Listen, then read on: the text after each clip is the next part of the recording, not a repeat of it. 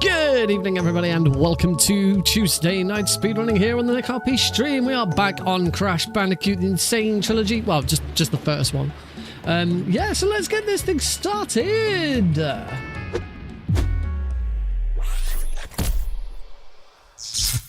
Good evening, everybody. Welcome to the stream. Hope you're all doing well. Come on, game. There we go. There it is.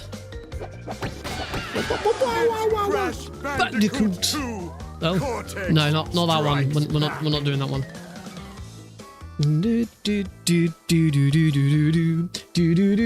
Liquid. Ah. Snake, did you like my sunglasses? Oh, My sunglasses aren't here. point a weapon at your own brother? I think my sunglasses are downstairs at the moment. New follower.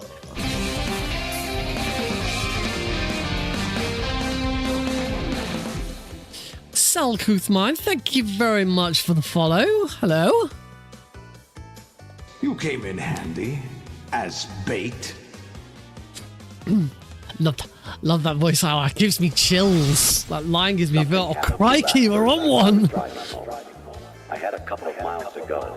I looked up and saw a glowing orange object in the sky to the east. Hello, everybody. Everyone in all at once. Oh, we're not done yet.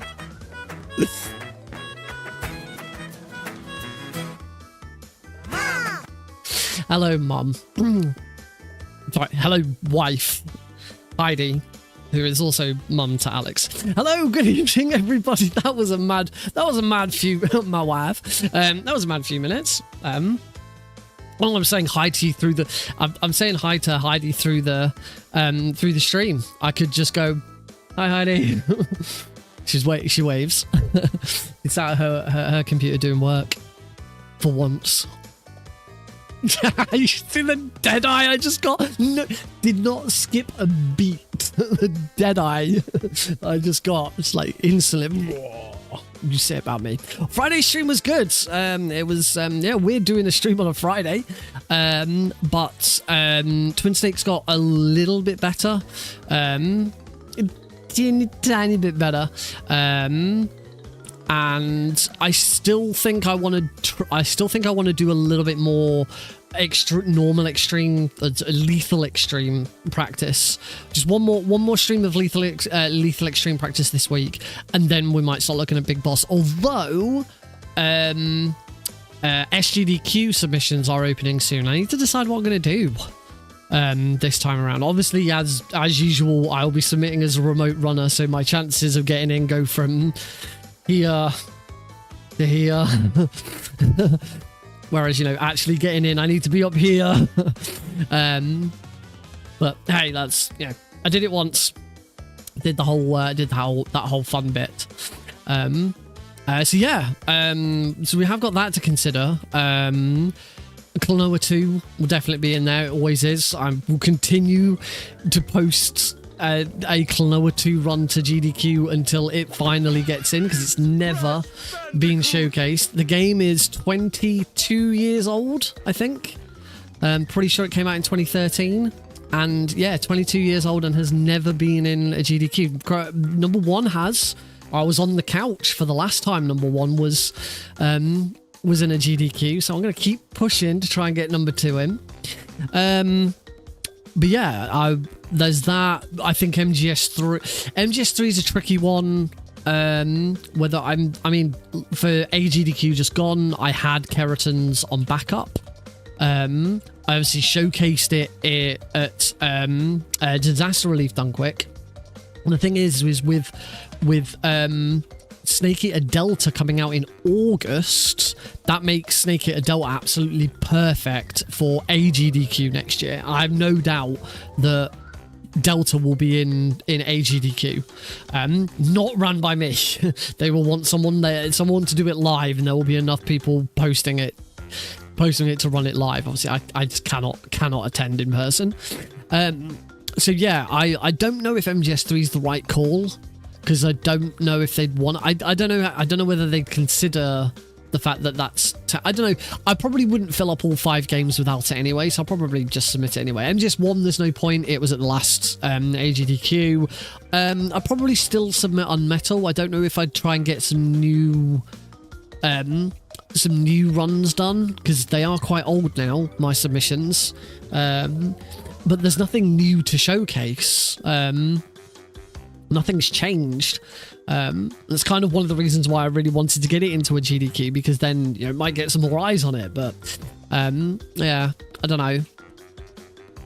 I need to have a think, obviously. But anyway, let's get on with Crash Bandicoot then. So last week, we did have a stream as normal, and I managed to finally, after 4.5 years, when I first learnt this run. Well, that's a good point, actually, whether MSF has any restrictions. MGS3 had some issues. It has the torture section, which obviously isn't ideal. But I mean, MGS3 has been shown at it's been shown at GDQ before, but I don't know if it was shown at SGDQ or AGDQ. I'm actually not sure. I'd have to check. That the last time it was showcased was an all camos race between Vermilion and Apache. I'm gonna actually that has got me curious. It shouldn't be difficult to find that run. In fact, GDQ Metal Gear Solid 3. The first hit 2 years ago at. I can't. The bloody timestamp of the video is in front of the thumbnail. It was AGDQ.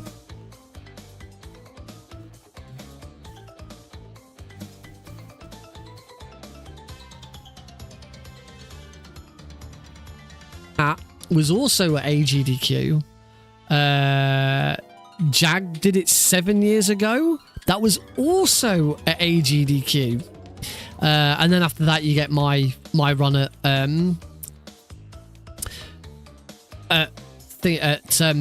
Disaster Relief done quick. Oh yeah, Apache did another one where he did. I think it was every boss was blindfolded. That was an SGDQ. So MGS3 has been showcased at SGDQ before.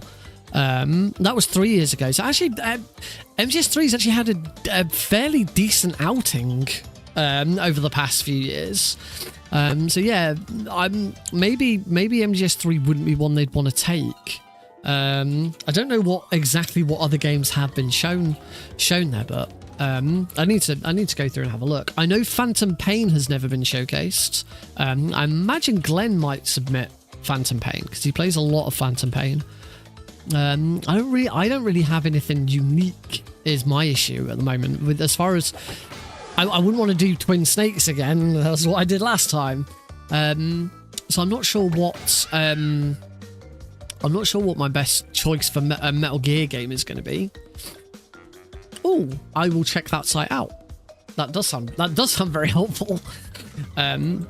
Yeah, I mean, MGS2 I wouldn't touch. It's been a while since Metal Gear. Actually, I can't remember. I don't know if Metal Gear 2 has ever been showcased at it.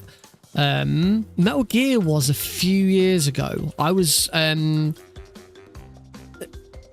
it was the event before I got my first backup, which was Ground Zeroes. Ground Zeroes hasn't been showcased for a while either, but yeah, Metal Gear was last shown about 3 or 4 years ago. But I don't know about Metal Gear 2. I'm not gonna keep looking up. I want to get started with the runs. So yeah, I'm not really sure about Metal Gear yet. But I probably won't fill all of my all of the 5 games up anyway. So I'll probably end up submitting MGS3 anyway. What I can tell you is when it comes to AGDQ for next year, I don't think I'm gonna submit any Metal Gear, because Delta is, if they're gonna take a Metal Gear, they'll take Delta at that point. And it's rare that multiple Metal Gears get in the same one. It did happen the time I mentioned. 2019 must be the would be the same time then as Metal Gear 1.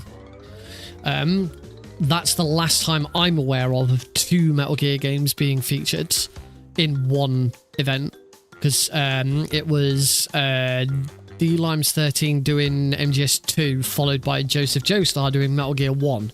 That was the last time Metal Gear 1 was showcased. I think the last time Metal Gear Solid 2 was... No, Metal Gear Solid 2 has been shown since then.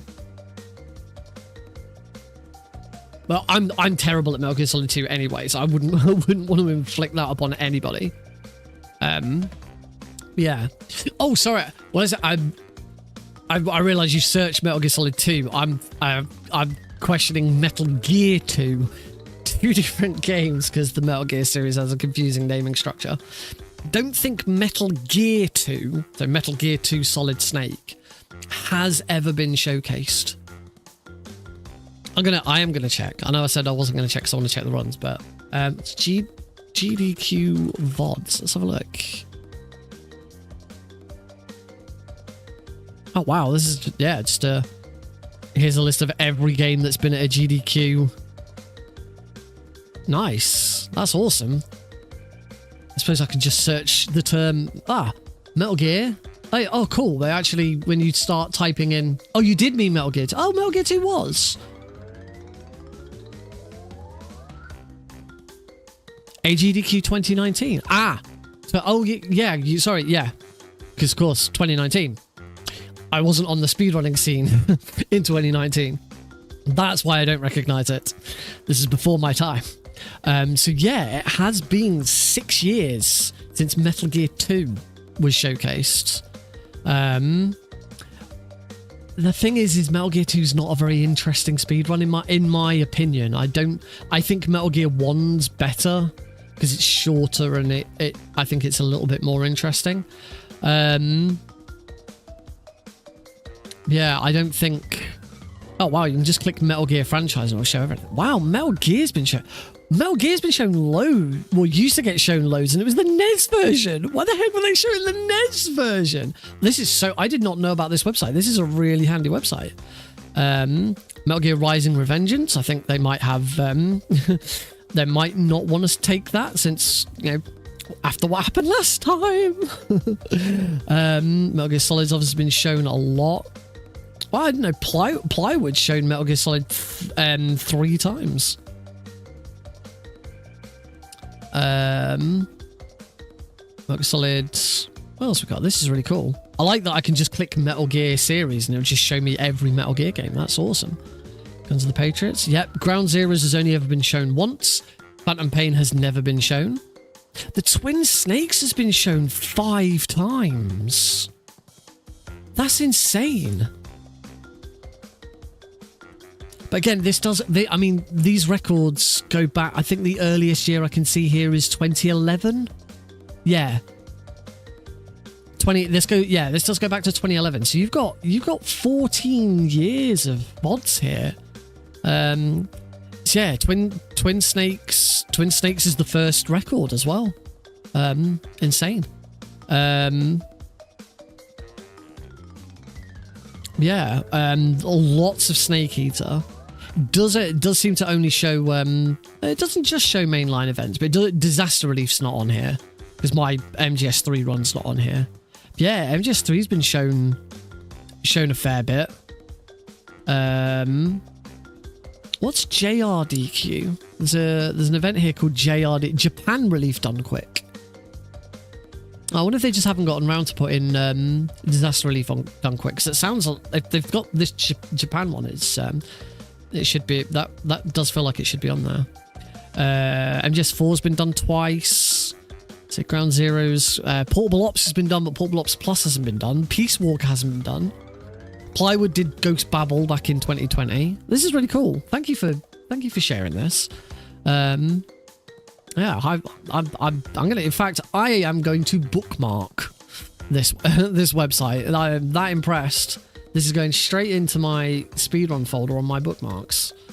That is incredibly useful. Klonoa. Klonoa 2 was shown at JRDQ. Klonoa 2 has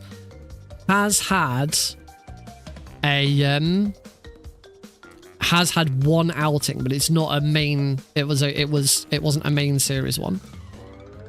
Klonoa Fantasy Reverie series has received one, which was the SGDQ 2023. I was on the couch for that, was Klonoa 1 from the series. Daughter Phantomile has been, the original PS1 version of Daughter Phantomile has been shown 4 times. Klonoa 2 has never made it to the main stage, only, as I say, this Japan Relief Done Quick. I'm gonna do it one day. It's got to get in there someday. Yeah, I'm not really sure what else. What else to suggest?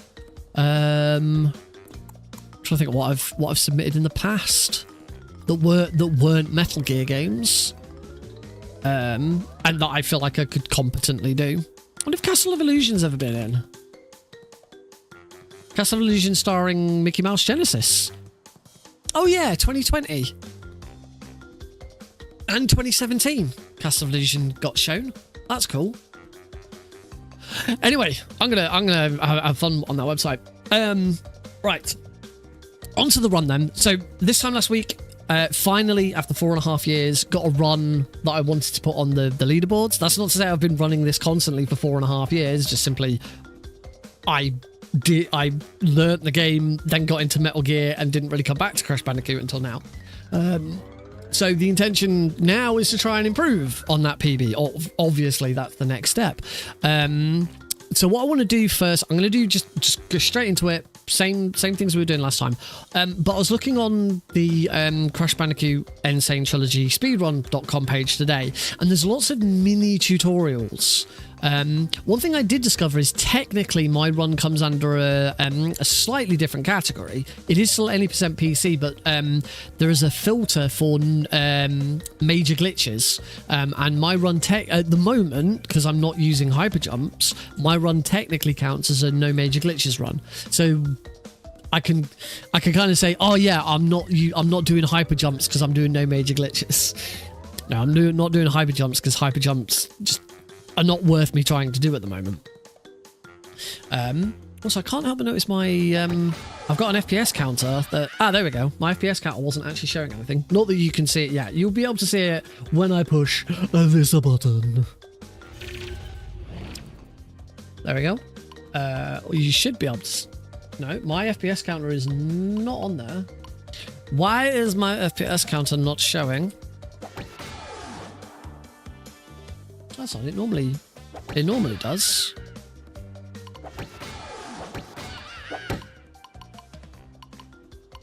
Because I'm in window. Why am I in windowed full screen? I didn't change it to that. There we go. And now it appears. And now I can select 60 FPS. This game's weird. There we go. I got worried then. I was like, hang on, have all of my recordings not had the FPS count? Because you have to have one on.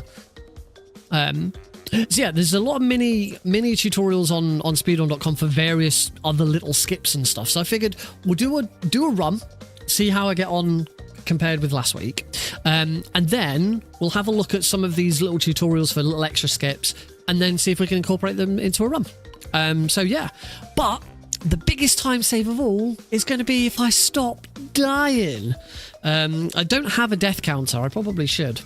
But yeah, that death counter is probably way too high.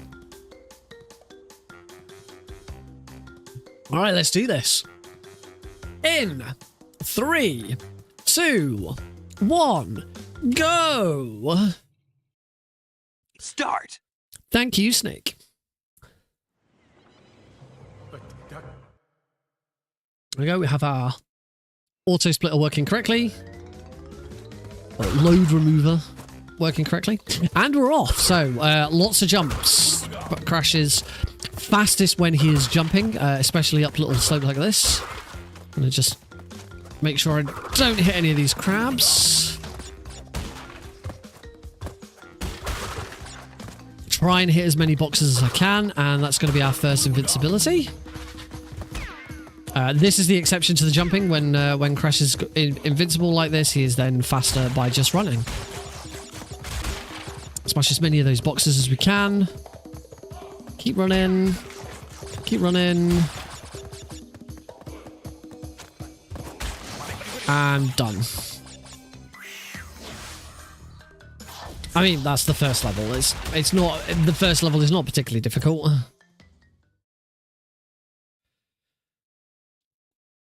Onto a jungle rollers, which is also not particularly difficult because we're going to get a mask almost straight away. There we go. And we get straight on with our second mask. Nice and fast. Try and break as many boxes as possible. We actually don't need to be too fast here because we're going to have to sit and wait for another mask. Because we want to chain these invincibilities together. There we go. Next one. Try and stick on the insides. Ooh. What's happened to me? Oh, I'm all pixely. I'm gonna... Oh, what? I'm pretty sure that did actually take my mask away. We never know because of there's a bug in this game where when you come out of invincibility, Aku Aku goes back to... Aku Aku's appearance goes back to state 1, but he is still in state 2. But I get the feeling that that explosion... thank you, Rorschach. Back to the 3DS.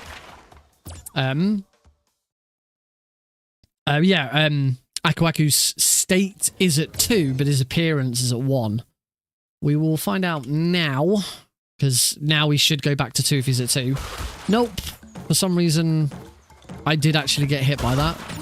So this is going to be slower as a result. That's annoying. I just got a little bit too close. It's weird that I got so close that it was enough to trigger the explosion, but I then still got hurt by the explosion. Which is weird. Like, surely it'd be one or the other. That was nice. We should be getting another Aku Aku mask now. We can at least get through this bit nice and fast. Run, Crash, run!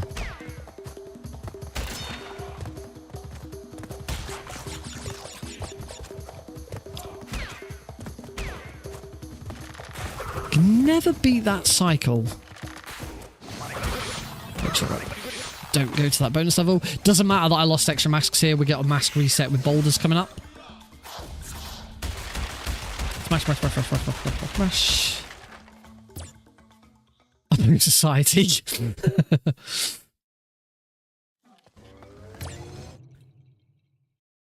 Poor Crash. Alright, on to boulders. So this is a mask reset level. There are no... Oh, I missed that box. That's fine. Missing one box is kind of what I want. So no masks on to get, and any masks I had are destroyed. So it's like a nice little checkpoint. Like, it doesn't matter if you screwed up your masks at any point. You've got this little checkpoint.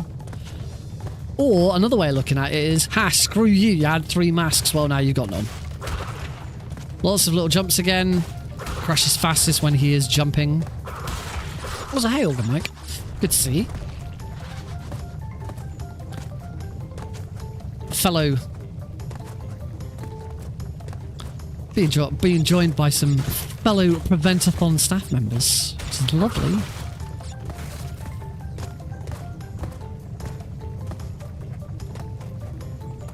Keep jumping, keep jumping. Keep jumping, Crash. Oh, I never quite make that. You can jump from that final pillar onto that straight away. That should just be... Oh, 2 boxes. 2 boxes is slower than 1 box. And into upstream. I'm slowly pulling some time back, apparently. All right, we're going to grab the box. I think upstream, it's either upstream or up the creek is one of the levels that has one of these extra little tutorials on speedrun.com, because it's all about getting all of these cycles perfectly. So obviously I had to wait for that little leaf that was moving. I've got to wait for this one. It's all about how you can get across these very, very quickly without... Obviously without dying. That's the main reason I haven't been going for some of these jumps. Yes, do better is kind of what's up. Thank you, loving wife, for the encouragement and advice. Very, very much appreciated. I almost got hit by that fish because I wasn't concentrating.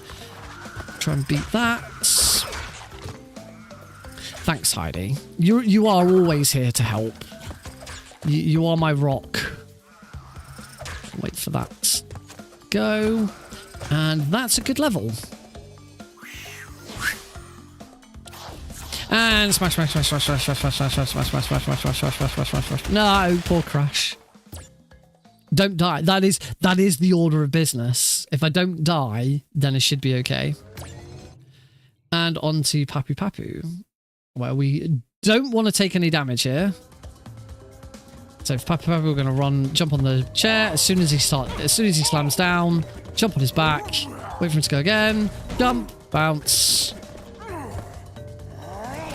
jump, bounce, jump, bounce, jump, bounce. There we go. And just before we lose control, get to the center. You do have to be careful. He does still have a hitbox just before the spinning animations. You have to be quite careful about when to jump there. But that was nice and fast. That's probably a gold split, because he didn't even, his stick didn't even start moving when he put it on the floor. No, apparently not. Well, we can dream. Fairly consistent at the moment, which is good. And I do have all 3 masks, so this should, as we're now invincible, this should be a time save over my PB. So I'm pretty sure I didn't have 3 masks at this point. There's another mask there. We are going to burn that one. It's not worth waiting around for that one. But there will be another one coming up soon. And then this is a mask there's a mask reset after this level anyway, because it's Hog Wild next. Let's wait just half a second there. Make sure we beat them all. Lovely. And there's our next mask. I do have to be careful. I might be invincible, but I can still die to pits. And it's that little jump there that I sometimes fail. So I'm glad I got past that. And make sure I break all. There we go. Break all those boxes. See, the more boxes we break during the level, the less of this we have to sit through. Sometimes it is worth going out of your way to get some, only if it's a few. 2 bonus levels are skipped in that one, so there's a lot of boxes. Let's say, hopefully, should now be in the green. For the first time this run, let's see those green lights. Well, we'll see some yellow lights first. And then we'll see some green. Lovely. Nick RP green back in the green where we should be. Hog Wilds. Doing lots of little jumps, because just as with Crash normally, lots of jumping does slightly speed you up. But you do have to be a bit careful when you start coming across some of these obstacles, because you don't always get around them. That's death number 1. Is it because this guy is... Yeah, that one's so... It's really awkward, that one, to see whereabouts you should be jumping. Whether you should be going left or right there. Never quite sure. So that one's obvious, and that one's fairly obvious.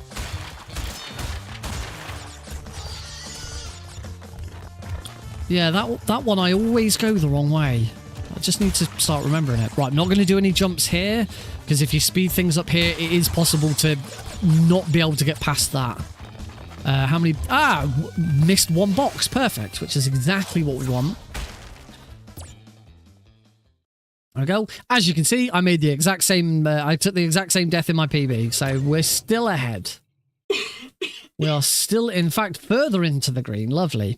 Into Native Fortress. Native Fortress is a bit of a pain because we've just had a mask reset. It means we can't come into here with more than 0 masks. So we do have to be very careful. This is highly considered one of probably the hardest level in the first island. I didn't really want to take that hit. You can do. I don't know if this is quicker than... Oh, Christ. Quick. Mistimed that jump a little bit. That means these cycles are probably going to be off. I got past that. Okay, I'm going to have to wait now for that one. Yeah, these cycles are now off a bit. Oh, well. Should be okay. Get past that. So there is a... Oh, and the checkpoint's there. The checkpoint's there. Oh. Boo. Falling down there is clearly RNG manipulation. I wish RNG manipulation to give me worse RNG, yeah. Right, I can get past you this time. I was just a bit too slow last time. There we go. Right, hit the checkpoint. I'm going to have to wait here. Yeah, so again, these cycles are... Oh, got past that. That's okay. And then there is... I really, really should try and make sure I keep the mask for here, because we... there's a little bit of iframe manipulation to do here. Beat that. There we go. So that was a little bit slow because we didn't have a mask to take a hit with. New follower.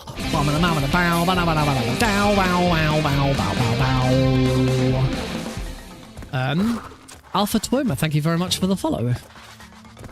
Welcome to the stream. I hope I said that name correctly. That I may have butchered that. Right, the end of this level has definitely got some time save.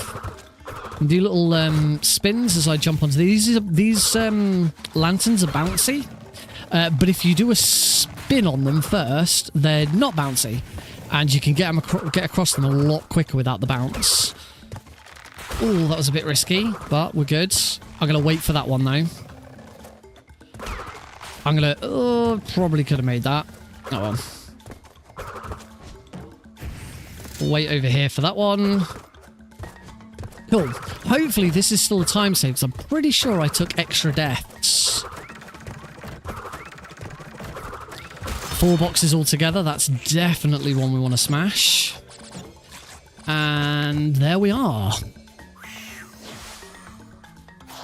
There is a way. Oh, what's... How do you tell what state Aku's in? I mean, I am behind. What? When he's stage 2 doesn't give off particles. Okay. So keep an eye on the particles. I thought my PB for Native Fortress was had a few deaths in it, but apparently not. So, oh well, we're back in the red. This means I've got to work extra hard to get back into the green again. So, up the creek, main thing here is don't die. We don't want to... We really want to keep hold of this double Aku, the golden Aku.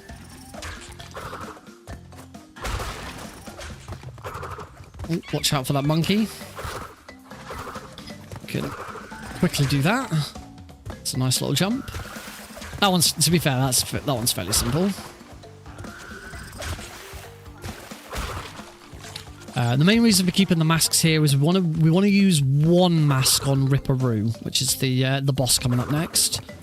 Jump over that monkey. Can beat him. Lovely.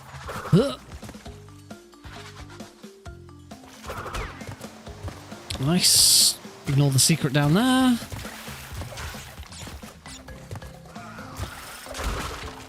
I'm pretty sure this is going to be a time save if I can get here without dying.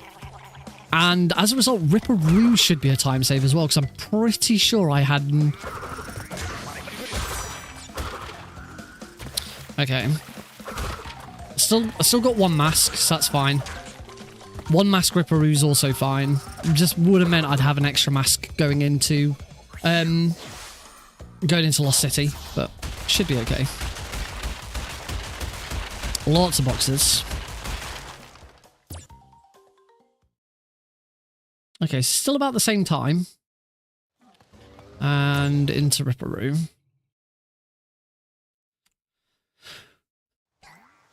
So Ripperoo is a bit of an awkward boss. He's got one very, very importantly timed hit there. Hopefully I got that right. Oh. I accidentally fell in the water and died. And I also lose my mask as a result, so I now can't do Ripperoo trick. Nope, that's too fast. Nope, that's too... Oh. Completely screwed this up now.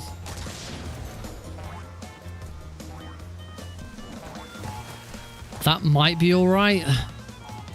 Yeah, that's fine. Ripperoo is a pain in the butt. That's not going to hit him.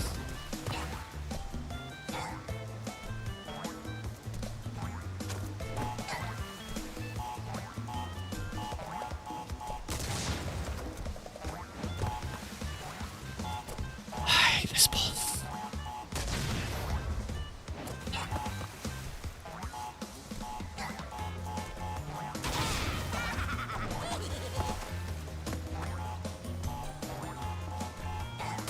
Oh.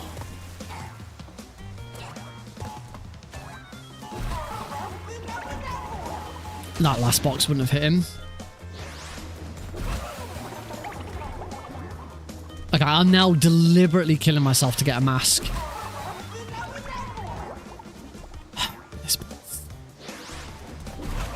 The timing on that first box is so tight.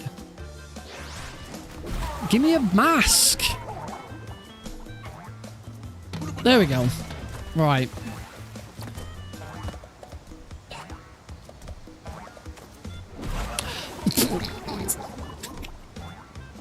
This, you know, this whole don't die, it's not really working, is it?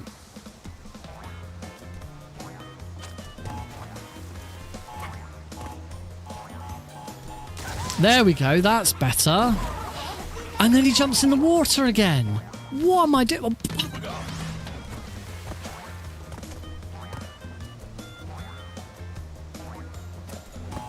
That might be too slow. Well, that's fine. Wait for him to jump to there. Deliberately take a hit. Wait for him to jump.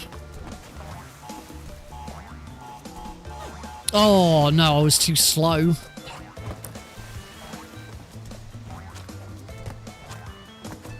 No, that's too slow. It's not going to do anything.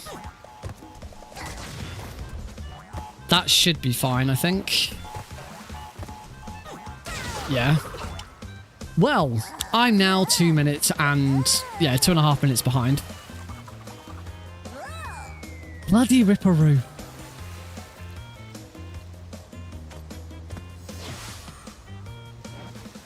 I know I shouldn't reset. Really want to reset. It's awful. Just awful. I hate that boss.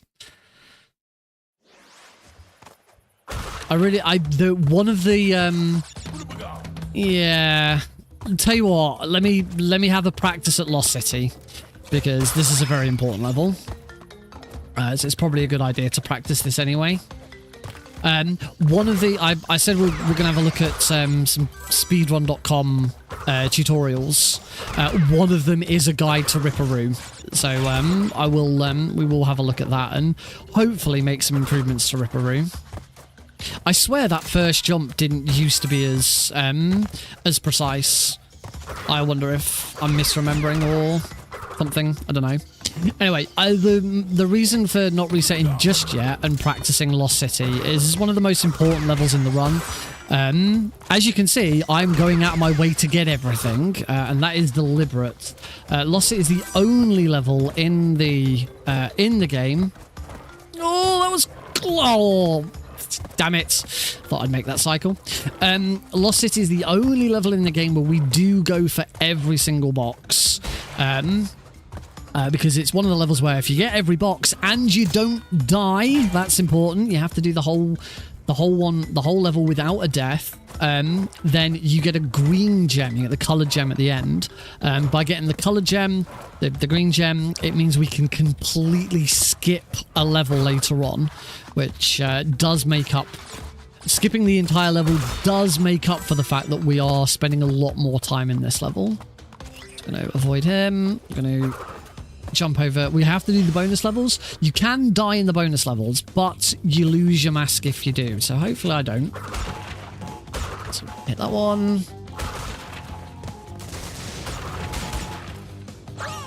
And I died. So there goes my masks.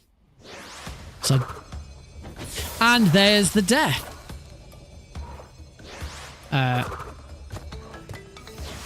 So, as I'm going to reset anyway, I'm not going to reset this level. I'm just going to we'll just practice the level. Anytime you like, Crash. Thank you.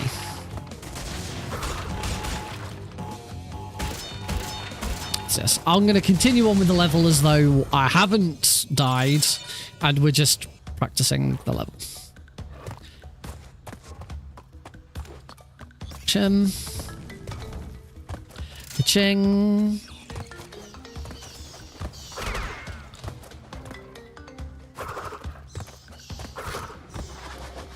Jump around there. Have to make sure we jump on that guy so that we can hit that box. Oh, I did start spinning, but clearly not quickly enough. See, now that I know I've got nothing to lose, I can take a few more risks than I usually would. I'm trying to blast through this a little bit faster than usual. I need to start spinning before I hit jump. In fact, there you go. You saw me just spin there. I think it buffered my spin.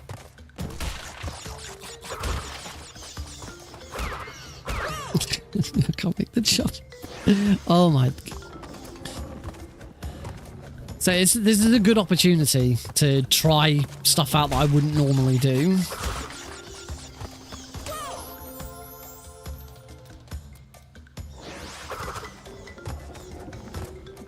Although it does mean the cycles aren't what I'd normally have. Let's just wait. There is a tutorial for this bonus room. I'm trying to do this really quickly.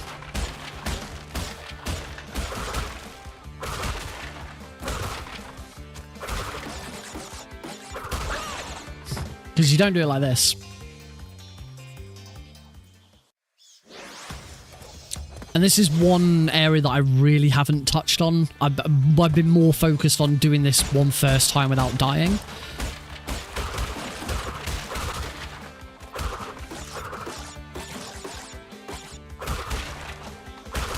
Because you can do that, where you sort of spin and jump off of it.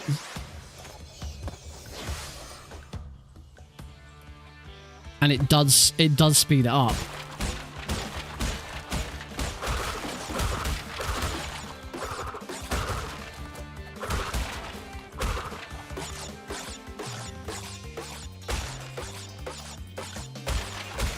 Oh!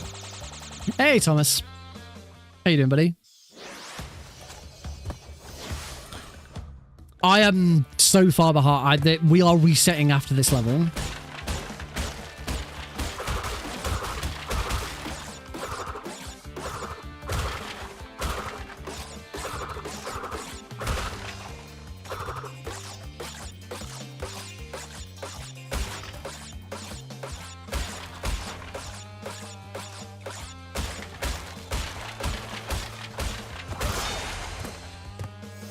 Oh, lovely.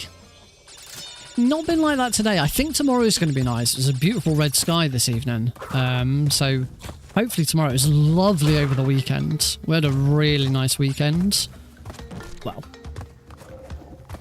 we did have a really nice weekend.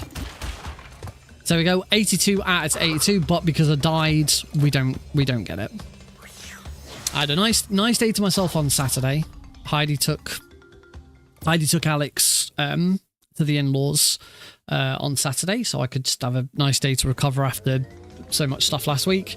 And on Sunday we went to some new friends for a barbecue because it's March and the weather's nice enough for barbecues. So we had a lovely barbecue with some nice people. And they had 3 gorgeous huskies. Now I'm not a dog person. I don't like dogs. I don't like dogs. But these dogs were lovely, and if every dog was like them, I would be more than happy to be around dogs. Lovely. One of my beautiful blue eyes as well. It's barbecuing. I mean, it varies depending on what you do. I mean, if I'm having a barbecue, I'm doing one. Just lots of different types of meat. So we'll have burgers, sausages, chicken legs, steak if we can afford it, and then salads, stuff on the table. Salad, maybe pasta. Sometimes it's a bowl of pasta, and other stuff.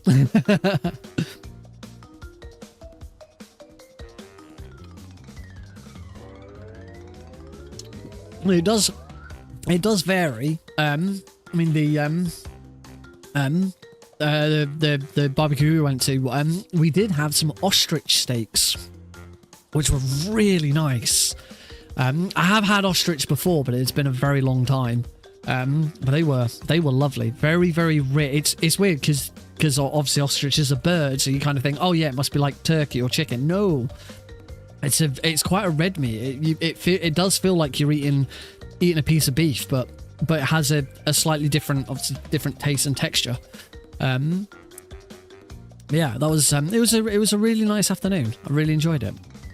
All right, I still want to do a run before we get into most of these tutorials, but considering what we just went through, I do feel like maybe, just maybe, the Ripperoo tutorial might be a good idea. So let's mosey on over and have a quick look at that Ripperoo tutorial. So I'm just gonna I haven't looked at setting this up for I might still be able to set this up how I usually would. Let me have a quick look and see where we're at. Also depends if it's I've had alligator once, but very, very long time ago, so I don't remember it very well. Yeah, where I used to live, there was, it doesn't exist anymore, there was a steakhouse that did lots of different weird and wonderful meats. We only ever went once because it was very expensive, but it was really nice. They had ostrich and alligator and shark and I can't remember much else, but really, really interesting stuff. Right, guides. Where is the Ripperoo guide? Crash 1 Ripperoo guide. It is just a video. So hopefully I can queue this up in how I would usually showcase this. Let's have a look.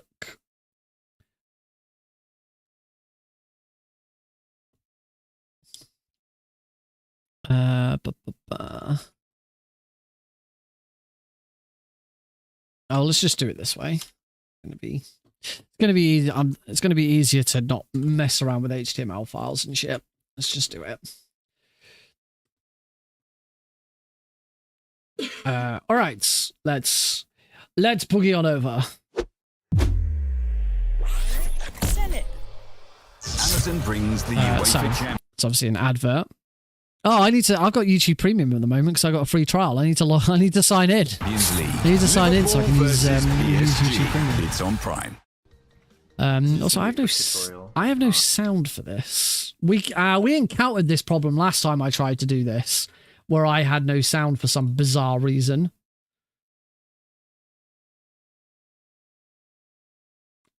YouTube video monitor is off. Monitor and output is now on. And I still can't hear it. You guys can hear it. I can't because monitor and output just doesn't bloody work. I never understand why. Audio, monitoring device, go into my headphones. I can't remember how I solved this last time.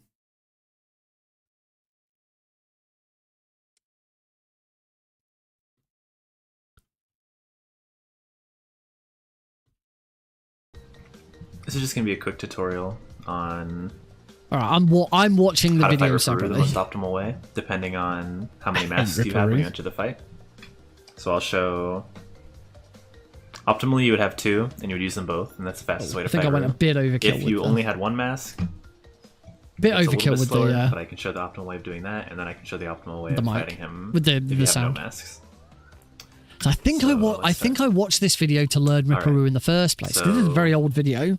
Right now I have no masks. This video is from 6 years ago, so yes, this is definitely the video I used to learn this in the first place. Fight him if you don't have any masks when you come into this fight, which is usually what people struggle with the most. Not being able to spin a TNT and just hit him for free. But this strat is actually pretty simple, so I'll explain it as I go. So all 3 of them actually start the same. You're gonna want to get up here and wait for him to be jumping from the middle to the bottom right, and you want to step on the TNT right when it starts to move down, like as close to the frame it starts to move down as you can. Basically, you have a pretty big window. Just don't step on it early because doesn't feel like you have a very big window. Hit him. So this is honestly the hardest part of all 3 of the strats. So you just have to make sure you just don't press it too early. That's the main issue. The way I like to time it is right before he lands on the bottom right, I do a max height jump, like I hold down X. Right, that's what I'm not doing. I end up timing it perfectly usually to where I land on it right when it starts to move. So I just do a little hop. See there, like I was pretty late there, but it still hit him just fine. Like it had already been moving a while before I stepped on it, and it still hit him just fine. So like the window is pretty big. The only way you can mess it up really is by being too early. So just start off like waiting until you see it move, and you might be a little late at first, but if you keep working it down and getting used to the timing, it shouldn't be too hard to get this first. I've just realized all of the information on the streams is like Donkey Kong Country. You step on this TNT right away. It's pretty simple. And then you step on this one right away as well. You can wait a little bit on that one, but if you step on it like pretty much right away, and now I've been typing that in and not actually checking not actually watching the tutorial. So I'm just gonna go. I'm gonna go back, and I have to bloody send what I'm watching back as well. Just when he jumps, it shouldn't be too hard to get this first hit.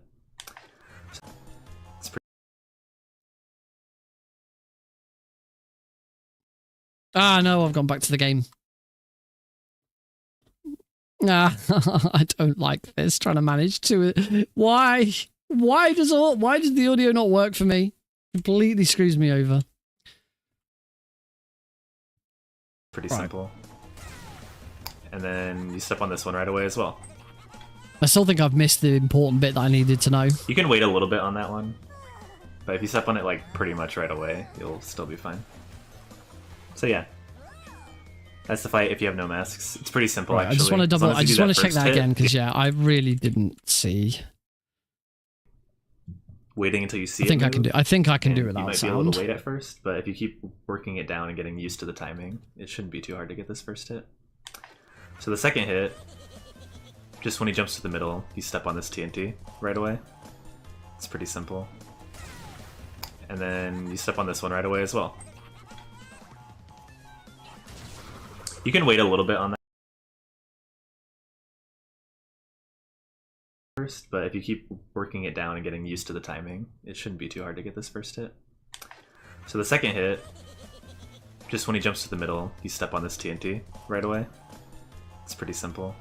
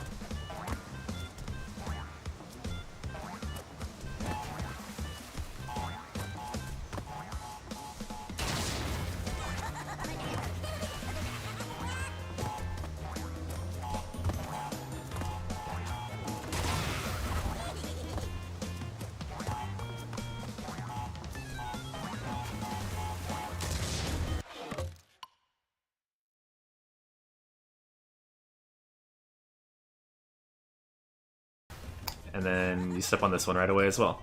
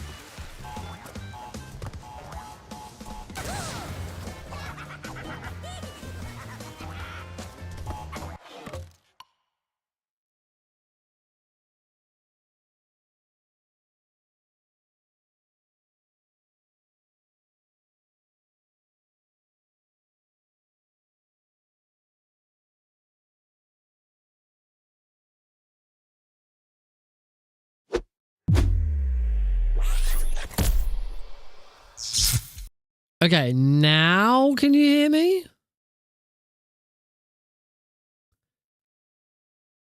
Yeah, okay. Yeah, that's because of different editing scenes and streaming scenes. That all went horribly wrong. That's why that happened. Right. I wonder if I can hear... Nope, I can't hear I still can't hear the YouTube video. Really am at a loss as to why I can't hear it. Oh, wait, is it because... No, it should exist in this... I don't know, it's weird. Anyway, that's not important. What's important is we're getting this boss right now. Right, so as soon as that lands... Oh, I've done it. And then as soon as that lands there, hit it. To be honest, there's part of... Yeah, it is. It is the one thing that I do think OBS really needs an overhaul of. The way it handles audio is poor. Particularly for like studio mode, because obviously I use studio mode to edit on one side and stream on the other side. The way it handles that is really bad, I feel.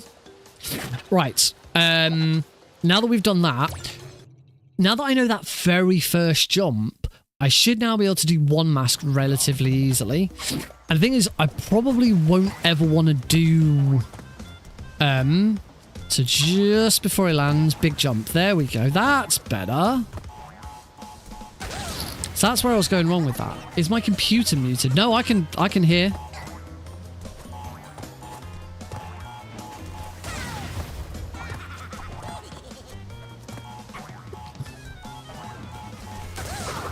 Okay, so that's once again that was zero mask. Now I've got game audio coming through my headphones and other stuff. I just don't understand why that. But I had this problem last time last time I used this dual two-way source. At first I couldn't get the YouTube video's audio to come through to me, and I can't remember how I fixed it. The thing is, it was the 4x3 I think I was using for that. Right, so this is one mask instead. So for one mask, we just hit that, and then immediately jump over and hit that one. Which obviously that's failed. Because I wasn't quite quick enough. It is you have to jump straight away. As soon as you've done it.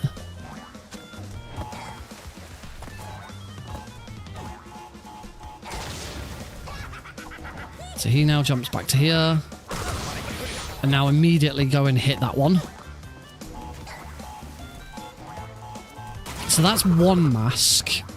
That's my preferred methods of defeating Ripperoo, because assuming everything went well with Up the Creek beforehand, I should come into Ripperoo with 2 masks. Ideally, I wouldn't want to do 2 masks. I would want to keep a mask anyway for Lost City, which is the very next level. That big jump there, that's what I was missing before.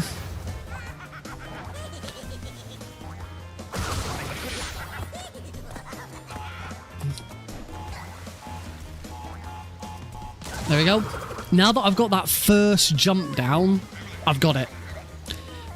So I'm not even going to go back to the tutorial and look at 2 masks, because I want to try and keep these 2 in my memory. And as I said, I don't think I'd want to use 2 masks anyway, because by not doing 2 masks, it means I go into Lost City with a mask already. I don't actually know how that affects me in Lost City. I'm going to have a quick look.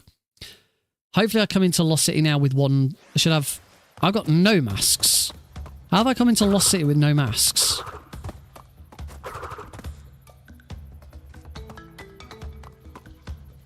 I am confused. Because also the other thing is if I can come into Lost City with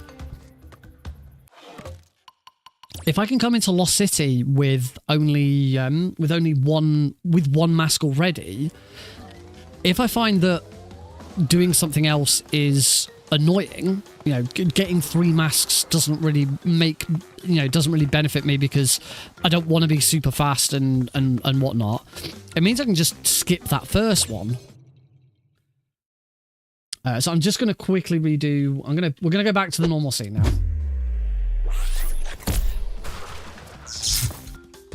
Just going to quickly redo Insanity Beach, because it's the quickest way of just completing a level and having with a mask. See, actually, I do now have the opportunity, because I've learned 0 masks for Ripperoo. There is an opportunity to perhaps go into Lost City already with 2 masks.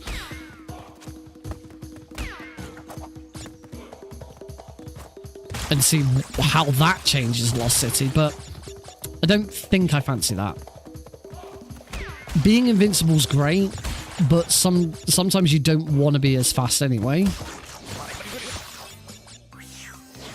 Oh yeah, I see what you mean about Aquaku's particle effects. He was still glinting. Right, so that puts me back to 2 masks. Unless Lost City... Nah, Lost City's not a mask reset. Lost City can't be a mask reset. No, it isn't.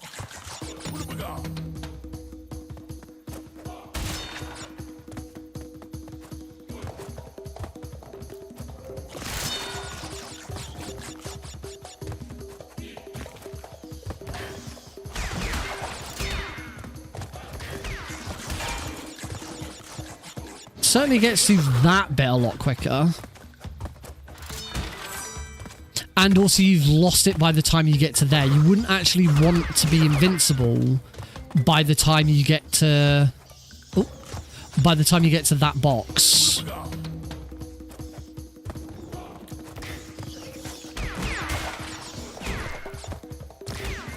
Because you... And in fact here... Yeah. Now I can't grab this. So actually having 3 masks at the start isn't too bad, but you wouldn't want 3 masks here, because now this level's now failed. I can't grab the embryo token, and that completely screws the whole level. So having 3 masks isn't... I mean, it's okay. It's okay, because what you just wouldn't grab the next mask. And in fact, what I probably do instead, I've got two. What I probably do actually is grab those first so I don't waste time trying to grab them and I can move straight away. It does make this opening a lot faster. You don't have to worry about these bats.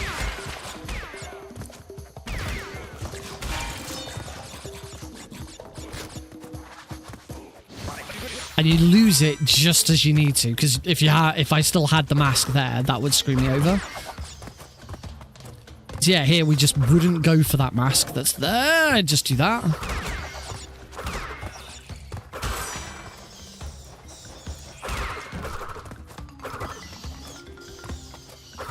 So yeah, I think just to maybe make this level a little bit quicker and a bit easier, I think maybe there's a case for me deliberately doing zero mask.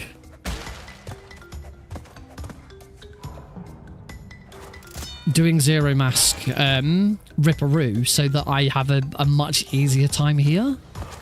So I don't think it added on that much. It doesn't add on that much more time to do zero mask Ripperoo than one. And also, if I can get into the habit of doing zero mask, it means if I ever die during Ripperoo, I'm fully prepared to do zero mask.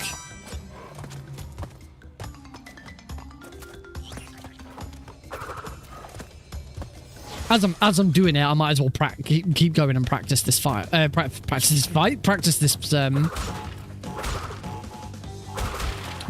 level. It is the most important level in the game.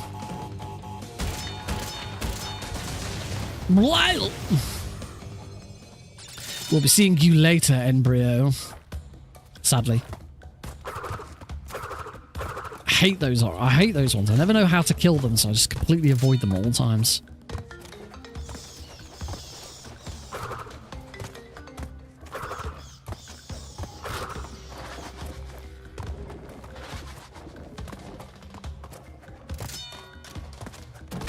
A lot more confident with that one now, though, which is nice.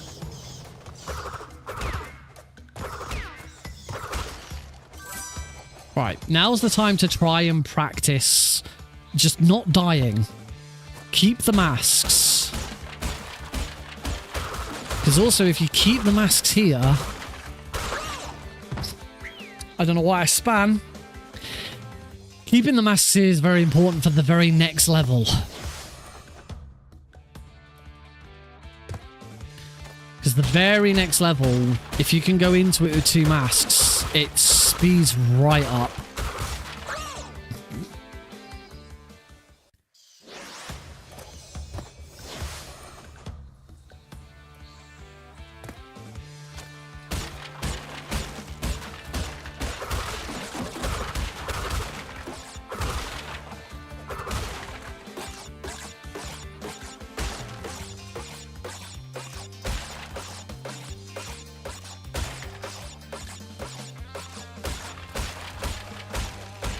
Yeah, that's...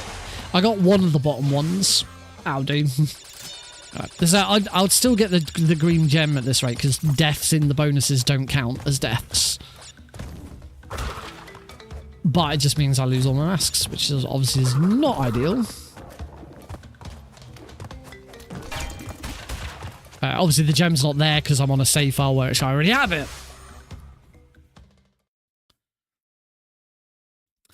Alright. I think with that, we're probably good to start a new run. And yeah, I think if the opportunity arises, I'm going to go for zero mask Ripperoo. Now that I know how to do it. So let's give this one more go. 3, 2, 1, go! Start!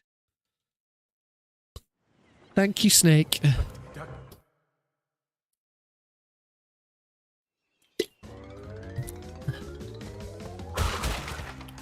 Let's go! Bum bum ba ba ba bum bum bum ba da ba bum ba ba ba bum bum bum ba ba ba ba bum bum ba ba bum bum dum da da da da da dum ba ba ba ba bum. Go, Crush, go!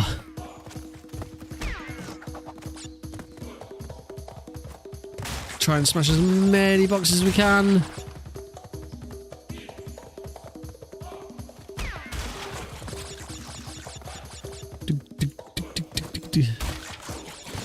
Lovely. Bandicoot. If only we'd ever gotten Crash into Smash Brothers, and then Snake would actually have lines about Crash Bandicoot. Would have been glorious. Yeah, in the green. We're in the green. What a start.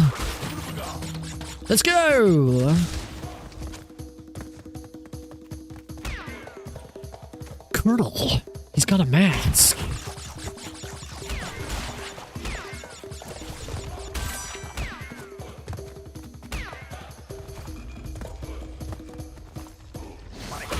Next mask.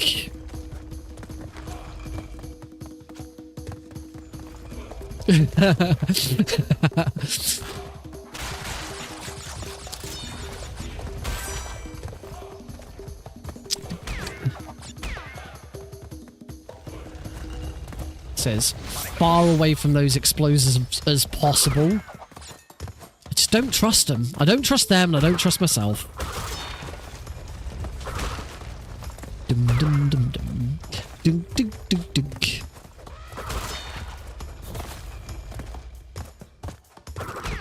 Die, potato. Good.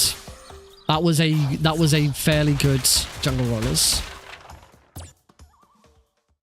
Hopefully we're still in the green. Into the Great Gate. Where we do start with 2 masks.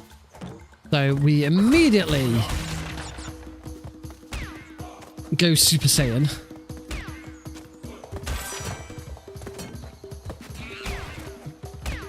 Smashy, smashy.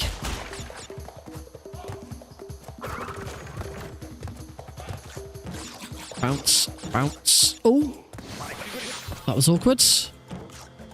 A little too fast there. We enjoyed being Super Saiyan, so let's do it again. No. Okay, fine. No more Super Saiyan modes. Damn it. Well, that's just going to be a time loss. Oi. Oi. Oh my god. Well, this sucks.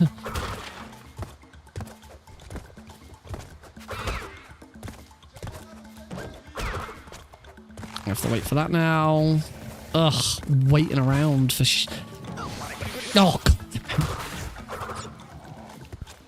Well, that's slow.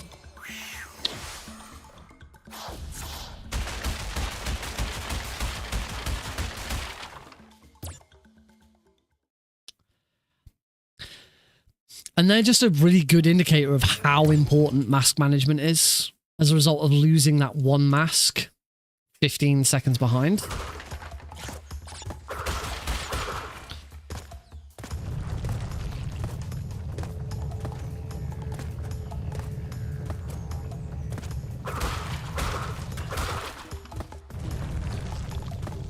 Run away from the big boulder! There's a very big boulder and it's big and it's gonna kill me. Oh, that's if I don't hit the fences.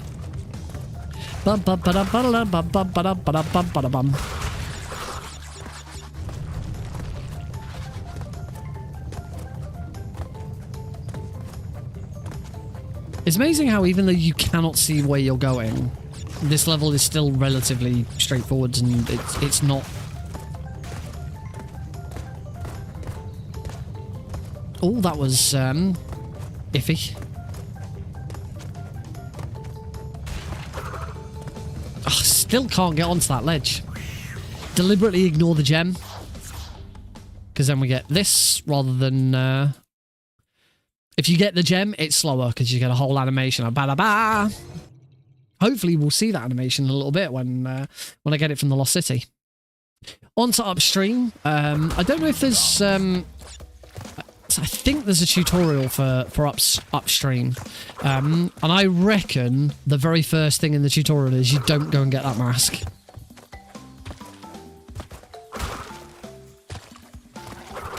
Because I bet not getting that mask allows you to beat that first cycle. And then probably this cycle as well. The only thing is we kind of want the masks for not jungle rollers. We've already done jungle rollers. What's the other one? What's the second version of jungle rollers? I always forget about that that fish. Dun dun. Rolling stones, thank you.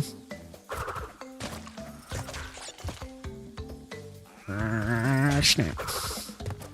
Ding ding ding ding ding ding ding ding ding ding ding ding ding ding ding.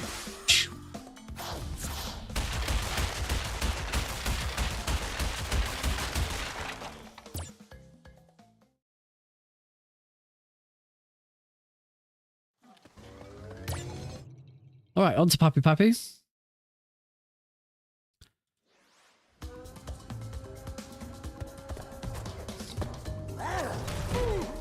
One hit. 2 hits. 3 hits. 4 hits.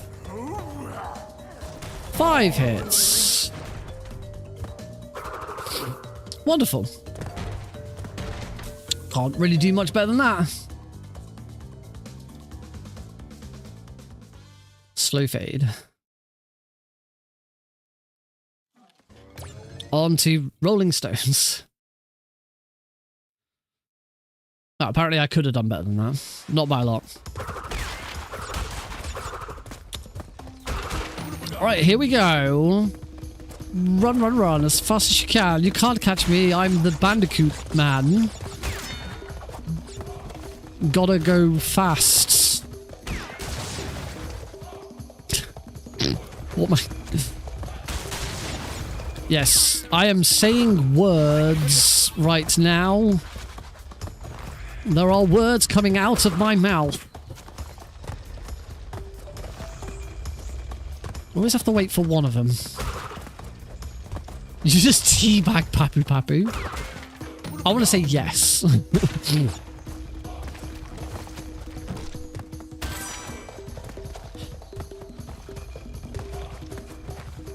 For legal reasons, I'm pretty sure the answer's no.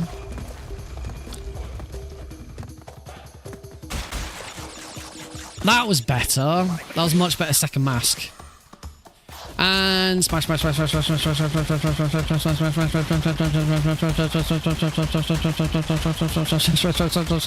smash. Lots of smashing. There was a gem root in that one. All right, Hog Wild mask reset.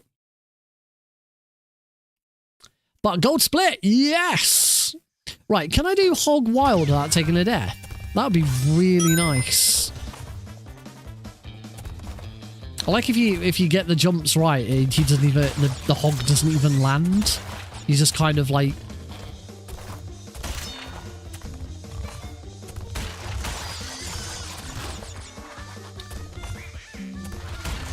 there we go. First one, you go yeah, you go left. Doing. Doing.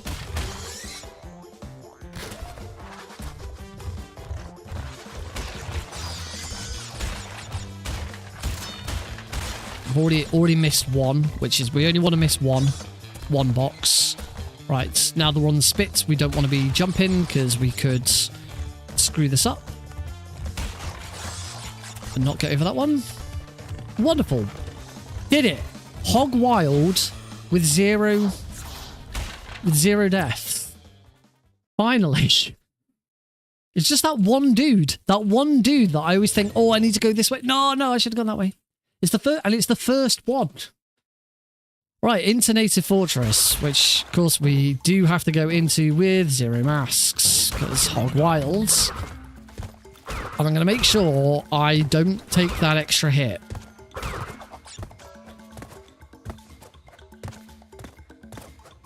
So don't take this hit here.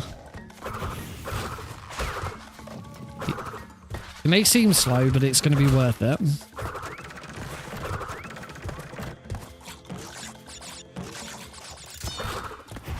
Wait here for that.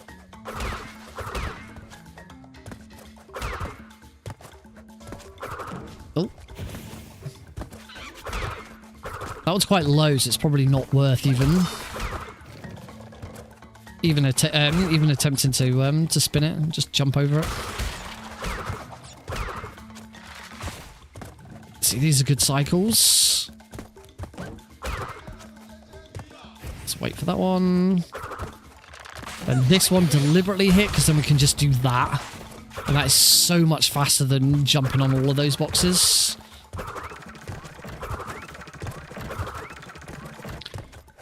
And then bounce, and then bounce, and then bounce. Grab this mask, because we're going to want that mask later. Oh, what? Okay. Lost that mask to a bloody turtle of all things.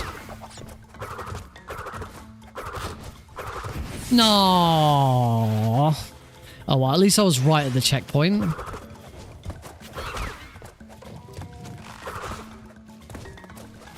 Wait for that one. Whoops. Oh. Wait for that one.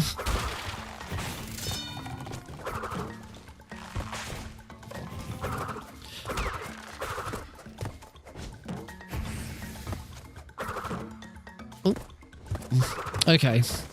So, still took a death in Native Fortress, and I now end Native Fortress with a 0 mask, which isn't ideal, but...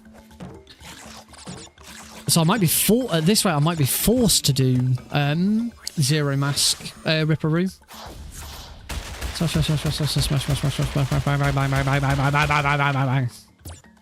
Take that, Crash Bandicoot. All right. Actually, I think there's one masking up the creek. Right at the start. Yeah. So I can still go into Ripperoo with one mask. So I'm now definitely gonna do 0 mask Ripperoo.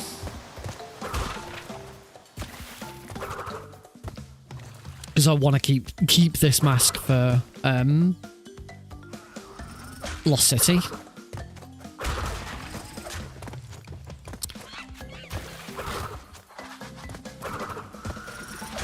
I don't know if that cycle is beatable. I guess we'll have to find out when I look at some tutorials.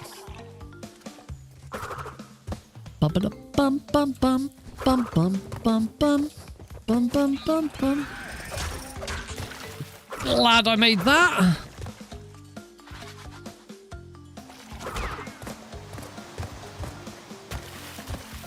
Jump, jump, jump.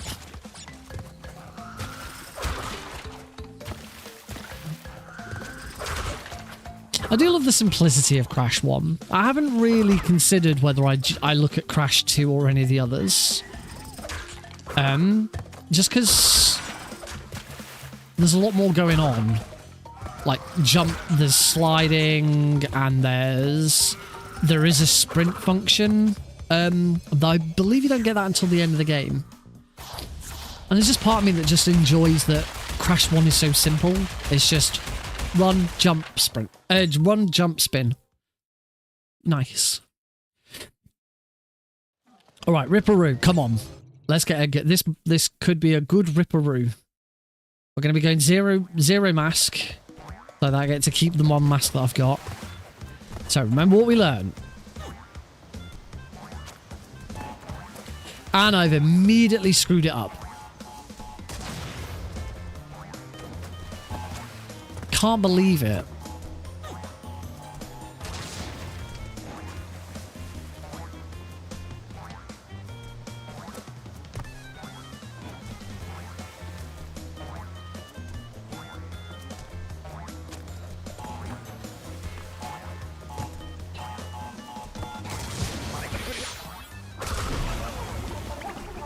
I can't believe the first thing I do is then screw it up. There's 0 masks now.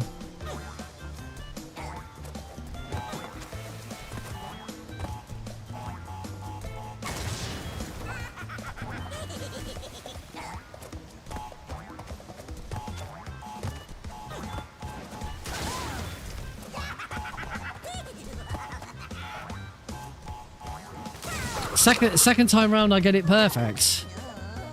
But it means I now go into Lost City with no masks. We don't get any time save. In fact, I go backward. I go even further back. I know. I let you guys down. I'm so sorry. Oh dear. Alright. Into Lost City. 13 seconds behind as a result of that. I'm so glad. Did all that ripperoo practice and instruction. Really paid off, didn't it? Oh dear. Come on, Nick. Someone play the sound.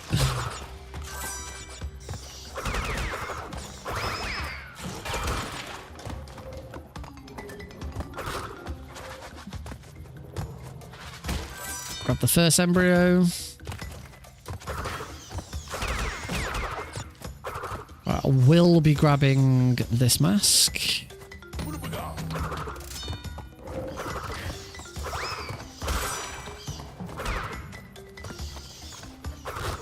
That's pretty smooth. And then second embryo. Don't think I can beat that cycle now.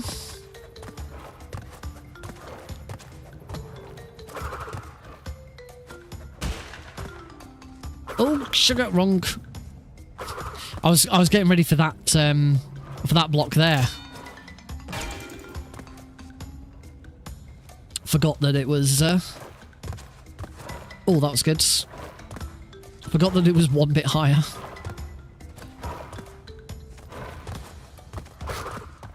Completely ignore him. There he is.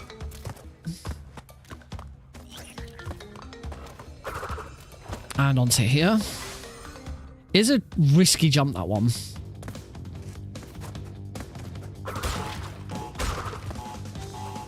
No! Oh. There go my masks. Well, that's going to slow everything down now. It doesn't count as a death. We can still finish the level. But, so, I now have no masks. That's what I want to do each time. That was much better.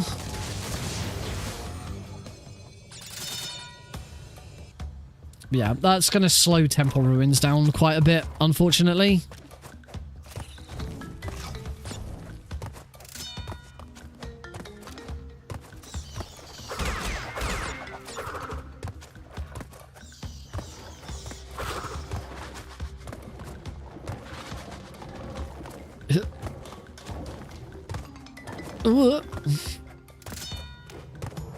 A lot more confident getting that one now, though. I can get that one nice and fast.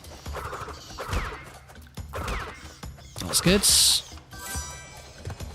Right, into the second bonus. Yeah, it doesn't matter if I die. Well, I mean, if I die here, then I lose time, but now it doesn't matter if I die because I've got no masks to lose.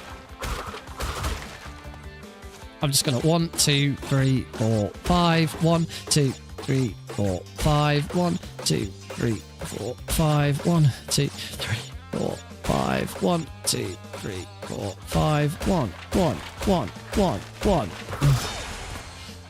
I probably could have tried to spin a couple of those at the end, but at the moment that's not the thing that's stopping me from getting a really good time.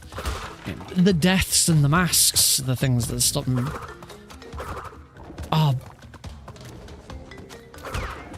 No! Oh, right at the end of the bloody level. Right at the end. I hate these things. There we go. No gem. Nearly perfect. but you died.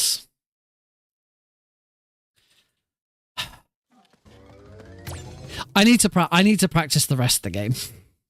I can't just keep resetting at this point. So let's just keep going for now and not worry about it. Yeah, Temple Ruins, if I'd successfully held on to both masks, then I'd be invincible right now. I hate those reptile things, whatever the heck they are. They're so annoying. Completely ignore all of that. Always have to wait for that. Whoops. Don't... Oh no, that would have been nice to keep.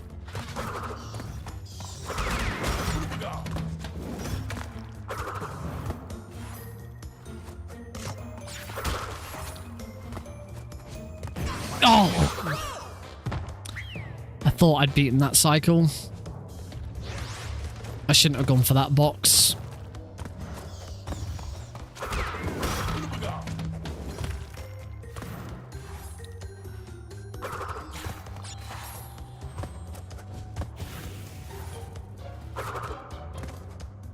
Bum, bum.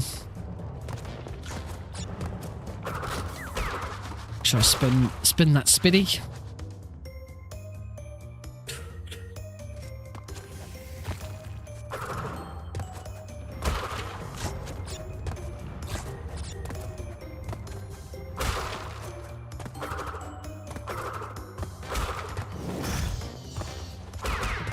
And this one's fine. It's the second version of this level where you have to be very careful about getting past those smashy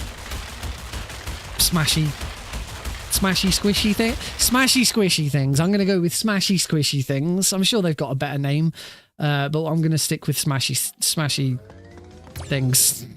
All right. Apparently, my Temple Ruins is really bad in my PB. You gotta remember, I've still got an extra level to do.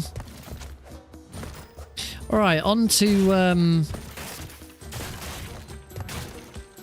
Road to Nowhere. Is it Road to Nowhere? Yes, Road to Nowhere.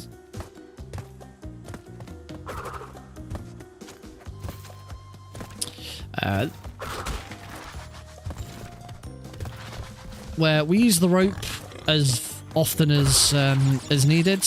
If there's no warthogs, I do prefer to try and just use the floor, because we want to be jumping anyway. Crash is faster when he's jumping like this.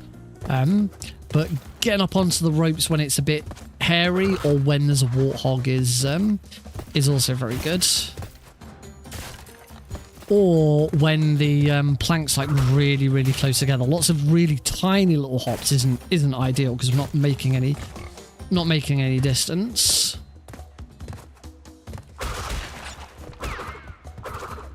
A little bit of coyote time there. Oh, I did not super bounce off of that. That's a shame. There go my masks again. Although it's a mask reset after this level anyway. Boulder Dash is a reset.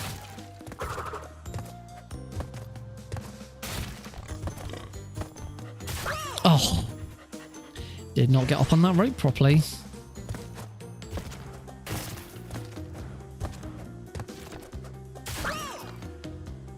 Can I make that jump with some coyote time?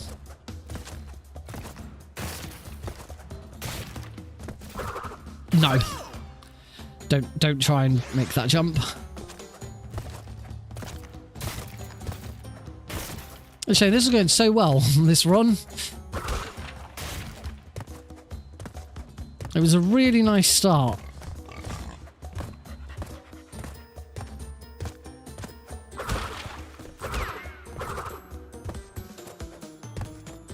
Okay, I don't want to use that turtle. I want to get on the rope. Which is what I should have done the first time round. Yeah, losing a lot more time. We'll keep going. I'd say more practice at the second half is going to be better at this point. See if I can get some gold splits anywhere. Anything like that. Mask reset again. This is Boulder Dash. This is the second version of the boulders coming towards you level.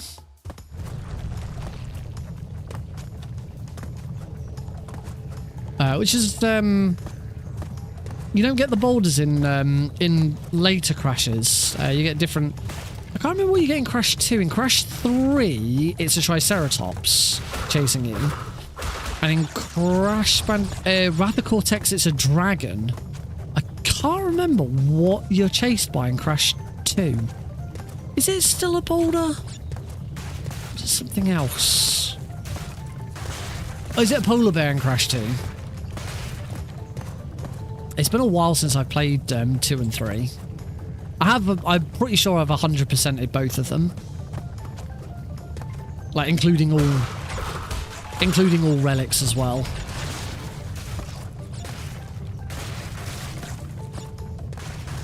I'm just not as keen on 2 and 3. I think maybe I'd do 2, but I probably wouldn't do 3. Maybe there might be, because you know, the levels are a bit more themed around different areas, so it might be that there's more than one style.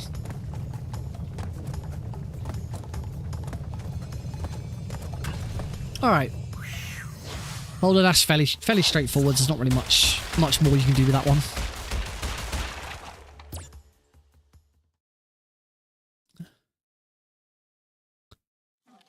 Not sure if my boxes were that well optimized. Oh, gold split apparently. Nice. All right, Sunset Vistas. This is the second version of Lost City. Unlike Lost City, there is no requirement here to beat the level without dying.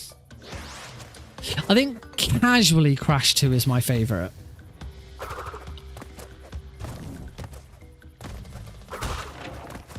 Crash 3 just gets a little too complicated for my liking. I'm not saying Crash 3 is bad. I love all three of them. But I hate those freaking things. Crash 3 gets a little overly complicated, particularly with like where some of the like secrets are. Interesting, the secrets and stuff actually got a lot simpler in Wrath of Cortex. But Wrath of Cortex has other problems, such as just incredibly bad loading times.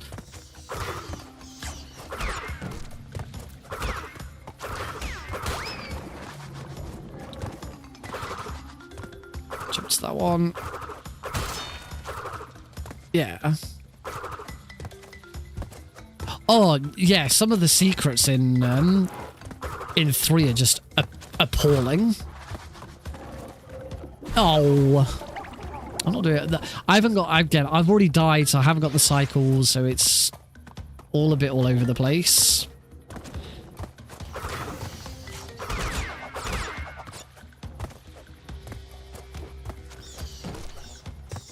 Plus, I've still got to deal with the fact that I've got an extra level to do that I'm not used to. We did run it on a recent stream. Not during the speedrun. I just went and did the level just to have a go at it because it's been so long since I actually did it. And if I did ever want to do like 100% or all gems, I certainly am not interested in trying 100% and all gems until I can get some deathless runs, because Crash 1 is, I believe Crash 1 is the only game in the series that requires you to get every box and to not die.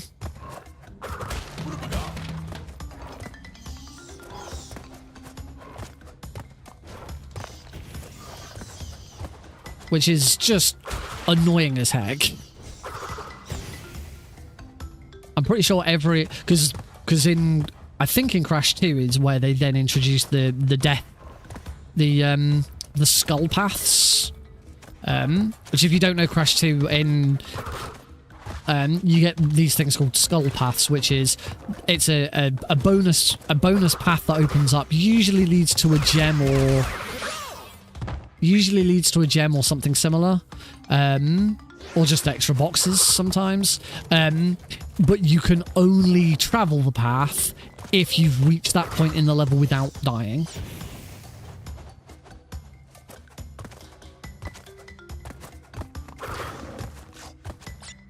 So that path kind of replaced having to complete the whole level without dying.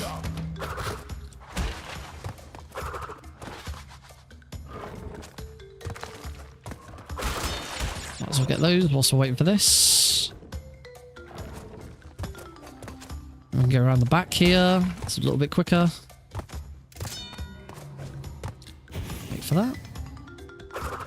Yeah, I think if I do get to a point where I'm like reasonably consistent at not dying, that's when I'll consider like either 100% or all. I think there's a 100% category and there's an all gems category.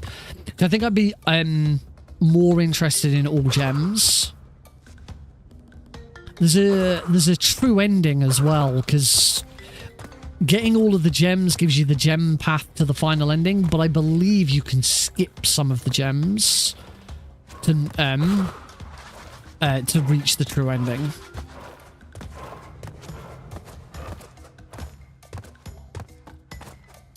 So it's two separate. So it's two slightly different categories. Ooh. As a result, I'm not sure I'd be interested in 100%, because 100% requires you to do every single level twice, because you've then got to go back through and do all of them with get the relics for them all as well. Ooh. Now, all gems requires you to do a few levels twice for, you know, gem paths and things like that.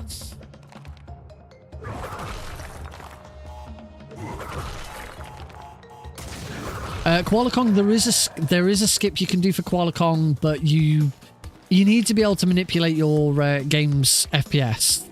And whilst I can change it in the in-game settings, my graphics card won't allow that to happen and will force it to stick at 60 FPS, which is a bit of a pain. Oh, he was very fast. That was a fast boulder. There's the other thing with Koala Kong, though, is if you don't do the skip, you don't do the hyper jump, then it does mean you are at the mercy of RNG here as to how quickly he throws that boulder.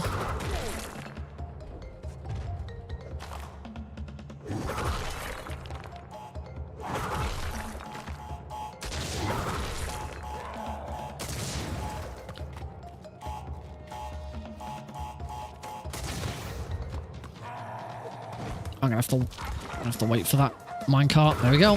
And that's Koala Kong. Not much to Koala Kong if you're not doing the hyper jump skip.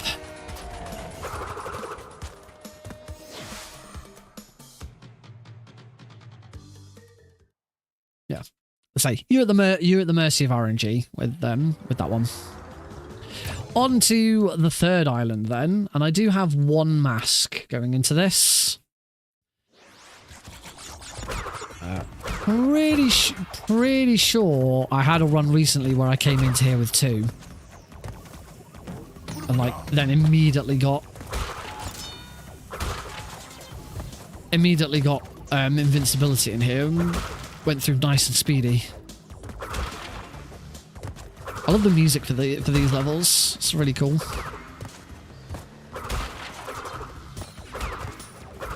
When is the next mask?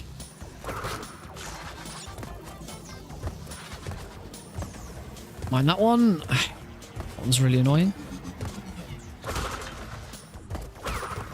Oh, you got to be careful. It's very easy to just walk straight into that. Oh, I've got good cycles here.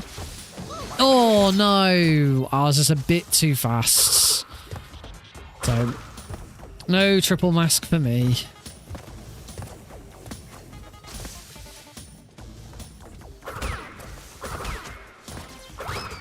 Which is a shame, because as I say, the cycles in this have matched up quite nicely.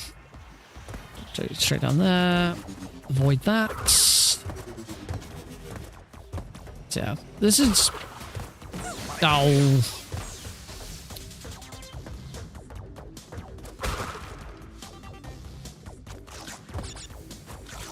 I'm sure I want triple masks at some point.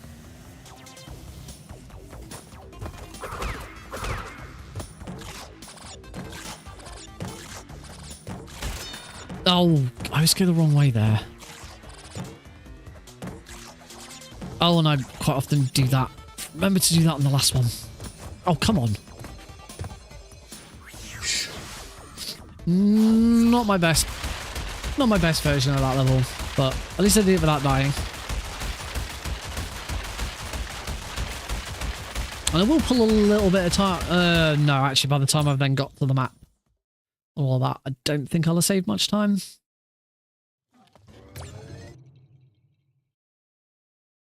Oh, I've been wrong before. That was a gold split. Never mind. Oh yeah, this is why we want to keep masks. Cortex power. Let's wait for that one and now go. I can still triple mask here. As long as I don't make any mistakes, I will triple mask. And in fact, I'm going to triple mask in a... Never mind, I got hit. I thought I had the cycles lined up for it, but apparently not. So yeah, this level can go very, very quickly if you get the masks. But luckily it's a really short level anyway.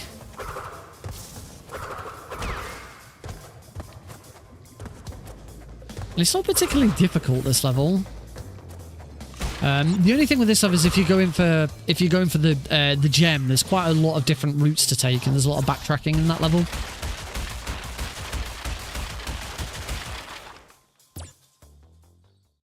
So yeah, not a gold split for that one. But now generator room. Hopefully, I go into generator room with 2 masks. So hopefully this should be nice and... Oh, no. Wrong. Thinking of the wrong one. Never mind. I'm thinking of toxic waste, the next level.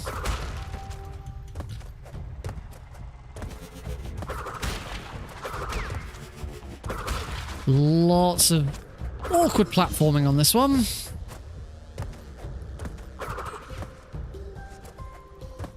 And I am now going to get a triple mask, which, unfortunately, this is one level where the triple mask doesn't help as much, because we can't really utilize the speed boost. The invincibility's obviously nice, but we don't really make the most of the speed boost here.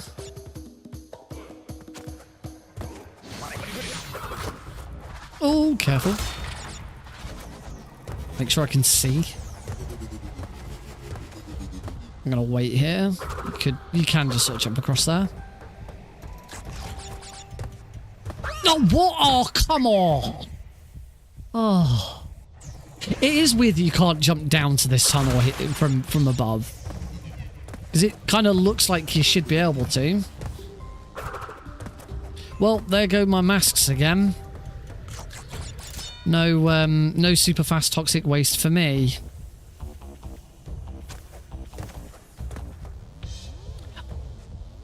I'm tempted to not worry about any of those other tutorials yet. Just because... Do I really want to be learning something new when I just really, really need to practice?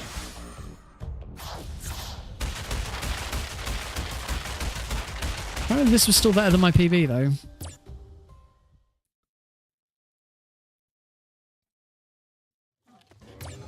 Right, Toxic Waste has got some pretty dope music.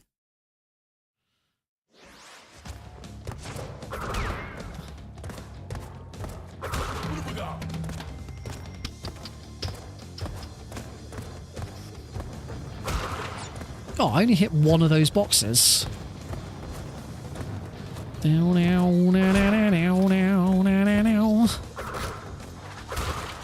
Jump, jump, jump. Jump, jump, jump, jump.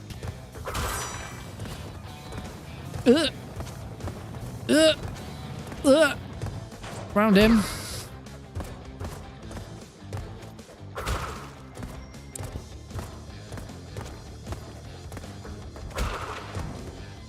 Wait for that one. Might as well. Jump around that one. Just jump around.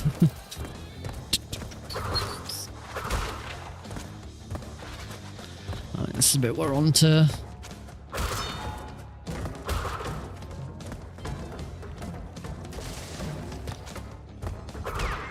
Yeah, lovely. I love that level. It just feels really smooth, and I love being able to jump around the barrels and.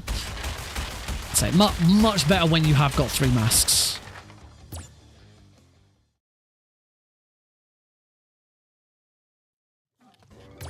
All right, on to Pinstripe. I haven't yet relearnt the extra tricks you can do here, so I'm not going to worry about it. Probably one of the tutorials I was talking about earlier. But like at the moment, I kind of want to hold on to masks and stuff. I'm not too worried.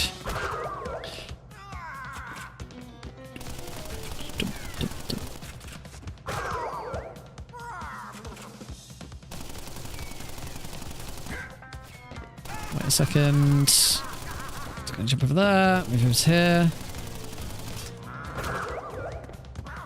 Get on over to this side.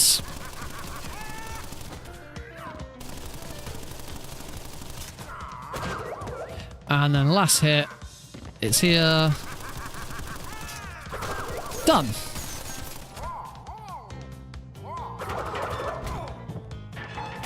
About as fast as you can do it without using the extra trick.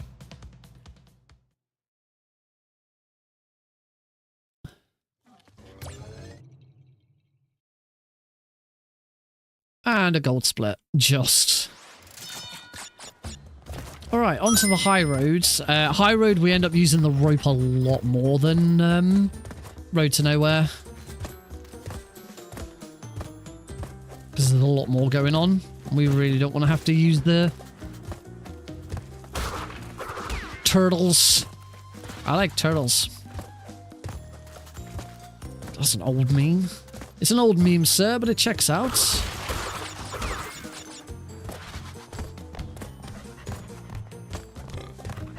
Oh, make sure it crashes in the center.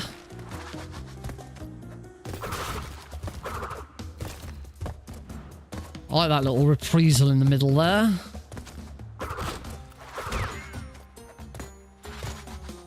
Also, I don't think High Road is as long as Road to Nowhere. It's got a particularly nasty long section with no checkpoint, which I think is the bit I'm on right now. That was pretty good. That was a really good High Road. Pleased with that.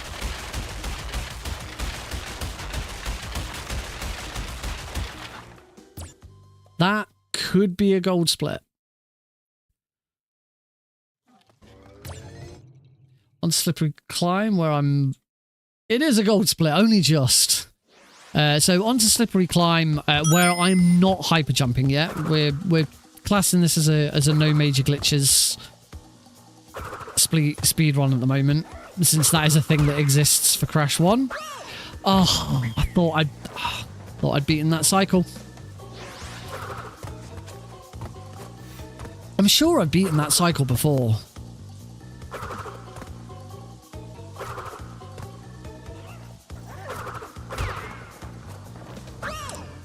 I'm sure I've done that cycle.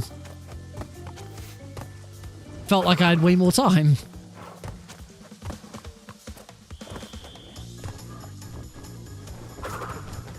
Brrr. Now I'm gonna have to hit that one. Brrr.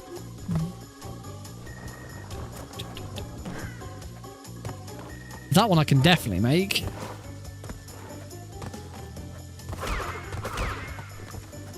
Brock! Brock! Brock! Thank you, stairs.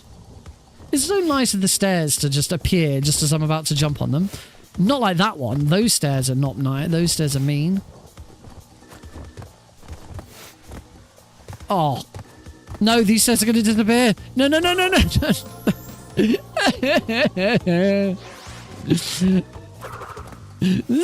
That's mean. Oh, come on. Come on. Oh, Christ.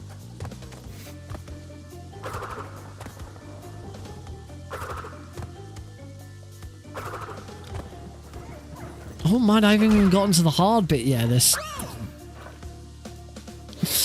I haven't even gotten to the hard bit of this level yet.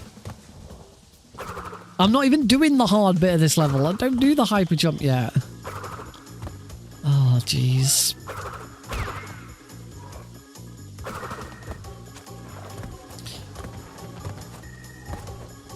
Oh.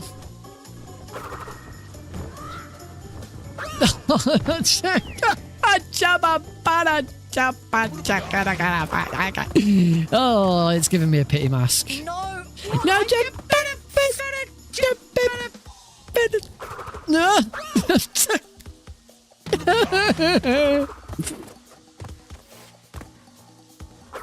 Apparently I'm just not with it.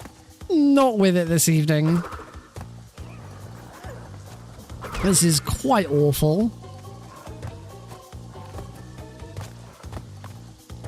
Welcome to the Nick RP stream, where I have no idea what I'm doing.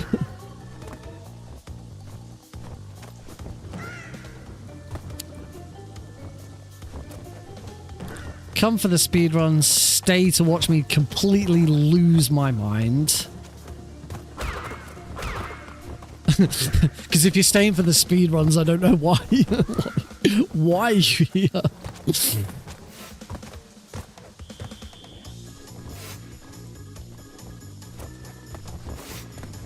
Oh, I usually... I don't know if this... I'm not sure what's going on here. I usually make this and it's fine. No, no, no, no, no, no, no, no, no.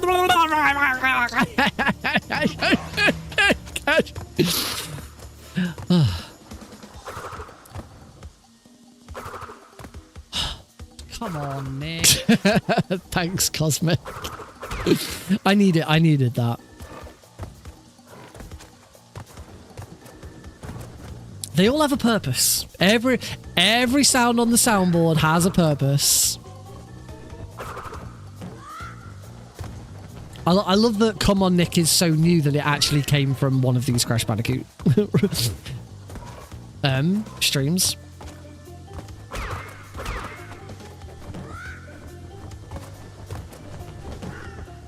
Bro, I don't understand what's going on with this cycle. Okay, I just need to be a bit slower. Oh, I'm not sure I should have been allowed that, but we'll take it.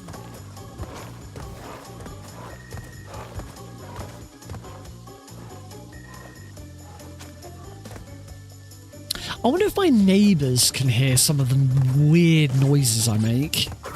They must be wondering, what the hell is he doing? I did unplug it at one point. What do you mean it is proper messing up? I'll wait for that.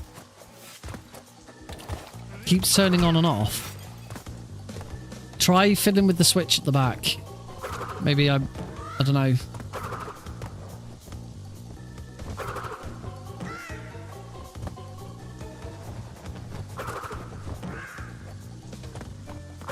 Gotta wait for that cycle, so we might as well break some boxes.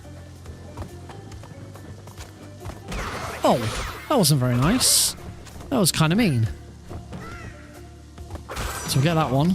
Oh, I'm gonna have to wait now. I don't know why it'd be turning off and on. That doesn't make any sense. Unless like unless it's not plugged into the USB port correctly.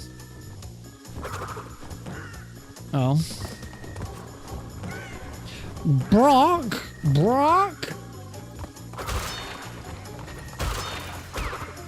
This was all because whilst I was ill, and then during Speed for TLC, I slept in this room, and for some reason Heidi's computer like even when her computer's powered down, her keyboard will stay on. The lights will stay on, and I don't like sleeping when there's loads of lights.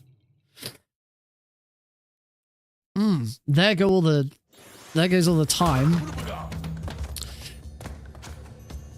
The thing with slippery climb is there's no need to keep any masks. Oh, and now I can't.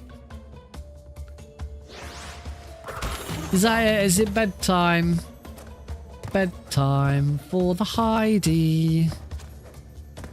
Just giving me a weird look. What's that look for? Not bedtime. Oh, she's mad because I screwed up her computer. I don't know what's wrong with your keyboard. I don't know why your keyboard would be doing anything weird. I'd say it might be that the USB connection is a bit loose or something. Ooh, let's not jump down there yet.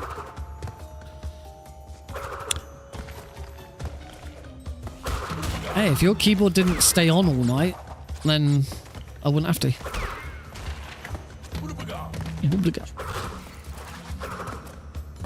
Heidi says if she could get on Twitch right now, she'd do the baby bitch. I need to add that to my to the soundboard on my Stream Deck so that I can play it whenever I want. I think I need to add a second page to my Stream Deck soundboard. Because at the moment I've only got like 10 and there's like a lot more available on Twitch to you. You guys got more sounds than I do. All I can do is Metal Gear, Metal Gear, Metal Gear, Metal Gear, Metal Gear, Metal Gear, Metal Gear, Metal Gear, Metal Gear, Metal Gear. I can at least do that. That one's pretty funky. All right, Jaws of Darkness. The previous level was a mask reset, but a mask reset where you can come into here with one. So you'll always come. You should, unless something's gone wrong, always come into Jaws of Darkness with one mask. The random granning's good. I like that one. No one, that one doesn't get. I think this is where I have to. Yeah, this is the one where I have to wait. Otherwise, I get chomped.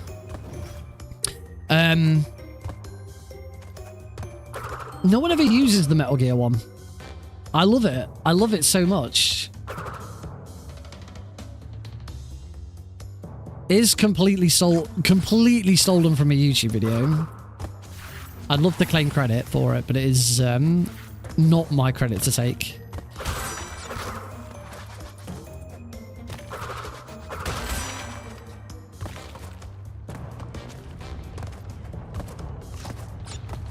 Let's go to that. Well, that was a little bit slow because I kind of shouldn't have gone to that one, but oh well.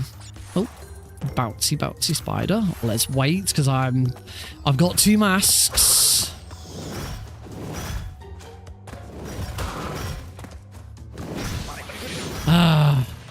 This is the one where you have to wait.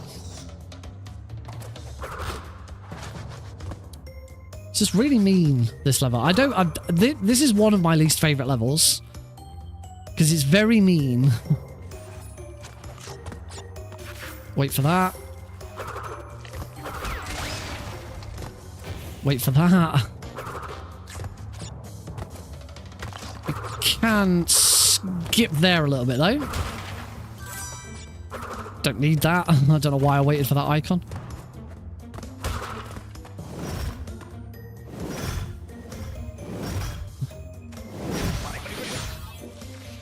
You do have to wait. No masks for me! As we go into Castle Machinery. Oh, this is going to be fun. So, if you remember really, really far ago, we did The Lost City, and I was supposed to get a gem. And that gem would have let me skip a level. Well, we're about to do Castle Machinery, which is the level we should be skipping. It's going to lose lots more time, and I also don't know the level very well because I usually skip it. Somehow though, there's still a gold split. How's that a gold split for Jaws of Darkness? What the hell?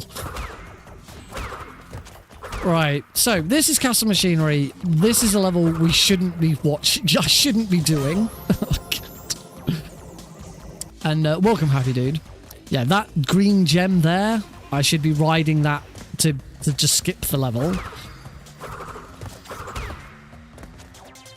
Crash ain't no joke. A Crash is a very, very tough run. I don't think I will try and learn the PS1 version because I started playing the PS1 version again on my Vita and it is rough. I got up to Lost City, and the problem with the PS1 version, because you don't quite have the same fluidity as you do in this one. You may know you'll notice when I do Lost City, there's a lot of times where I jump in front of the like giant blocks that push towards the screen and push Crash off the screen, and in those cases it's really easy to sort of jump around, and back onto the correct ledge. Oh, there go my masks. That isn't really doable in the I'm going the wrong way. That isn't really doable in the PS1 version because Crash doesn't have that mobility. He can't jump for, like, once you're in the air, you don't really have that much control. Whereas in this, you have a lot more control. So yeah, I'm not too concerned about learning the PS1 version. I'd much rather start Spyro 2 on the Reignited trilogy than worry about learning Crash 1 on PS1.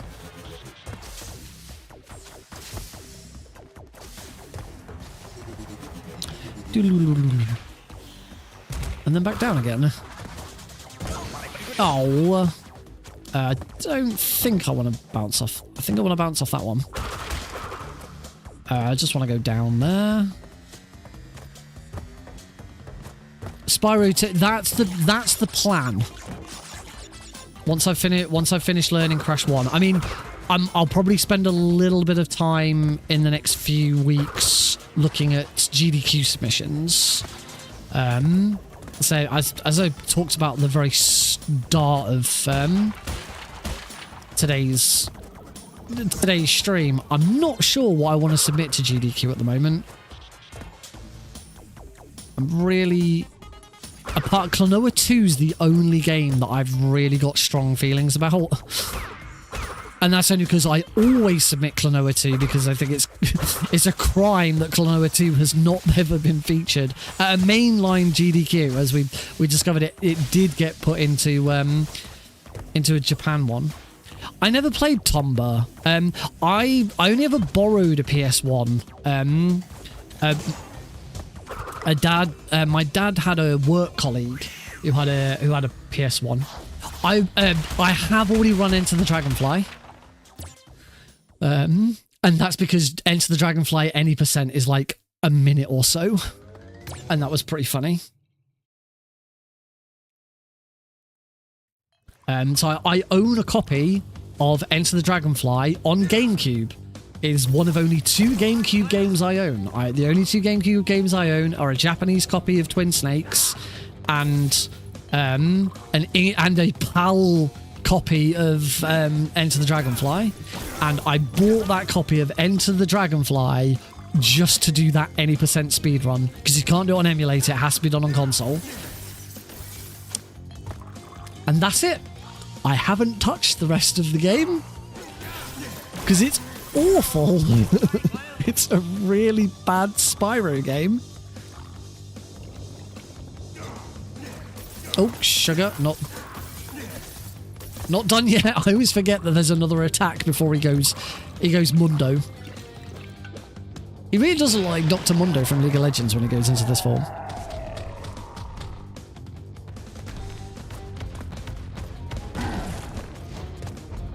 Beautiful, first time embryo. Raw. Lovely. Oh, did that also have really bad load times? I know the GameCube version is the preferred version, and I'm assuming it's because of the loading times. Yeah, Spyro Enter the Dragonfly is a really, really dumb speedrun. Yay! Gold split on Embryo. That's nice. Makes a nice change. Weights. Go. Good. Cycles are a bit weird. What's going on?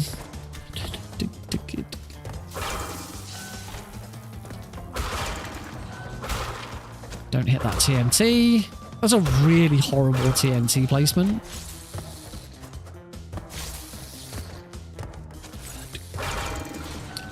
It's the Spyro Enter the Dragonfly any percent speedrun.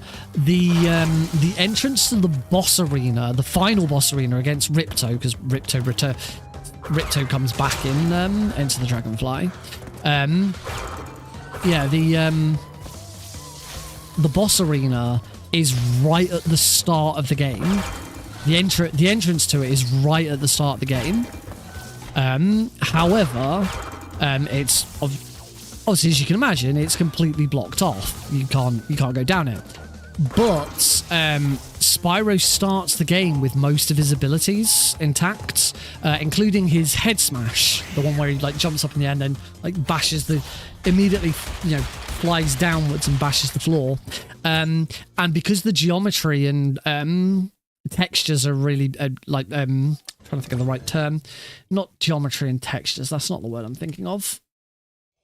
Oh, we got through Great Hall. Phew! Because the hitbox is no...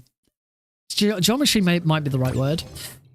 Because it's really bad, you can use the headbutt to clip through the floor and get straight into the final boss immediately.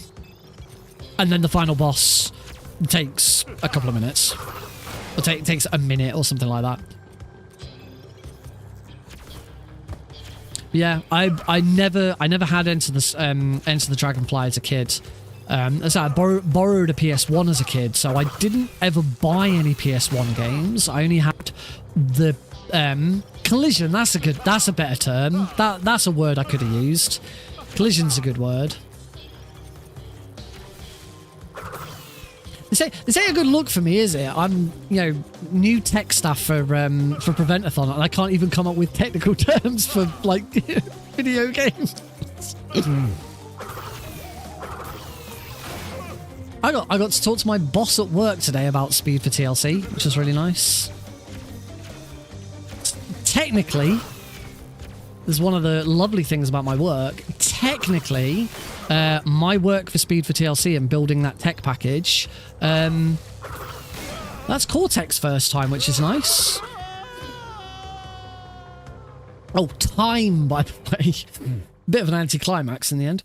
But yes, technically, because one of my goals at work every year, one of my goals at work is always learning and development, and our learning and development doesn't just have to be stuff that's associated with our role. It can be stuff outside of work. It can be stuff to do with other roles and stuff. So this last year, because I've been getting into coding and tech and all of that stuff, I've actually put that as part of my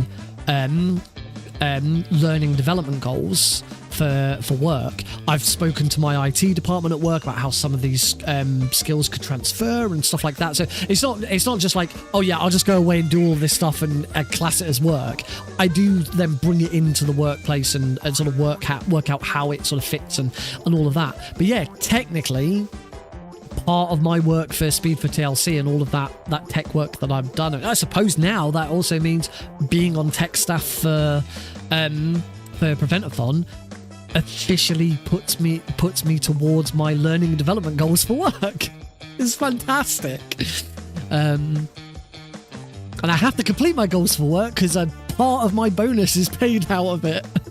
So basically, if I don't do my jobs for Preventathon, I don't get my work bonus. Not quite how it works, but there's a little bit of truth in that statement. I'm on a weird bit of carpet. I keep pulling forwards and it keeps pushing me back. Anyway, that was awful. That was 7 minutes behind. It wasn't even sub-hour, which is not great. As I said, I'm very tempted. I'm very tempted to not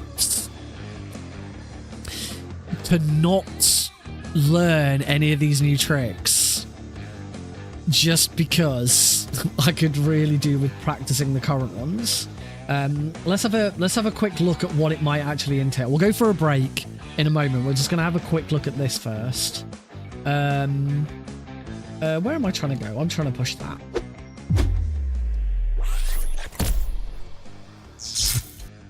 All right, so here are all the different tutorials that we can learn. There's apparently a camera manipulation, which I didn't know about. That's only from a year ago. So Crash One, any % sunset vista cycles. That's probably one that is worth looking at some point. Brio, I'm fine. I know what I'm doing. Cortex Power skip tutorial. So that one, that is... I knew there was something with Cortex Power.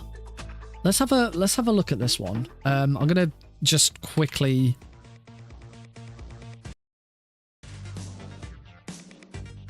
I'm just gonna quickly get out of this so that we can listen to... There we go. Right, now we don't have the music in the background. We can actually hear the video. So what is this? This one, the Cortex Power skip that was recently found in Crash 1 NST. It's a pretty cool skip. Should save a decent amount of time. I'm reckoning it saves like 1.5 minutes or so. I haven't timed it in any runs yet or anything. I'll be doing that later on today, and we'll see kind of time we can get. I don't know if this is for any % or not. You can bring down the times with. Basically, at first you just do the level as normal. I'll show that off here. I'm going to be careful, though, because you do need a mask for this. There is a damage abuse involved with this. So you want to make sure to maintain 1 mask, at least throughout the level. For this demonstration, I will be maintaining 2, just in case I mess up the first time. I can do it again. And it's not a bad idea to maintain 2 in general, so if you do mess it up, so I think this is a trick for... I think this is a trick for all gems. You want to grab this checkpoint here, you go back here, and normally on the second pass through, you just walk back here, you'd walk on that, and you go over and get the boxes. So on the first, to skip this, to skip having to come back, you come back here, okay? And you want to align yourself with the hot pipe. There's a little metal plate on the hot pipe. I recommend lining yourself up with that, and wait for the electricity to pass. Damage abuse. Jump on top of this, and then jump on top of this. I took an extra damage, and if you're slow, you can take that. Yeah, this is for all gems. As you saw. This is not necessary for. This is not necessary for any %. I can never remember what the bloody shortcuts for back and forward are. It's a great gate skip tutorial. I know for a fact that is also for all gems. Generator room strategies. That one might be worth looking at. We've already done that one. So there's hyper jumps in generator room. Generator room skip tutorial. Or for any % if you don't want to do the hyper. I'm not looking at hyper jumps at the moment. So maybe it's worth having a look at that. But these kind of things I don't think are worth really considering too much, because at the moment I'm going to get better times from just practice and not doing badly. Like the upstream all first pass methods tutorial, that might be one. Hi, I'm Clutching. This is going to be a tutorial for how to play... This is a 13-minute video, though. This will be applicable to your first pass in all gems, 105%, and secret ending, and your only pass in any %. This tutorial is intended for PC users, but console users might also find some use out of it. So there are 3 ways to play this level. You can do the easy way, the medium way, and the hard way. There's going to be a lot of repeated information because I'm going to assume that you're only going to watch one of them. But if you do decide to watch multiple, just be aware of that. I only recommend watching the hard version if you're at like a low mid 41 level in any percent. The medium version if you're at like a 42 to 46 level in any percent, and the easy version just for 47 plus. So I'm at 47 plus at the moment. So these kind of extra strats just aren't worth it for me at the moment. The better thing to do at the moment is to focus on what I already know and try and bring my time down that way. I'm curious as to what this is. It is Diggity Dave here, and I have got a sweet little tutorial for you with a nice little skip in Generator Room. Now, first up for this trick, you're going to want to keep floaties, which is basically where you don't jump and spin when you enter a level, and Crash will jump higher and longer distances. So for this trick, we're going to be using the electric walls that are there to stop Crash going out of bounds. I can only assume that's the reason.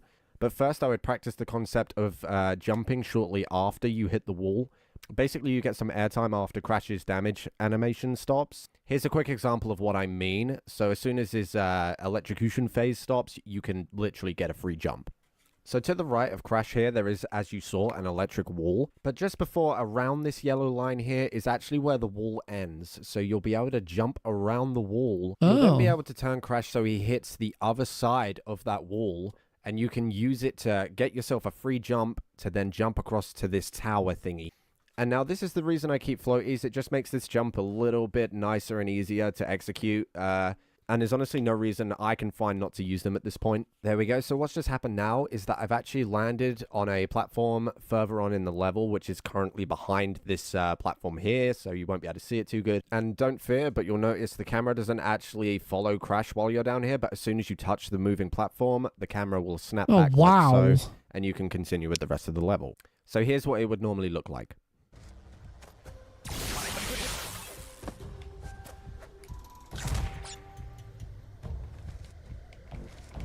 That's really cool. I've never seen that before. I hope you found this helpful. I thought this was a really cool skip, so I wanted to share it. I wonder if there was more of an information on floaties. That's not a term I've heard before.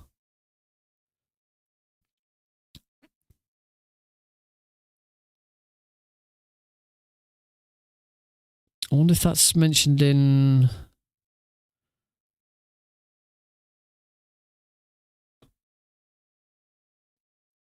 There was another... I'm sure there was one... Miscellaneous strats and backups. Lights out rat strat. Castle machinery. Castle hyper jump. Stormy ascent hyper jump. Heavy machinery pipe hyper jump. Castle machining bouncing crate backup. I say I've not heard that term before, the floaties thing. So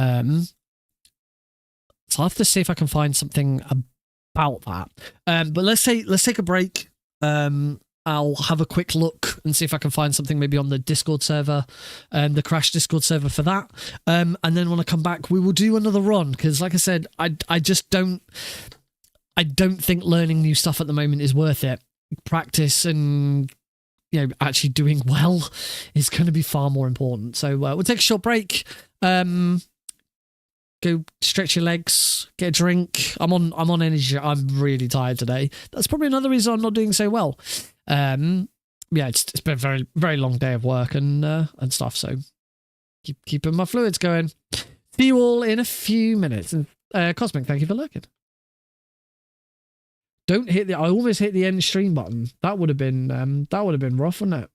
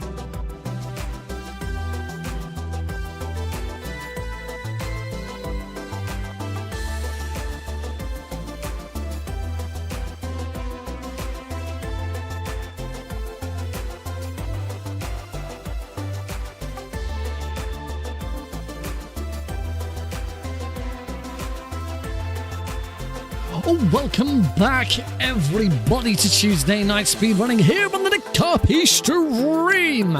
We are back on Crash Bandicoot. It's not been going very well. Hopefully I can do a run that does go well. Let's see what happens, shall we? Oh, and I learned a couple of new things during the break. I'll share those with you now.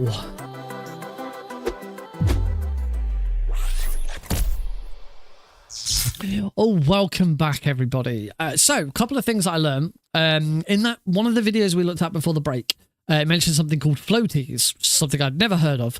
From what I understand, it's a fairly simple concept. Upon entering a level, Crash will have what the community dubs floaties, which means whenever he jumps, as he goes back down again.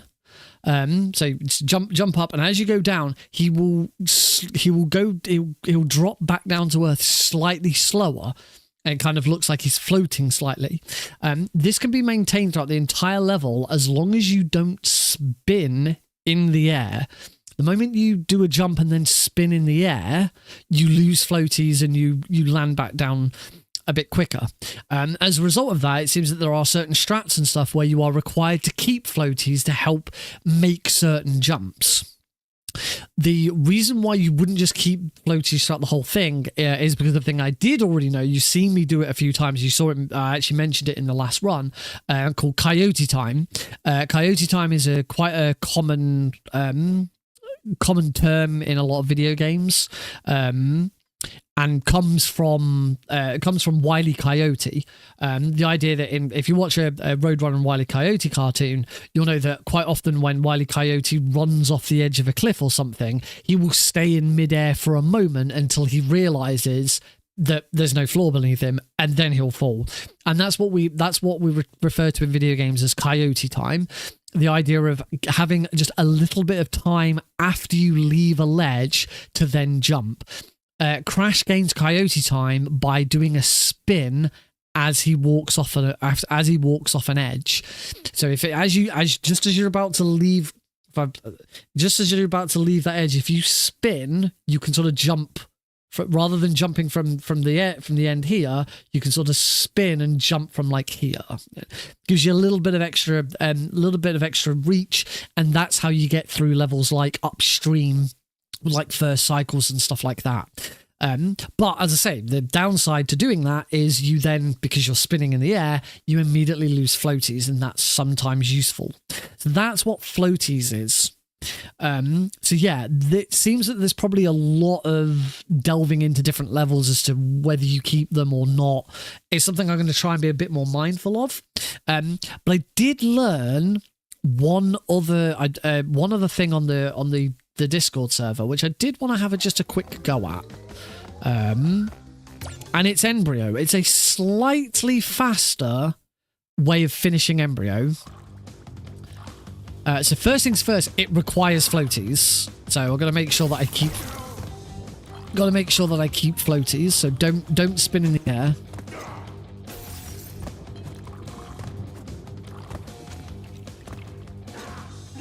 I saw some comparisons, and it does look like it's very subtle. It is a very subtle change. I'm also not doing this very well. I should be trying to stay as close to Embryo as possible so he doesn't throw those flasks right up in the air. There you go. If you stand right next to him like that, he only throws them like a little bit forwards.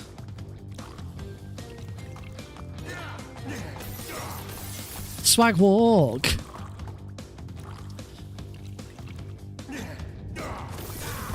Whoops. Oh. This thing with Embryo, I'm so inconsistent at Embryo.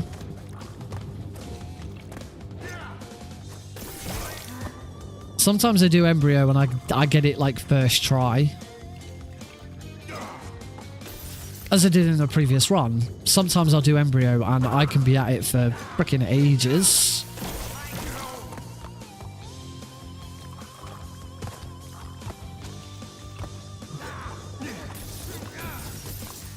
So I'm not sure exactly what it is about, like whether it's he stays up in the air longer or when he reaches max height, I don't know.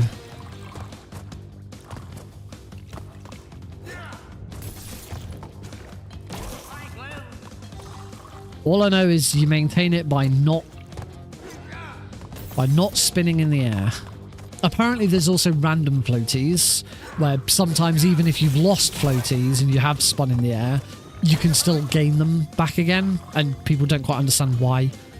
Or certainly from what I saw, although I was just searching for the term, so when I say people don't understand why, these could have been from posts like 2 or 3 years ago. Because I was just kind of searching for whatever I could find. Okay, so here's... if I can get this right...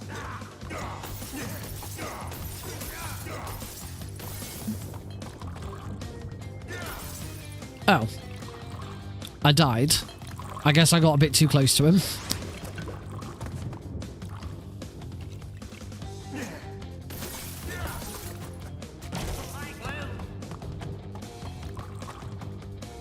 In the video that I watched, it looked like they got quite close to him.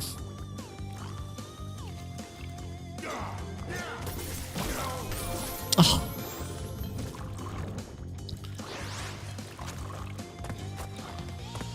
But I must have gotten a bit too close too early.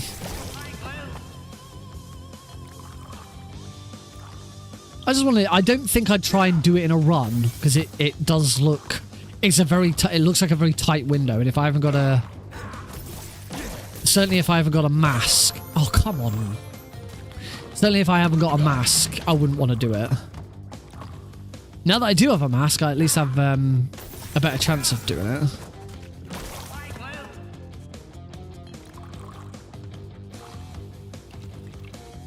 It's the other thing I don't ever get. I very rarely get a mask during a run into Embryo. It is possible. It is possible to have a mask going into Embryo. Do do do do.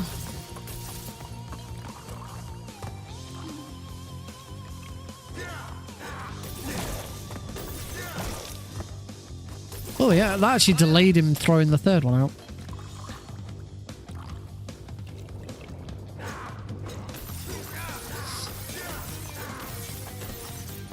Right, so let's not get too close this time.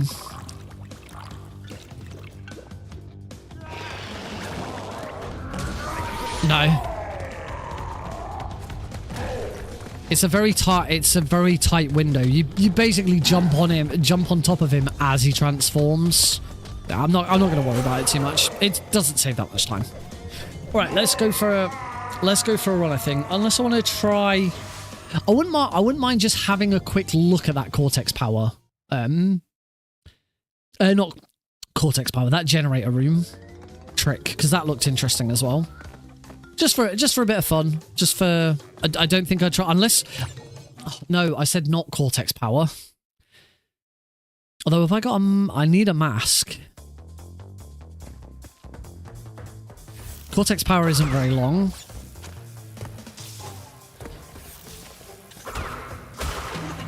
I'll quickly do Cortex power. Unless I can now... I don't know if I can now quit and keep this mask.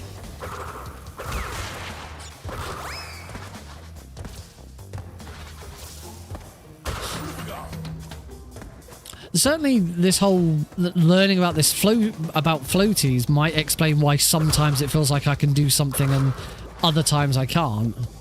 Because now that I've spun in the air, so I don't have floaties anymore.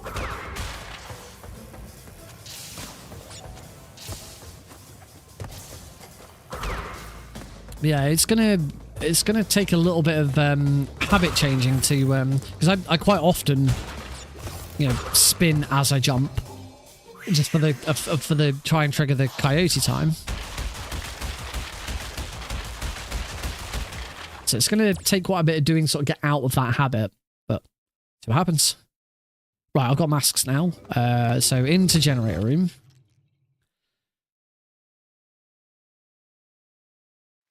Right, so I've only got one mask.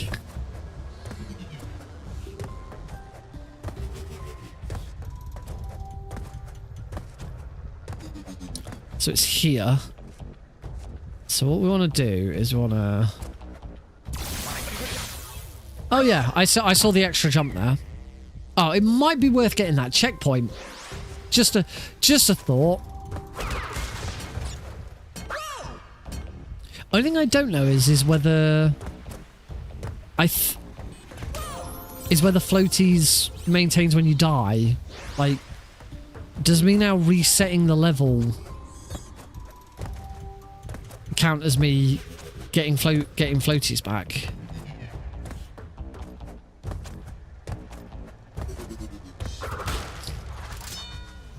Because the thing now is I need to kill myself over and over.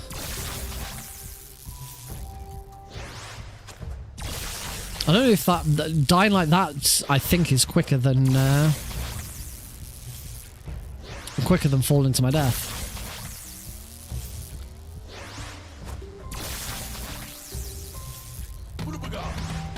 Now this would...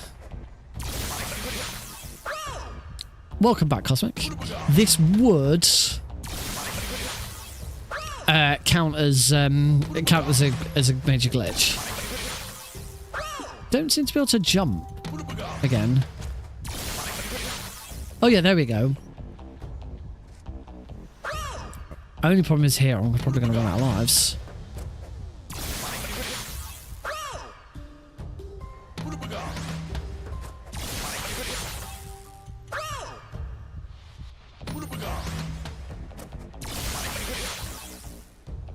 No, I'm not on the other side of it. I'm gonna run out of lives at this point. I can get around there, but it doesn't look like I can... I can get around there and do a jump, but I can't get up on top of that ledge.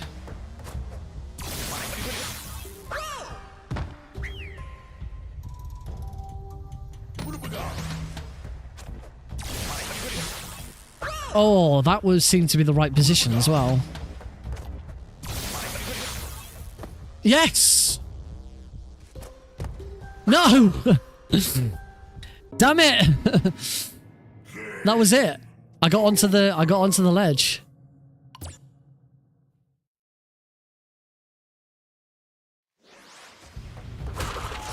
Oh. Bloody hell. First thing I do is jump and spin.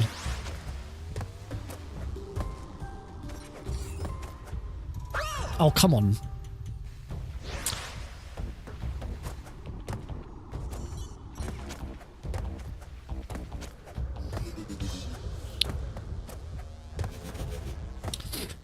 As I say, the only thing I don't know is whether I probably should have checked this, is whether floaties hey, you right. Oh, I've got all my masks back. I'm already out of lives though.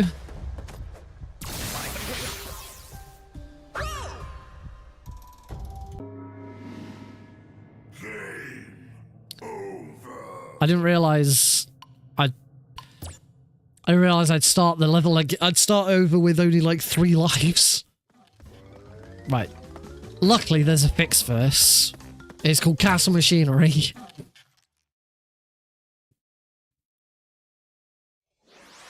Oh no, of course we're on this save file, aren't we? This is just the previous run.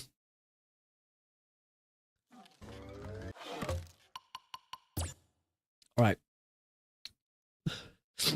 Actually, I don't think I needed to save. I don't think I needed to leave. I think I could have just loaded a new save from that menu.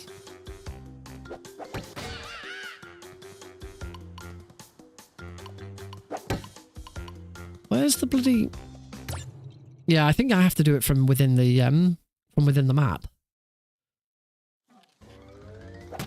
There we go. Right, load this save, which has got this is my 105% with 99 lives, so we've got plenty of opportunities to try this now.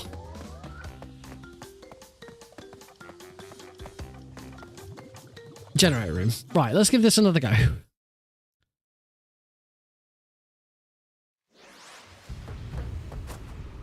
Let's try not to lose floaties, like, at all, because as I said, I don't know if it, like, Is it only when you very first enter a level, or does it maintain on, like, could you get it back on death?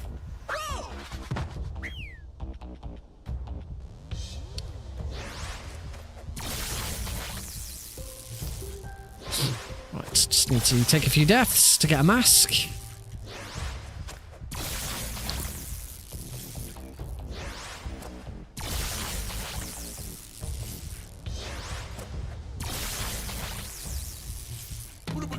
Alright. Not quite, nearly. Nope. I seem to have my positioning on here a little better. It's getting that jump.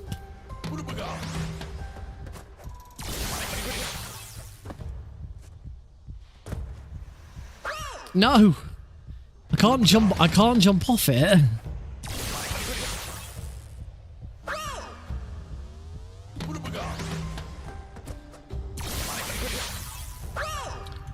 So I don't think...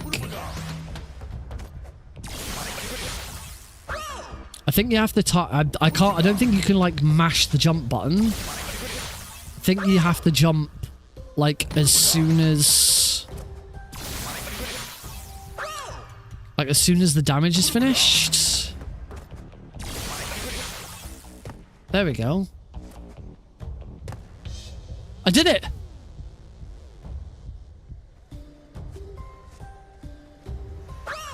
But I can't see.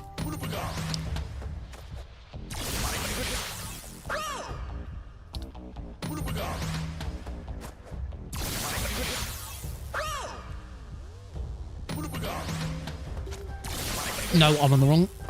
Oh, I was on the right side of that. Oh, and then I fell off.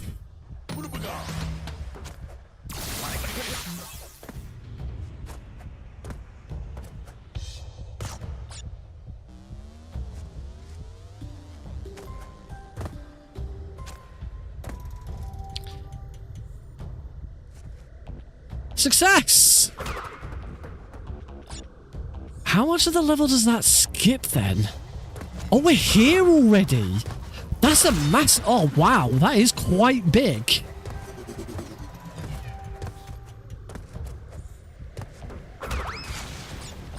That is quite a big skip.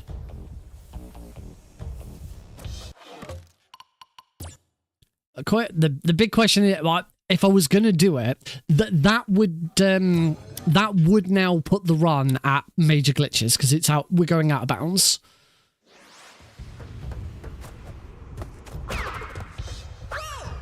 I immediately span in the air, which I obviously don't want to do. See, now, yeah, I've lost it because Crash is like very, very quickly falling to the floor. I think I can see the difference. Yeah. I don't think I'm going to be putting this into a run anytime soon, but it's really cool that I've been able to do it. Oh yeah, I see what... Yeah, I can see the difference with floaties. And it is just about the way Crash, like, brings his feet down. Oh, that's nice of you, thank you.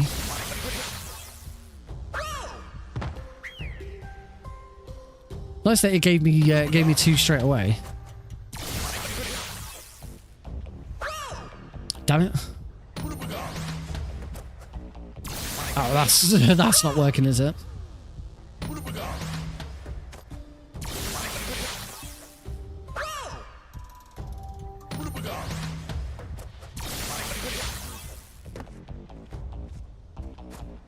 No.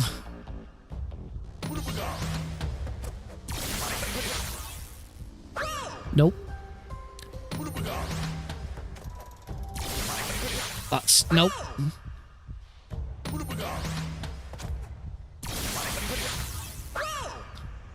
It's a cool trick. I'm glad... I'm glad...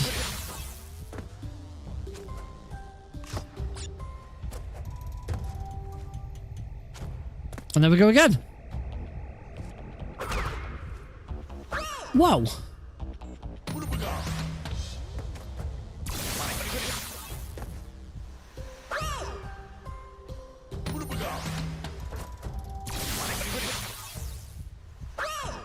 I seem to be getting the getting up here pretty well.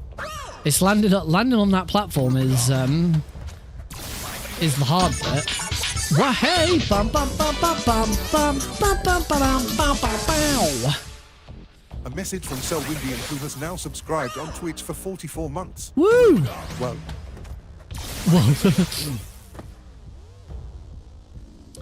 Hey, buddy. Thank you very much for the resub. All right, not consistent, but I'm doing it now.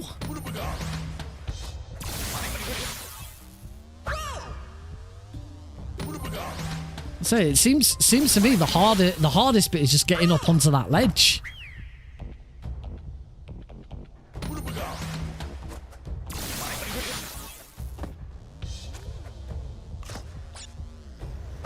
Oh, I'm gonna. It's difficult to see exactly where. Ah, this is so much better. How you doing, Selwyn Bim?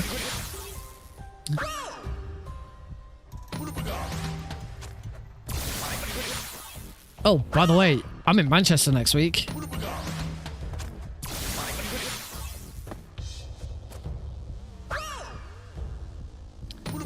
I did. I've not heard him referred to as Timu Solid Snake. Yes, I did watch that trailer. It's a weird decision. A very weird decision from Kojima to make a character that kind of looks a little bit like Solid Snake. Very strange. I like this trick. I really like this trick now. I don't think I'd try and put it into a run yet because I've not got it. I mean, if I was going to try and put it into a run, it'd be a one and done. I wouldn't keep repeating it over and over again. It'd be, if I get it right first try, I get it right first try. If I don't,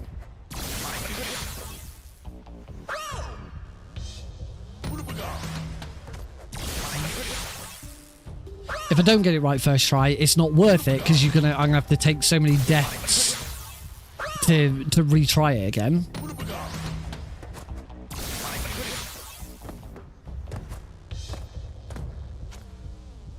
Oh. Yeah, that new Death Stranding trailer was interesting. Oh, come on. Was interesting. I think is fair to say.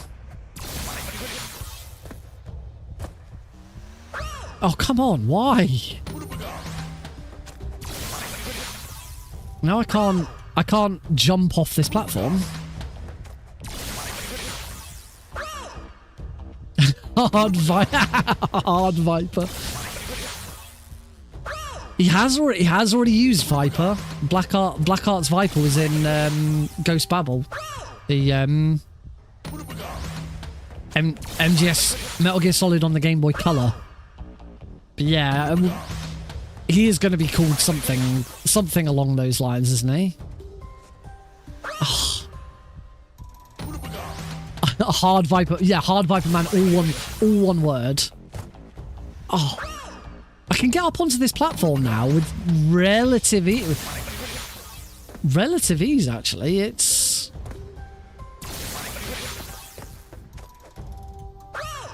getting off this platform that I can't do now.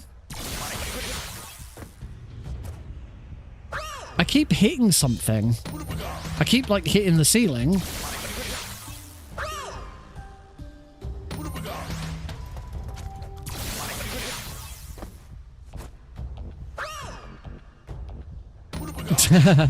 Is it not coming to PC straight away? It's not a PlayStation exclusive again, is it?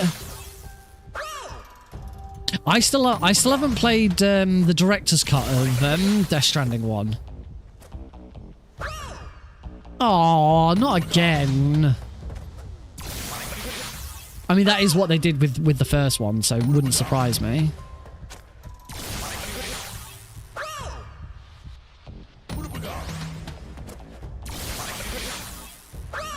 I can't do it at all now.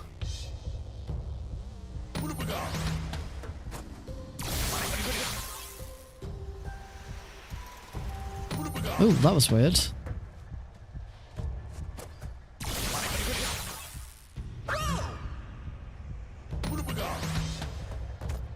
I can't remember when it's releasing. Because if it's around the time of Delta, then I'll be playing Delta anyway.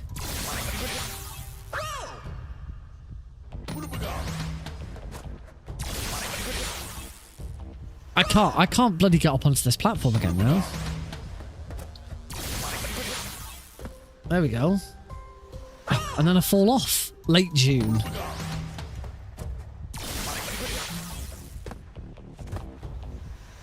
So I'm not quite sure how to... I'm not quite sure how to jump. Because as soon as I jump and move forwards, unless I need to just jump up in the air... Nope.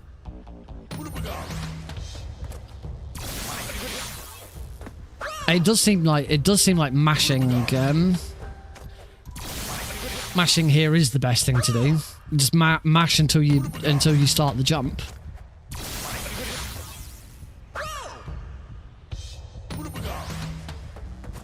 Those 99 lives that I had didn't last very long, did they? There we go. Now I can't see. Can't see.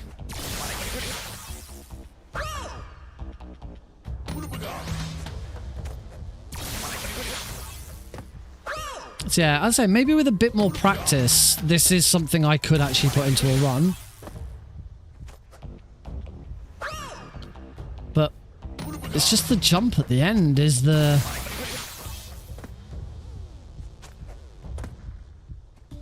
You have to go this way round. I don't know if it's like I've got to jump right at the end or...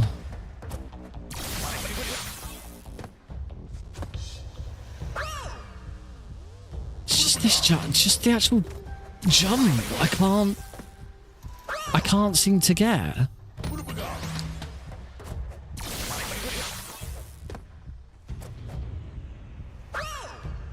If I jump from too far back, I don't make it. But if I jump from too far forwards, I hit a ceiling. I'm gonna run out. I'm about to run out of. I'm about to use up all of my 99 lives. So I just hit a ceiling. Which is insane because I've already done it several times. How?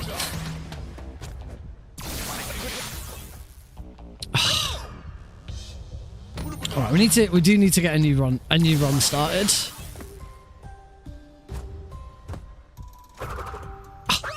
I thought, should I try spinning? I'll try spinning, that's a good trick. There we go. Huzzah! Got it.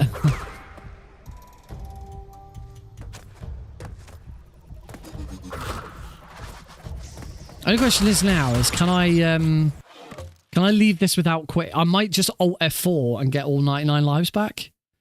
I'm gonna quickly Alt F4 the game. And reload it from scratch. Hopefully that maintains that save file with 99 lives. I'm gonna get a bit warm, so I'm just gonna take my shirt off. Only the shirt, not the t-shirt. I got my Sonic t-shirt on today. Got to go fast. Activision presents Got to go a fast. smashing blast from the past. Developed by Vicarious Visions.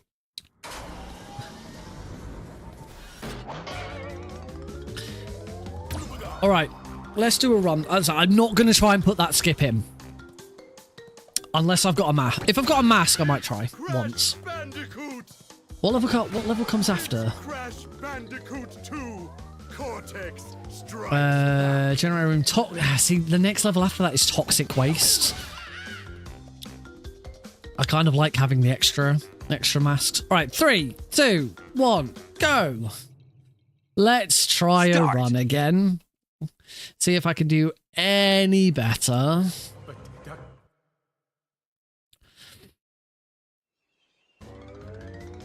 Off we go. All the way back to the start. Oh dear.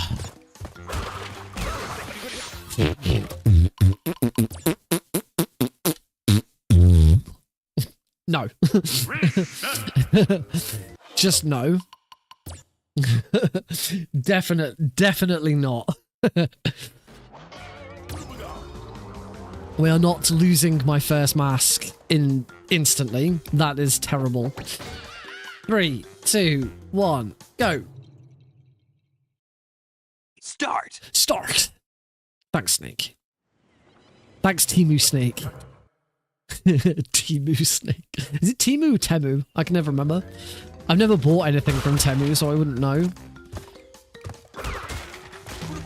Temu sounds correct.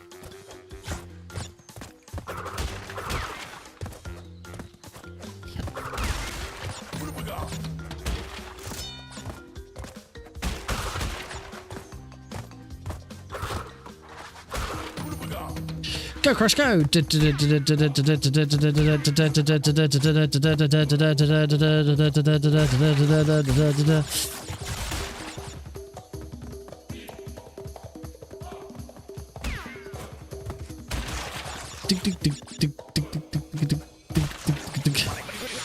Nice. I mean, it's the first level. Of course, it's not. The first level shouldn't be difficult, you know, except for the times where I do completely screw it up. I just lose a mask instantly. Alright, on to Jungle Rollers, where we get our next mask straight away and we get invincibility. Off we go again. This wonderful state of being that I can never maintain throughout the run.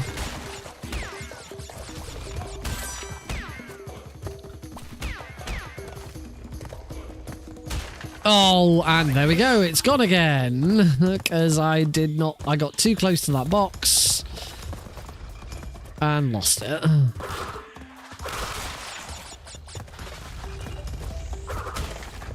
So here you're gonna see an example of just how much time you lose from not having a mask in that case. We have now caught back up to where we would... Okay, Crash didn't want to jump there. That was weird. We're now back to where we would be, so we wouldn't have a mask at this point anyway.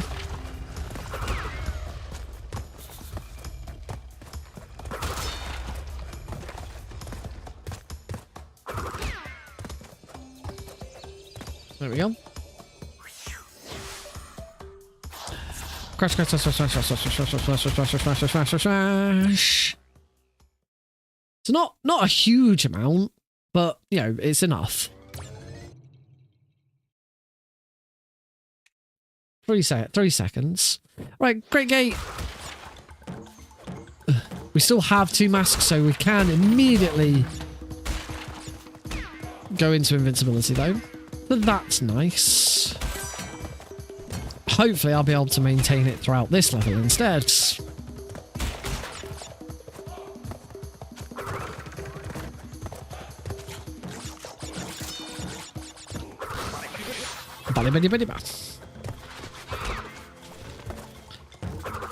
Oh.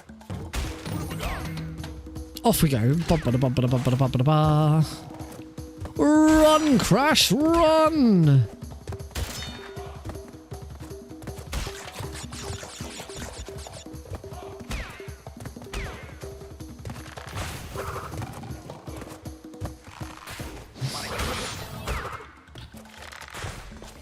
Lovely. Great Gate done. Hold the X button.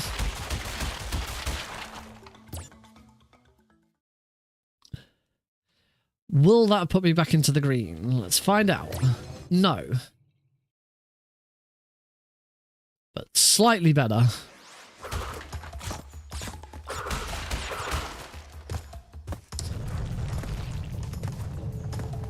Stop jumping there. I can never remember exactly when to stop jumping with the first one.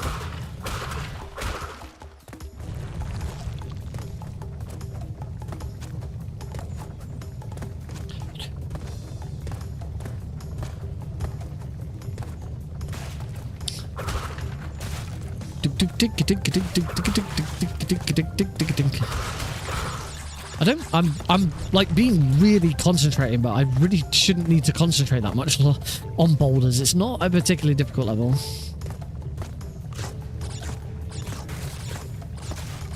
So imagine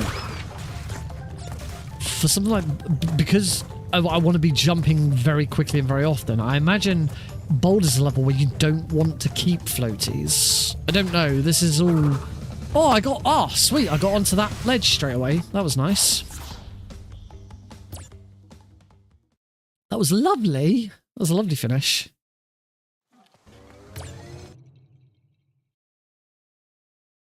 That's a gold split. Right, on to upstream.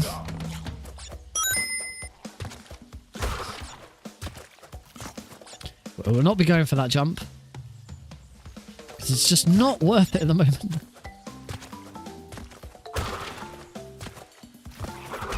Let's kill that one. Yeah, I'm going to have to do a little bit of research into floaters. I wonder if there's a really good full run with good commentary that sort of explains everything that they're doing.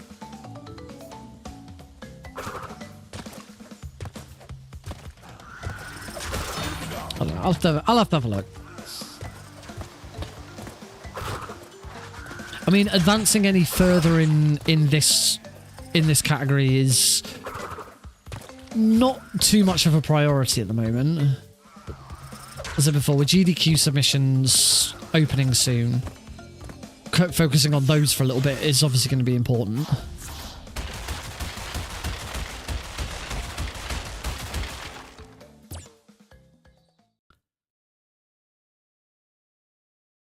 And I have been doing Crash Bandicoot now for a few weeks. So it will probably be good at some point to do something different. Another gold split, nice. Oh, I got hit by his stuff. I jumped too quickly.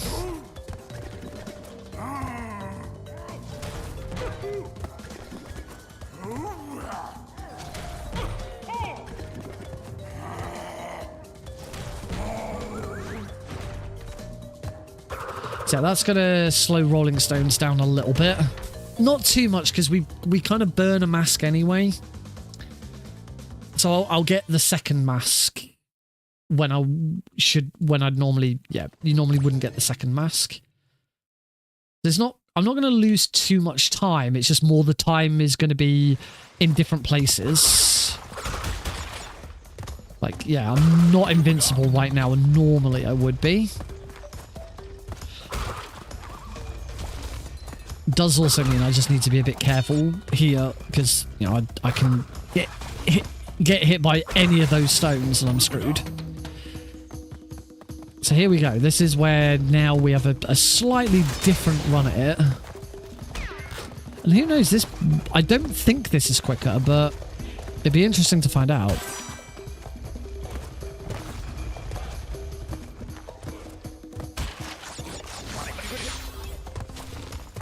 Then here's my next one, and now we're back on track. This is exactly where we would normally be.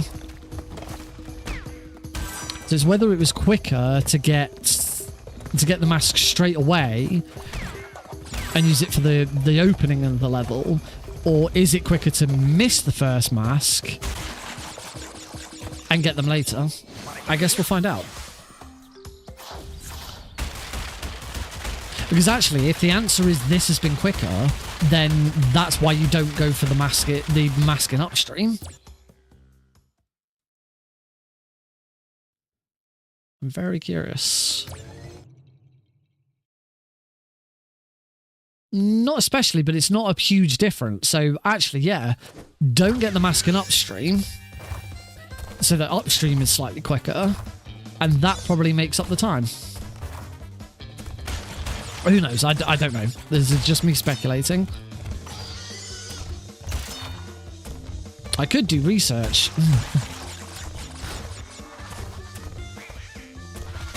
There we go. I've remembered. Go to the left. The first two, you go to the left of them. The third one, you go to the right. Once again, it is not a deathless... Hog wild. I hate these dudes. Really annoying.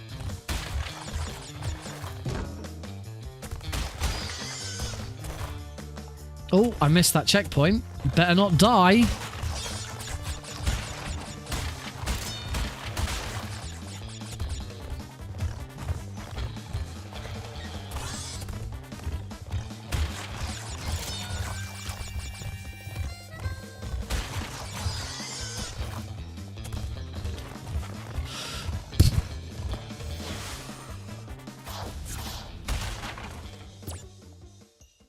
So still on track with PB, because I'm pretty sure that's exactly what happened in my PB. Yep, pretty much bang on time. All right, into Native Fortress. The fun one.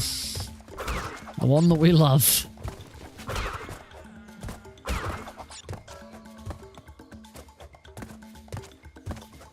Wait.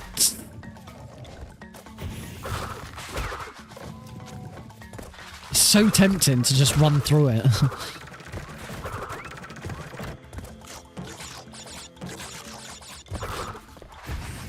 I remember the first time Sir Wimbian watched me do this level and saw how I could you know, just hit those spinny things like straight away.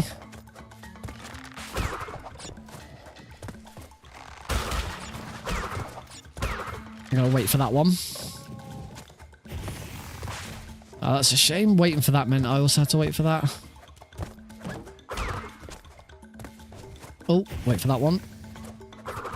Right, that one we deliberately take so we can just blast through that.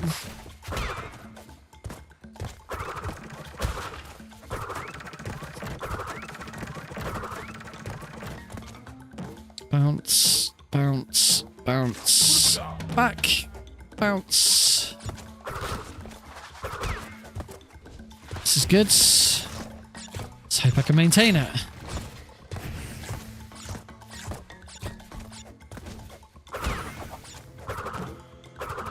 Oh, that was bad. I needed to spin those.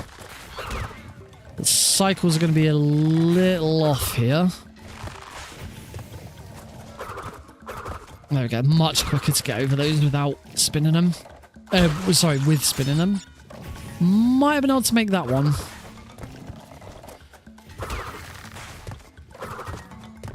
I'm going to wait for these. Because now I should be able to... No, I'm going to play that safe as well. Not ideal, but hey, I got through it without losing my mask, so that's the important thing.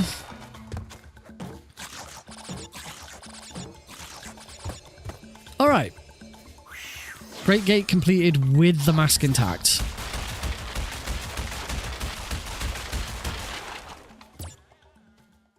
Sorry, not Great Gate, Native Fortress. Lost a little bit of time though. So we are now back in the red.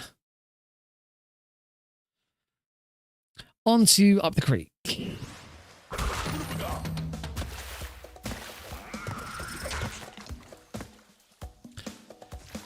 I really want to try and keep these masks. Instead, if I can go into Ripperoo with 2 masks, I'll probably keep them. And make the start of Lost City a little bit easier.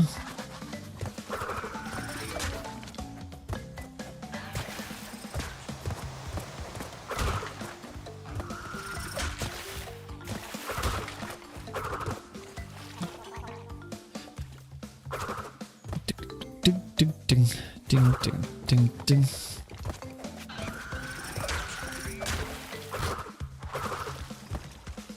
Watch out for that fish. Oh, that was sketchy. I didn't like that.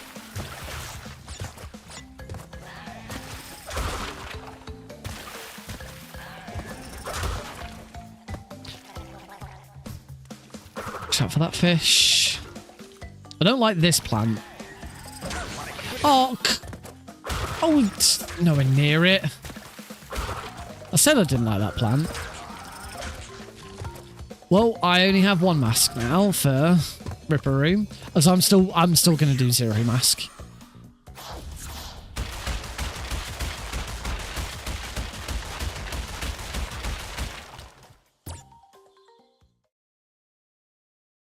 And up the waterfall to Ripperoo. I lost a little bit of time there. Oh, come on. All I've got to do is get the first jump right. That's all it is.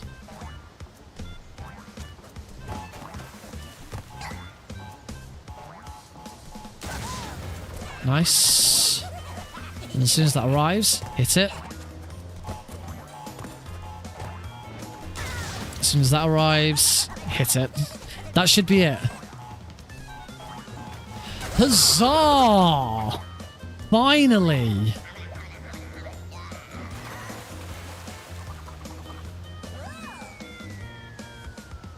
This is going to be such a big time save.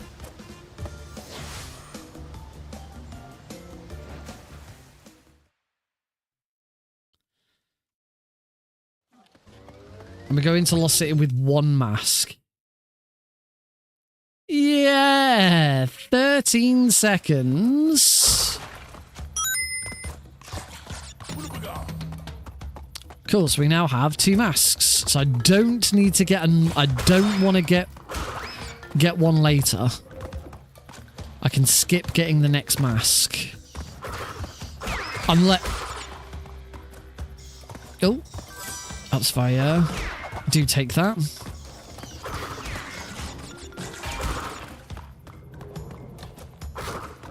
Unless I take damage, obviously. If I take damage, then I'll make sure I get the next mask, but I shouldn't be taking damage.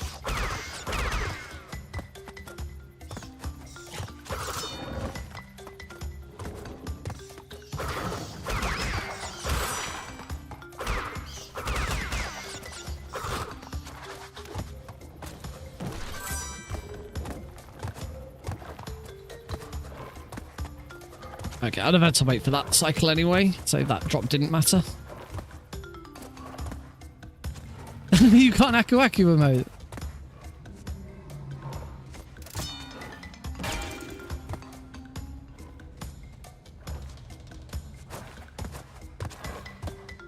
That was good timing.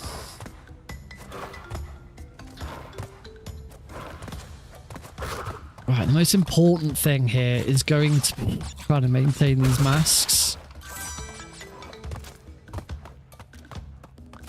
Around him. Oh. Into the bonus.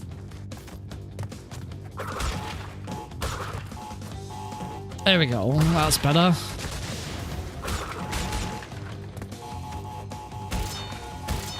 No! Oh, I just... Ah! No! I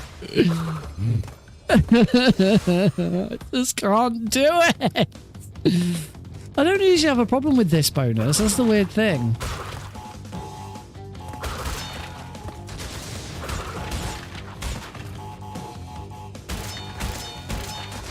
Ugh, well, I got it second time round, but yeah, I lose all my masks now.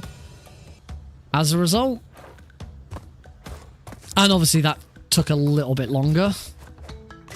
Also just means I've got no safety net now. I can't take any damage.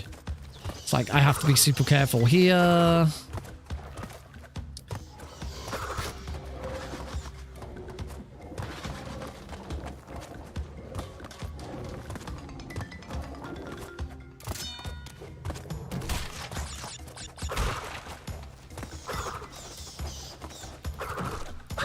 No, I spun it. Why? I spun the freaking chameleon. Why didn't Crash spin and kill it?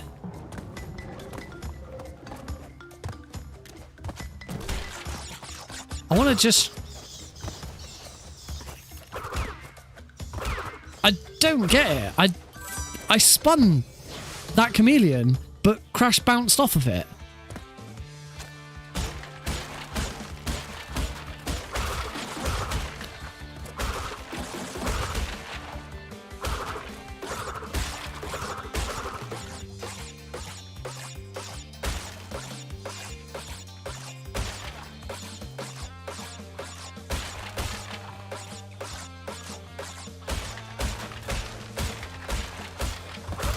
Oh. I don't know. I don't know what I'm doing now. This is completely pointless. The level is already lost. I don't think it's 25 past 11. I really haven't got time to start a new run.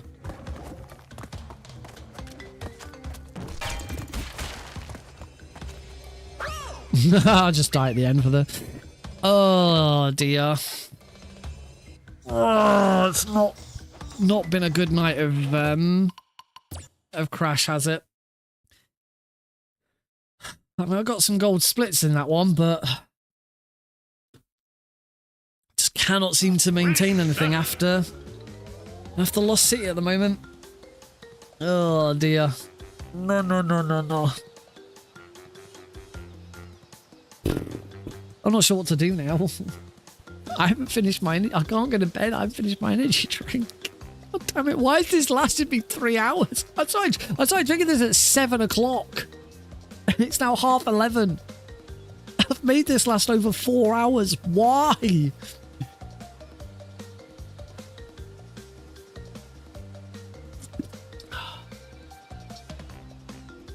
Oh dear. All right, what do we do? What do we do? What do we do now? And there just isn't. I can't start a new run.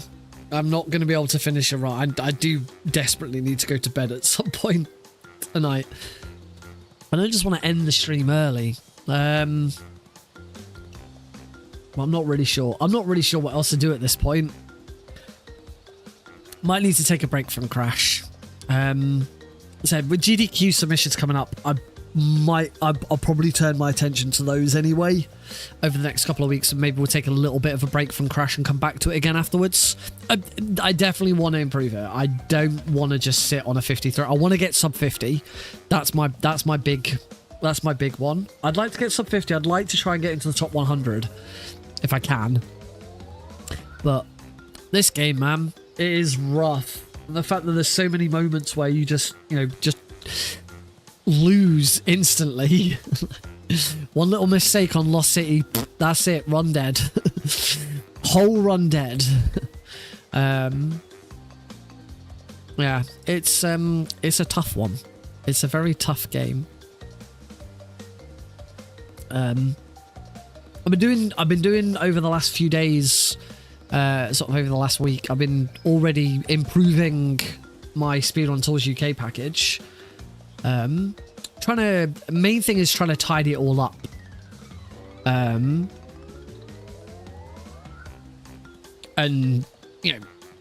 partly there's loads of stuff in the background that I wasn't using. I might just have a. You know what? Let's do that. I'm gonna just have a quick mess around with my Speedrun Tools UK package. And if you want to watch and ask questions and stuff, you can do. I think that's just all I really want to do before we finish the stream. I'll change the title to make sure that it sort of matches. NodeCG dev. NodeCG package. Building. Is there a category like coding?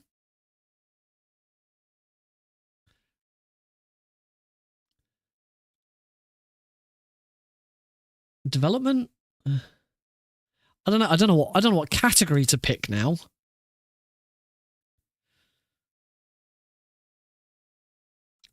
Tech stream? No, it's not IRL. I don't know what.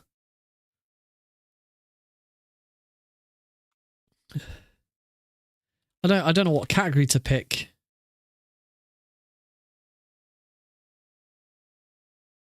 I'm sure there are categories that aren't games. JavaScript? Can I say JavaScript?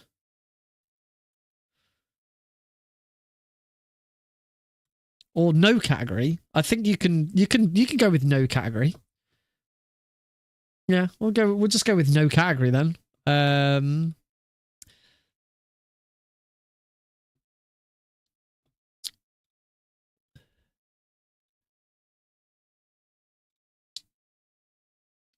change it on on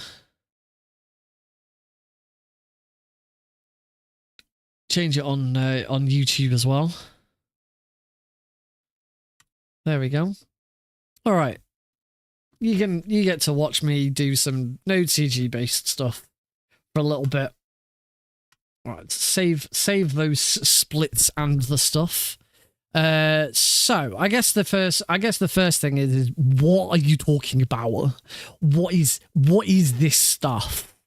So I will show you. Speedrun Tools UK, NodeCG, open Git bash here. NodeCG starts. I'll bring over one of these handy dandy tabs. Get rid of my book.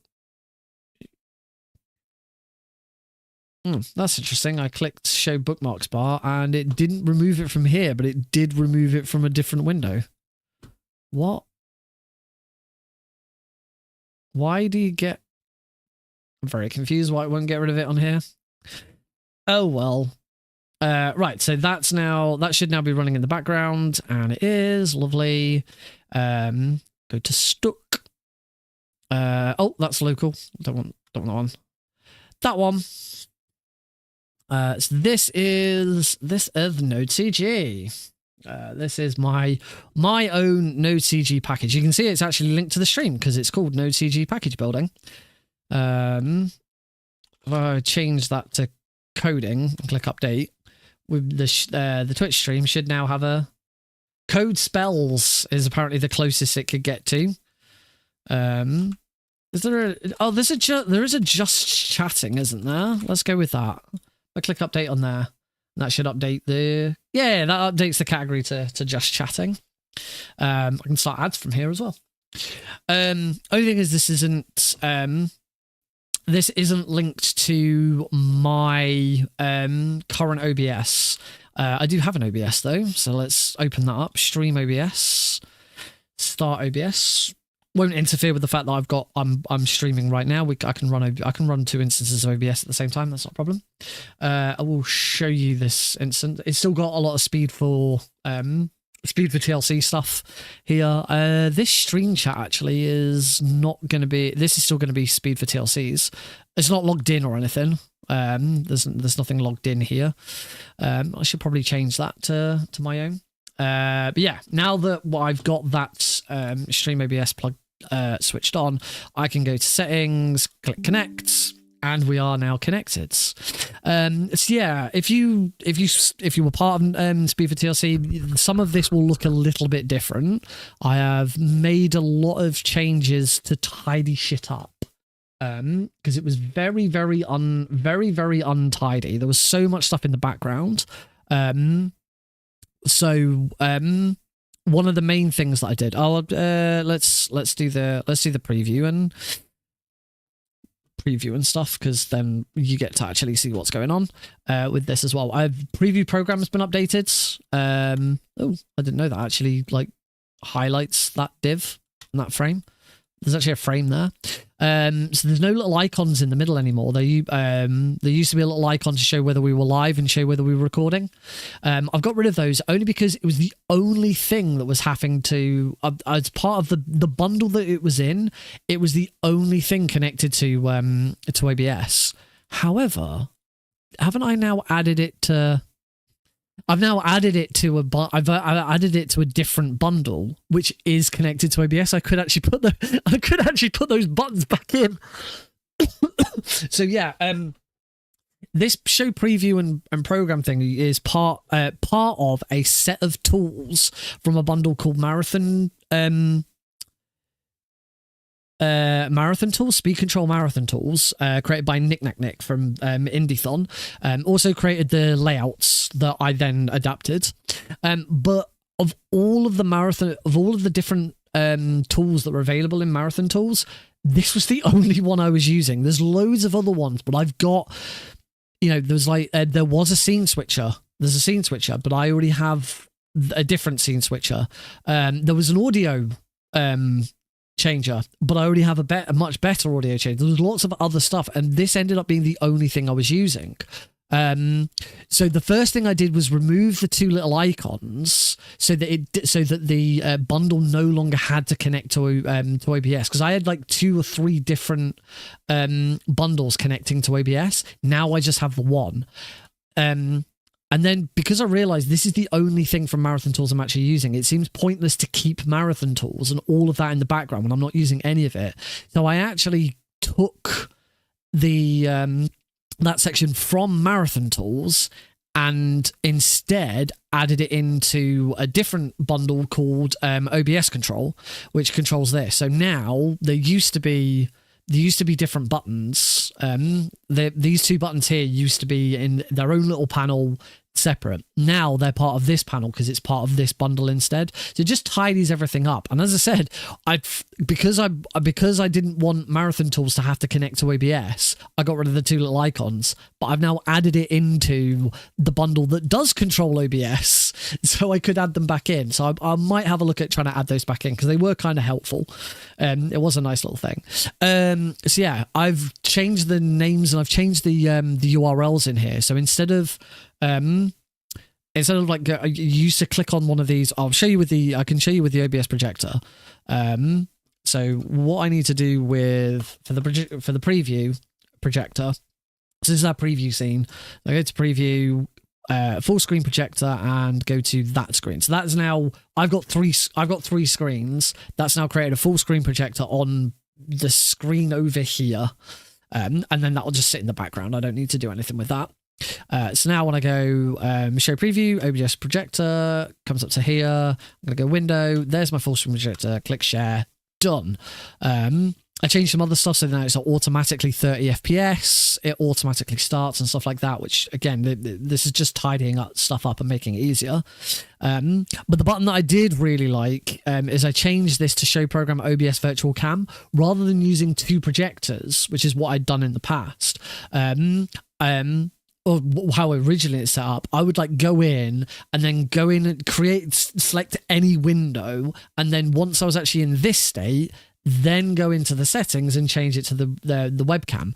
But I discovered you don't need to do that. You can, by changing the URL that it points to, so all of these URL settings up here, you can do other stuff. So if I open up OBS now and just click Start Virtual Camera, that's it. You just have to make sure that the virtual camera is on program, which is the default anyway, so you shouldn't be changing that. So that's now running. The program is now running as a virtual camera. What that means, if you've never seen a virtual camera before, is it means your computer, wherever it detects webcams, it will now detect the OBS webcam. I think, can you do it within itself? I actually have no idea. If I try and add a video capture device, can I add OBS's own virtual? Yes. So I can add OBS's own virtual camera back into OBS as another camera, which you would never do. You'd never do that. It's really stupid. I'm sure there's probably some case for it. But for example, like you could now go into Discord and instead of having your webcam, you could show your OBS. But that's now on. So the virtual camera is now on. And if I just click this, boom, straight away, no picking windows, no anything like that, just straight away, I've detected your OBS virtual camera, it's now showing, and if we go back to here, boom, they're both here. This looks a bit naff, but it will update. It takes a second just to sort of load correctly. Stop proving me wrong. There we go. Told you. So yeah, that's now, these two bits are now successfully replicating. So anything that happens in OBS now will be reflected in this. So if I just pull this over to here, cut, boom, and it's like, for me it's instant because obviously I'm sharing it on the same location, but for a lot of other users it's still very quick. Video Ninja is very, very powerful. It's a very, very good tool.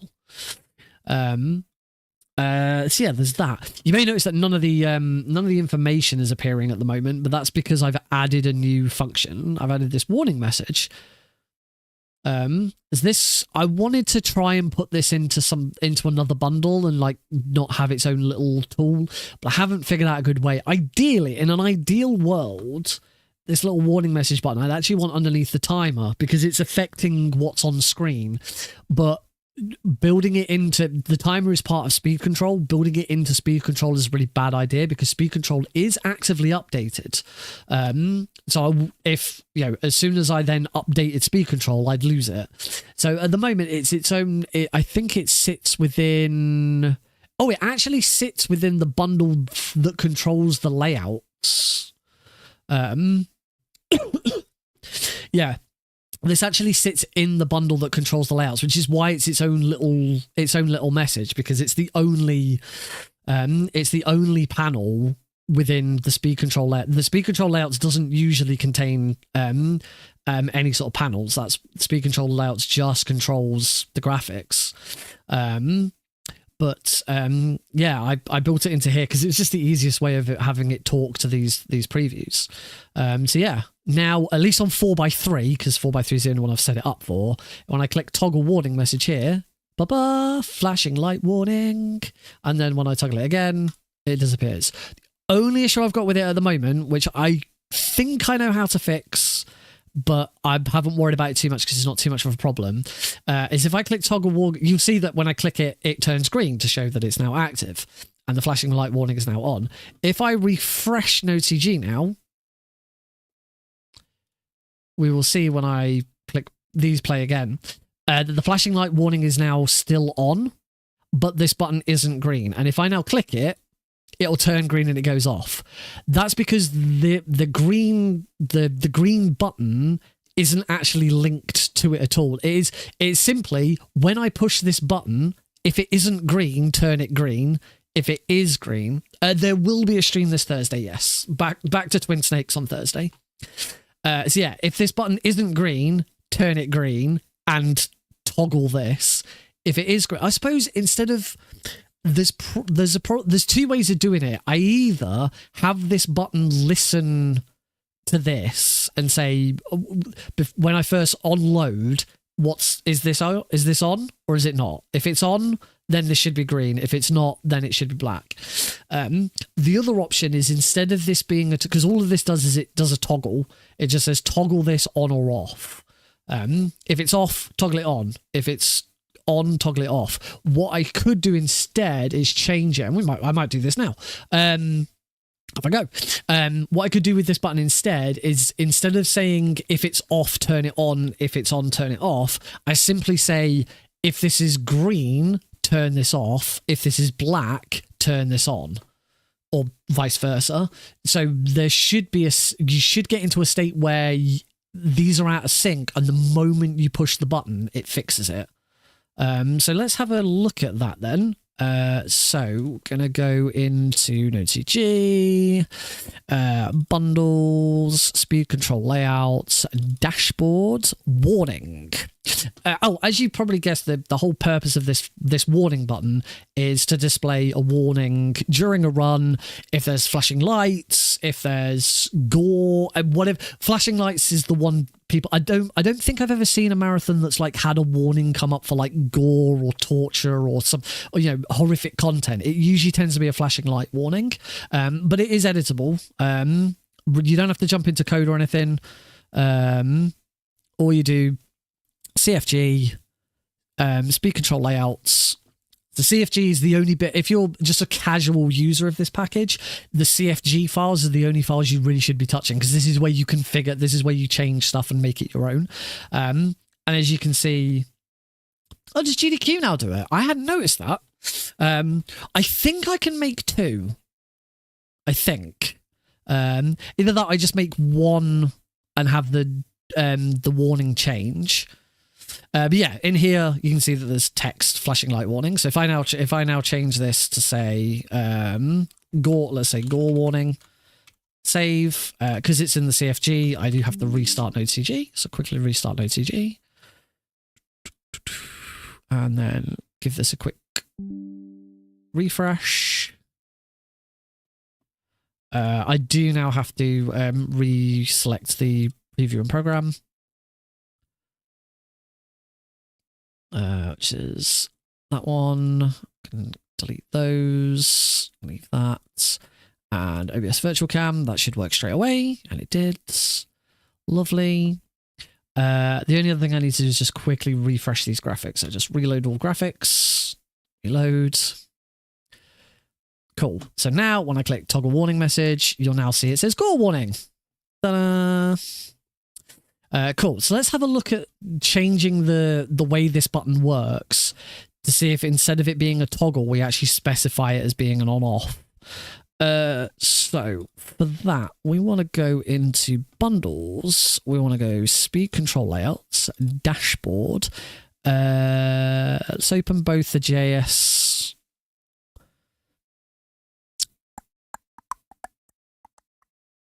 I'll keep that open, but I think I put this all into the HTML. Whoops, that's just the HTML file. I want to open that HTML file with Visual Studio Code. Right, can I zoom function in this? Because this is going to be really small for you guys. Appearance. Zoom in, control. Oh, why zoom in control equals? That's terrible. That's really dumb. So here's this is the HTML file. So as you can see, as just a little bit of script here, we have a warning button. Let toggle equal false. So whenever you load this, it is always equal to false. And on click, NodeCG send message warning toggle. And as you can see here, if toggle equals false, button.classlist.add green. So it just adds a class to the button, which makes it green, and then turn toggle to true. So at the moment, this bit is just doing what it should do, but it's this send message warning toggle that we need to look out for. And that is in here. Oh, maybe it's not in here.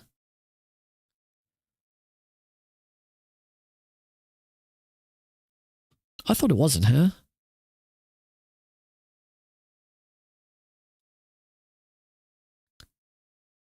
Oh wait, no. We're not trying to talk to the button. We're trying to talk to the graphics. It's graphics, JavaScript, layouts, game layout. Here we go. So this is the JavaScript for the game layout. So here we go. You can. It's actually the first thing in the thing. So. This is saying NodeCG listen for warning toggle and then run the function toggle. And here is the function toggle. If showing, so all it does is when it runs toggle, hide, run this hide function, else show. To be honest, I probably don't need these two extra functions. I could just write these straight into this. That seems actually, yeah, that seems a bit dumb. So this is hide. So let's just replace that there. And then with show, let's replace that there. So instead of having these separate functions for show and hide, because that seems a bit dumb. There we go. That should still work. That should still work exactly the same way. We just got rid of the functions. So yeah, at the moment, the function is toggle. So I think what we want to do instead of having this toggle and saying if, we actually want two different functions. So actually, as we're no longer using those, let's call these functions show and hide now that they're no longer being used. So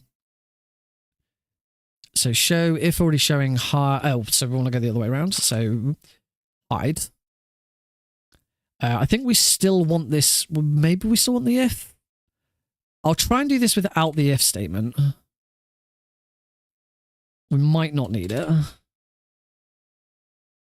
Because all this should do is if it's already hidden and you give this and it gives it this information again, it shouldn't break, because it's like it's just saying it again. Shouldn't be a problem. So then we want to go function show and that's the show function. We need to get rid of that curly bracket, there. Put that curly bracket there. There we go. So now we have two functions, one called show and one called hide. We can go NodeCG, listen for warning show. And when we hear show, run show. And since I wrote hide first.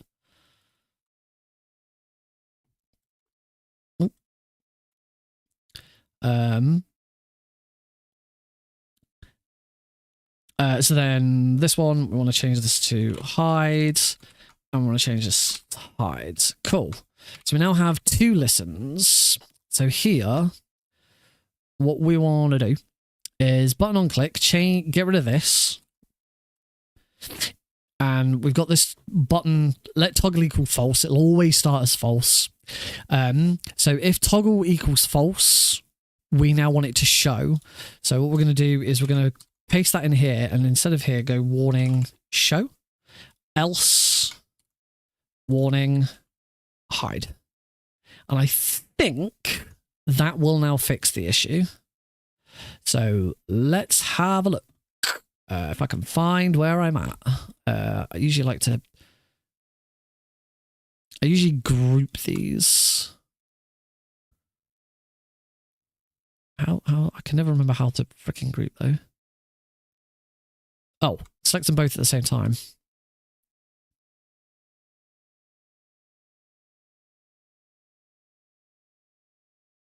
No, it's not. How the heck did I do this before? I did this all throughout Speed for TLC. Grouped these and moved them out of the way.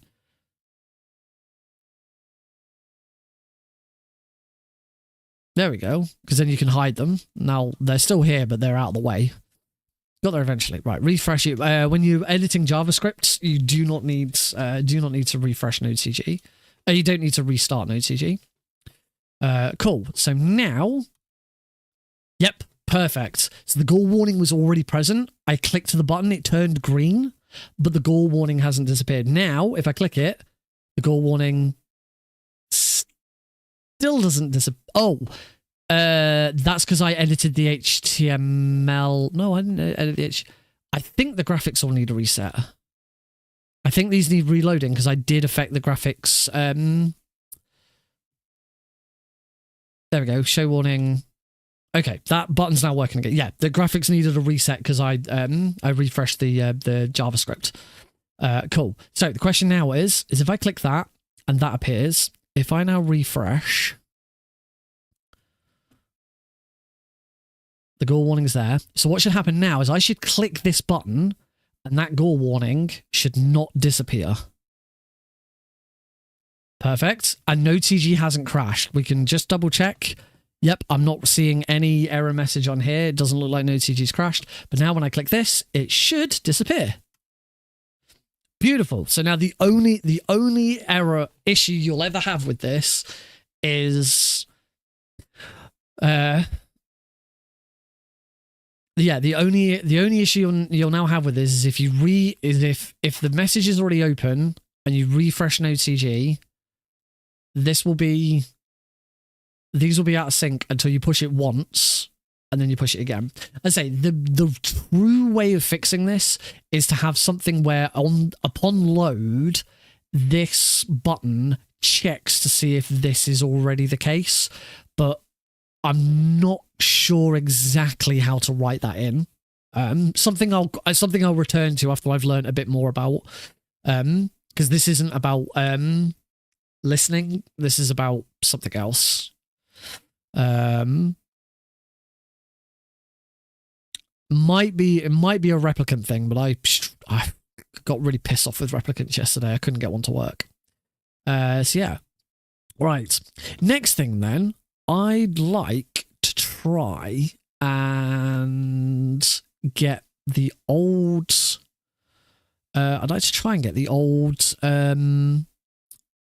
icons appearing. Hopefully, because I've removed them. Hopefully, I've still got them in my Speed 4 layout. NodeCG bundles. Marathon control's still in here. Dashboards, preview program. Here we go. Here we go. Open with Visual Studio Code. So here we can see that there's these two little icons, stream status.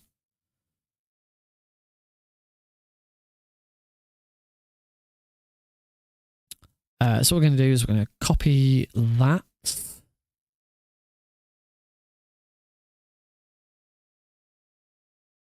And I don't think I'll keep that open. Let's get rid of these because we're not using these now. And let's go into, let's open a new tab. Bundles. It's in it's in OBS control now because I've moved it.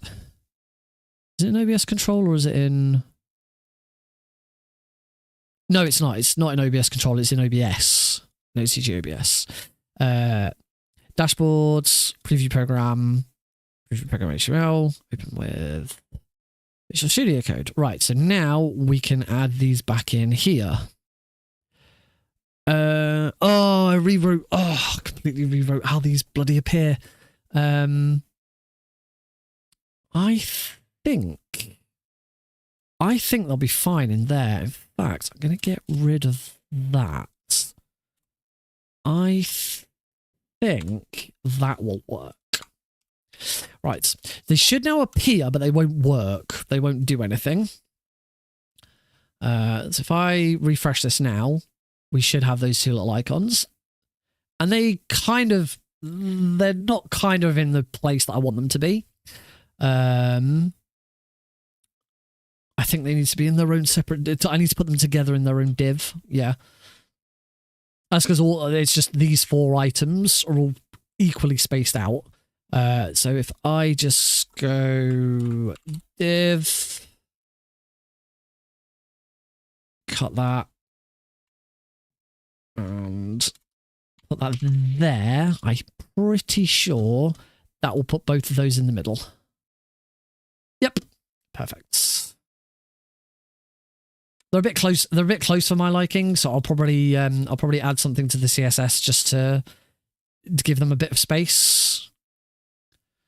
Let's do that. Let's do that now. Gives you program CSS. What are they? These are material icons. So we go dot material icons. Is that the correct? Oh, sorry, material dash icons. Material dash icons. And we will just give them a margin. Margin left of 5 pixels and a margin right of 5 pixels. That hopefully is enough to just push those apart a little bit. Yep, that'll do. I'm quite happy with that.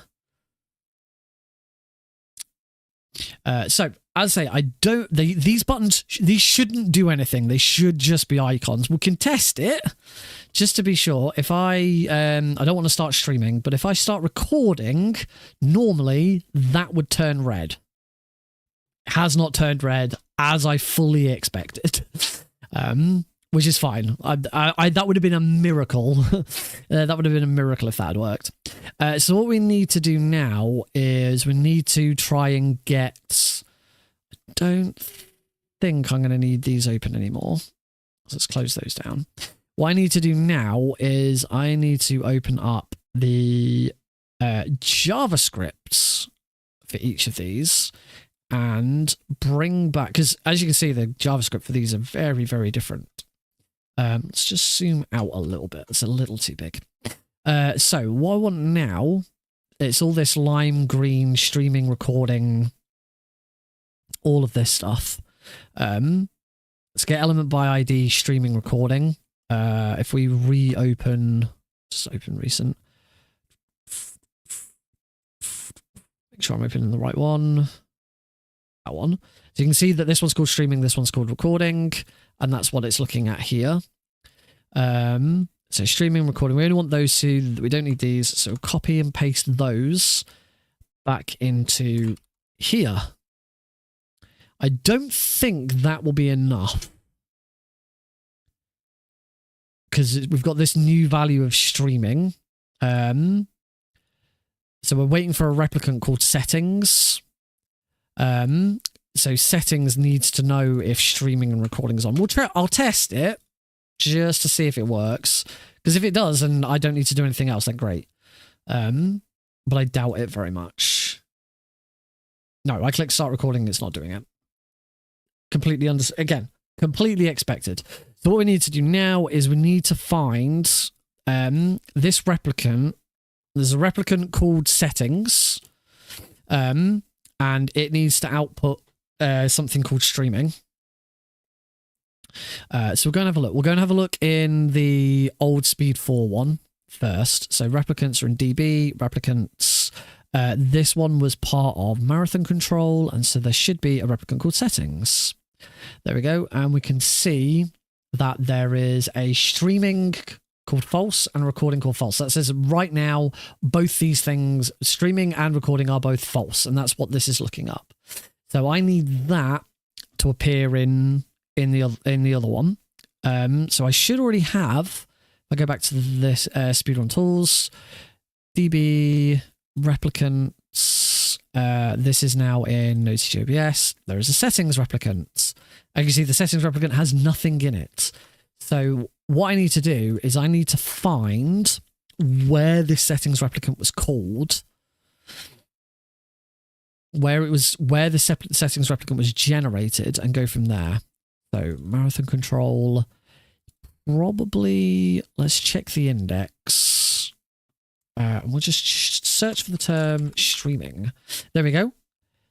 OBS.send, get streaming status, then result settings, value.streaming equals result streaming, settings.value recording is result recording.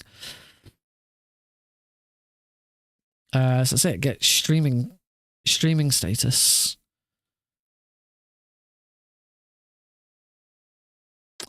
So it's this that I want.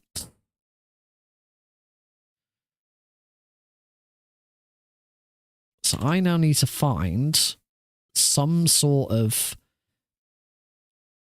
JavaScript to put this. Ideally, I kind of want it in the same place. So go NodeCG, bundles, OBS, extension, JavaScript. So we need to make sure that we're doing everything the same. Settings was declared here. Constant settings, NodeCG replicant. Yep, that'll do. So we want to copy that. The only thing is it doesn't look like this one has identified any replicants. And this is where I got into bother last night, trying to add replicants to this bundle. It's done in module.exports, which is here.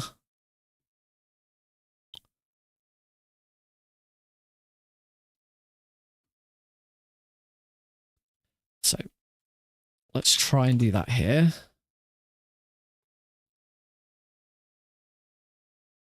I don't need a I don't need that at the end. I wonder if that caused me any problems. Right.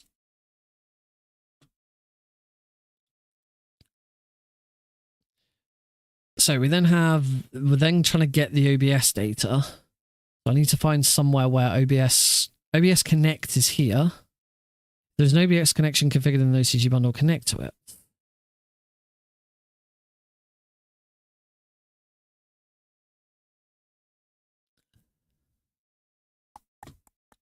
This is where it starts to get a little complicated. This is the bit where I'm kind of out of my comfort zone a little bit.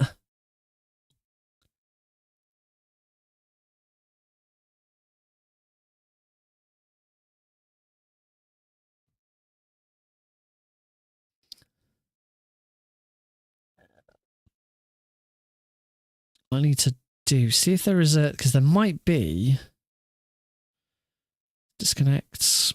So there's nothing in here about recording and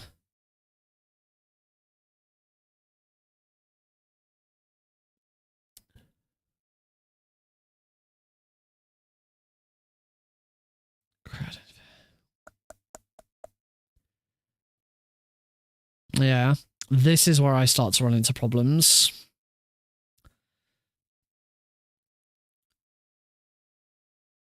Because this is all happening within this one OBS Connect function.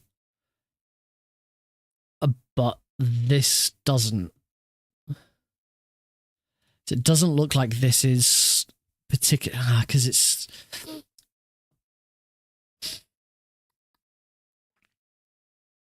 I don't think this is going to work.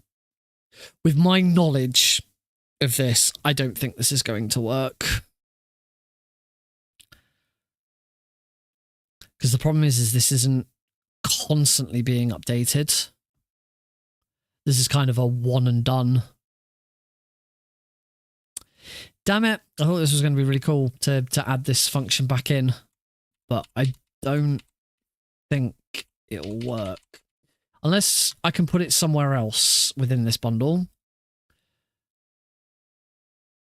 Not in there.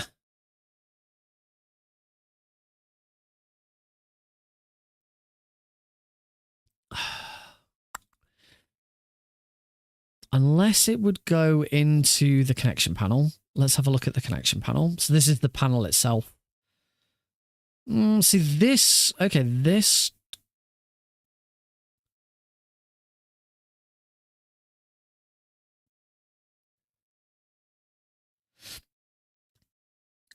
This could, so again, this isn't, this is all only happening once. It's not happening over and over.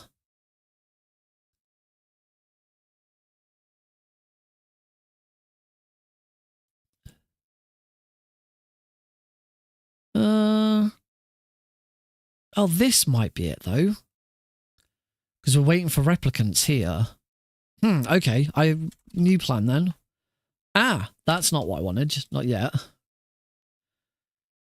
So we want const settings. Let's try this. Let's try it here. This looks more promising.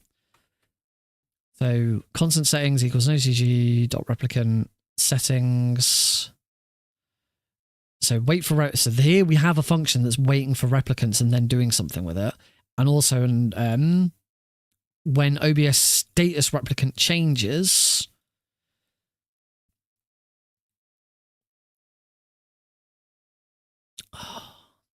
so unfortunately I can't do this with the settings because this is what I'm wanting it to change. So what caused this to?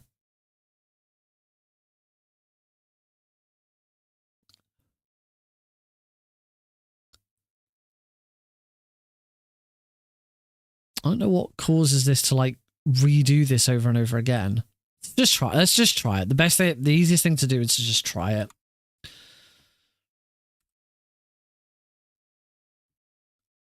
I think I can just put it into here as part of the wait for replicants.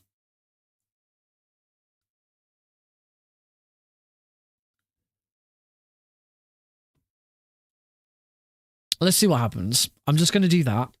I'm going to see what happens. Might do nothing. It might do something. Let's find out. So we'll refresh. I might have to restart NodeCG. So now it's saying it's not connected. And it's failing. It's broken.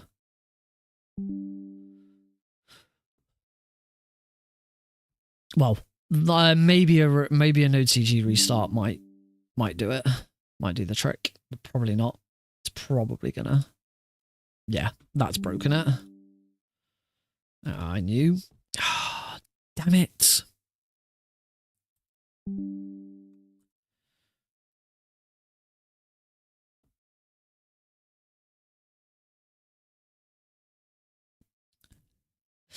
maybe I can't until I understand a little bit more about how some of that works.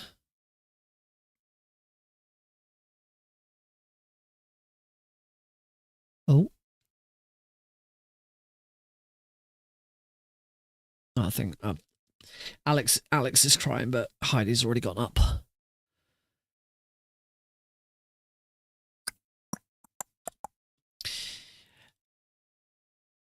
Yeah. It's...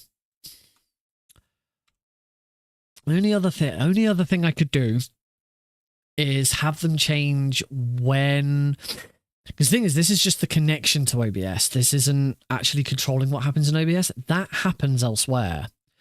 That happens in a completely different bundle. It's whether I could get those two bundles to communicate with each other. So in OBS control, we have a dashboard. So I could, rather than do replicants, I could make this a listen. Try this instead. Or maybe make it a replicant. I don't know.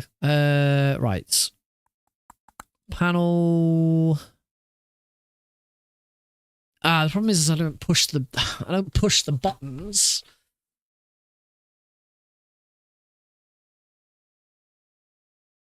Is it output status? I think it's output status. Yeah, start streaming, change profile, start recording.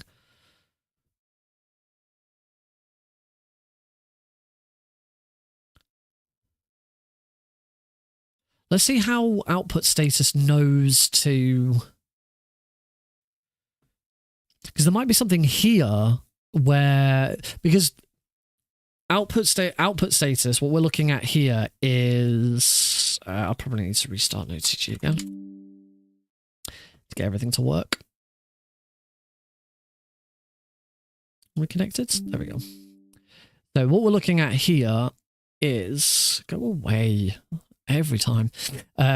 Is this little box here. So it shows the stream, it shows the service, start streaming button, start recording button. We don't actually use the start recording button. You should very rarely use this start recording button, because all of our recording is done through these buttons instead. What I need to know is how, if you start recording elsewhere, this button turns red. So how does it know to do that if it's not been pressed? And hopefully that is in this code somewhere. I wonder if I should check to see what that button's called.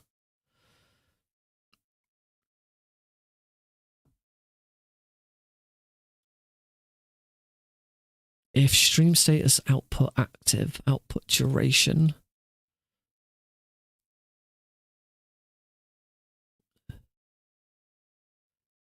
Stream toggle button dot remove active. Display the given stream status change. While OBS is streaming, you cannot change the stream services. This button is, this is stream server. Display the given record status. Enables all buttons if OBS is connected with NodeCG. Disables all buttons that grays out.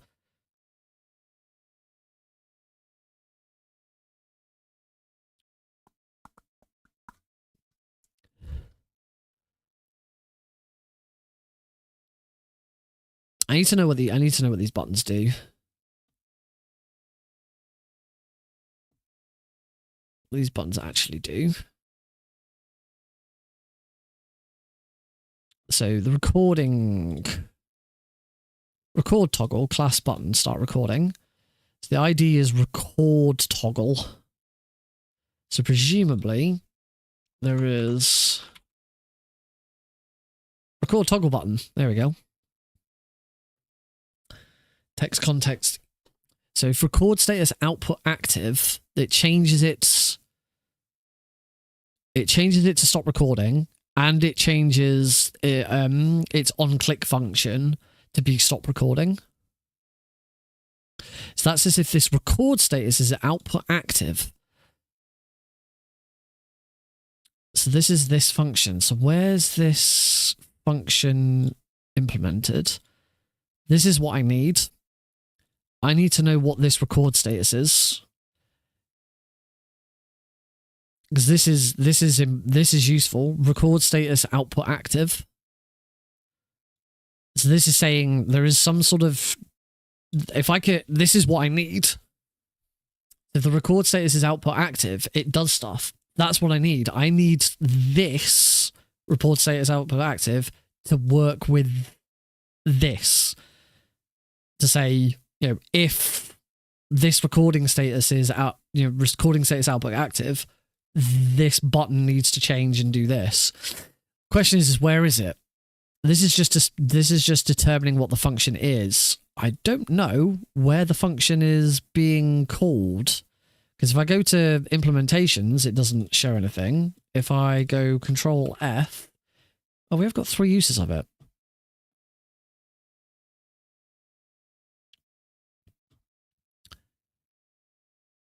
Current record status replicant dot value. Okay, we have a replicant already that has this information. Current record status replicant.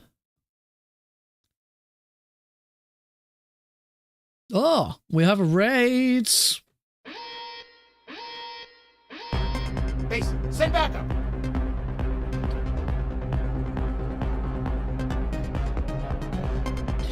The Ginger Guy, thank you very much for the raid. Welcome to you and your lovely viewers. Hey, dude. Alert. Incoming raid from It's the Ginger Guy with 3 raiders. That that was a little, that message from the bot was a little bit delayed. That was stuff in the wrong order. And oh, I was gonna say, are you gonna go back? We're currently tinkering with NodeCG. I kind of gave up with Crash Bandicoot because it just all went horribly wrong. So yeah, I decided to start having a look at NodeCG and just doing a little bit of NodeCG work instead. Currently trying to redo a function, put something back in. Well, what is NodeCG? Wait for replicants. OBS current connection status replicant. Where are these bloody declared? Go to definition. Where's this current record status replicant? Because it's not up here. It must be, this must be declared in some other bundle. There is document, get element by ID, stream connection status. This is in the document for output status.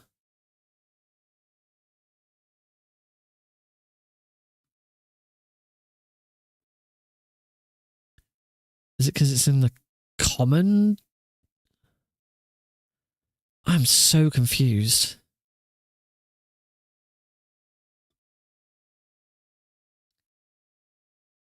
I don't understand where... I understand these. What we're trying to find right now is there's this current stream status replicant. I suppose the best thing to do is probably to go and have a look in the replicants and see if I can find it.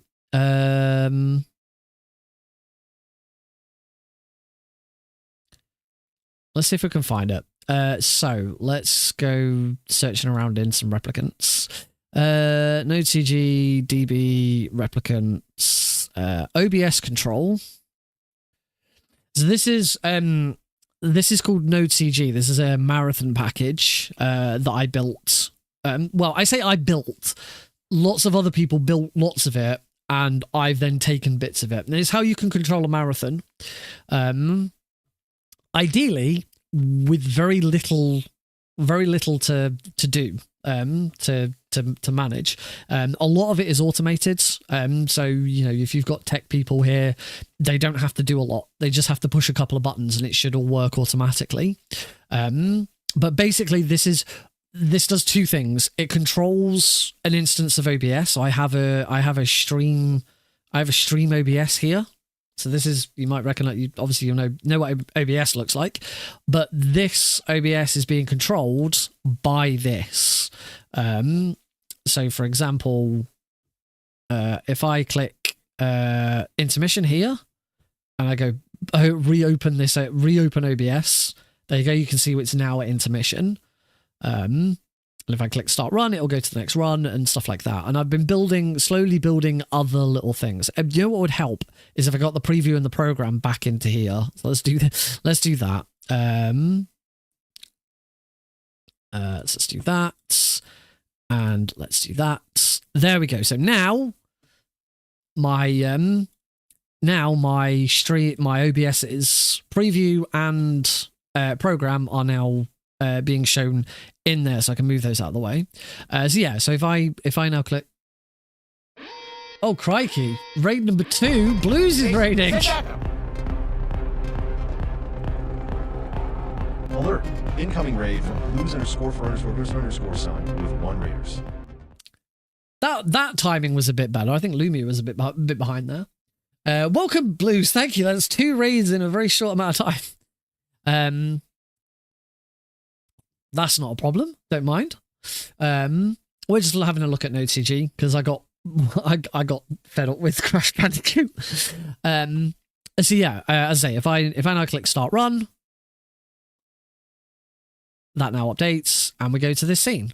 But the nice thing about this is because of the way these buttons and stuff work, we don't have to we don't have to. There's loads of scenes. If I go to here, you can see we've got loads of different scenes. This is 16:9, 4:3, but we don't really use this. This is more of an overrides. So for example, if I now hit into what's the next run after? Oh, the next one's end of day 1. Let's make it, no, not Shovel Knight, because that's a 4:3. Oh, actually, no, that works. So let's say we're currently playing Shovel Knight. There should be stuff on here, but don't worry. So if we're currently playing Shovel Knight. Shovel Knight's currently running. The next game that's up is Wizards and Warriors. Wizards and Warriors uses the 4:3 one-player layout. It doesn't use 16:9. We're currently on 16:9. So if I push intermission, the preview automatically moves on to the 4:3 because that's the next one that we're going to be using. Intermission now plays, and it does other stuff like it mutes the microphones, it stops recording, and stuff like that. And then as soon as I click start run, it then updates, and we now have 4:3, and recording has started. If I go over to OBS, you can see recording has started. I'm going to stop that recording because it's eating up my hard drive. Yeah, it does a load of stuff, and I'm just trying to do more stuff and make it work better and stuff like that. Like I've recently built this little warning message. So now when you click that button, a little message comes up. A little bit like the advanced scene switcher plugin. The OBS that I'm using does also use advanced scene switcher. Because some of it's a little bit easier to do in here. Rather than through Node. Oh, that's automatic scene switcher. Wrong one. Where's advanced scene switcher? Oh yeah, game out, is it? Where's advanced scene switcher?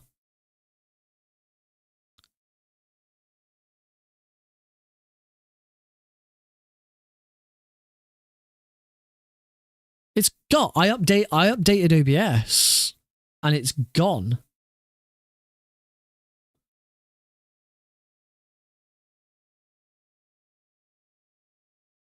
Oh, I need to have a look into that because it absolutely should be. I absolutely use advanced scene switcher. I'm sure I heard someone say that advanced scene switcher is now being built into OBS, but it's not. Please tell me it's not been replaced with this, because this looks awful. This is not what we want. I will have to look at reinstalling advanced scene switcher. Hopefully it'll keep all of my macros. There's not many macros that I'm using. It's just mainly like when it switches from intermission to something to a run, the game audio comes on. There's a couple of other little bits. I still have a different yeah, actually that's a good point. My OBS that I'm running from now has advanced scene switcher. I'm streaming to right now has it, and I updated it and it's not gone. Why have I lost? Why the hell have I lost advanced scene switcher? Let's have a quick look. Let's go and have a quick look.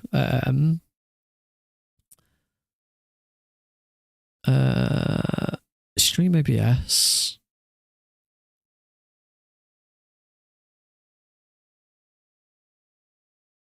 Advanced scene switchers here. I'm very confused why it's not. I'm gonna try reloading it because it absolutely should be there.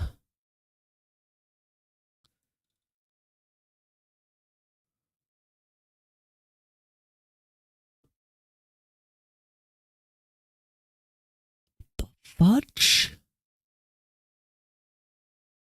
I'm very confused why that's not working.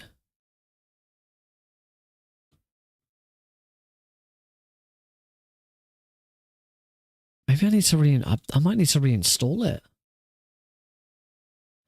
All right, that's one for me to add to my notes for later. Not quite sure why that's not working, but okay. Let's get back on. Settings, connect. Show preview, window, share. Get rid of these because they're not in use. OBS virtual cam.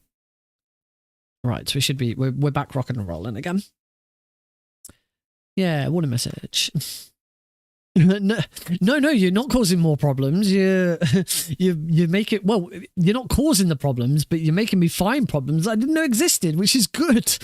I need to know if these problems exist. That's really weird. I'm just going to do one other thing. I'm going to go back to, because I don't think I updated Speed 4 Stream OBS.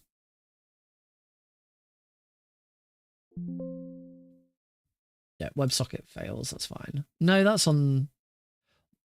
That's really weird. Advanced Scene Switcher, it's right there. Why is it on here, but it's not on... The thing is, I don't know if I've changed anything on this one. I renamed the profiles, and that might be the only thing I changed. Very confused why that's not worked on that one. I think the only thing I'll just copy the OBS plugins folder over. That should work, right? If I just copy this plugins folder.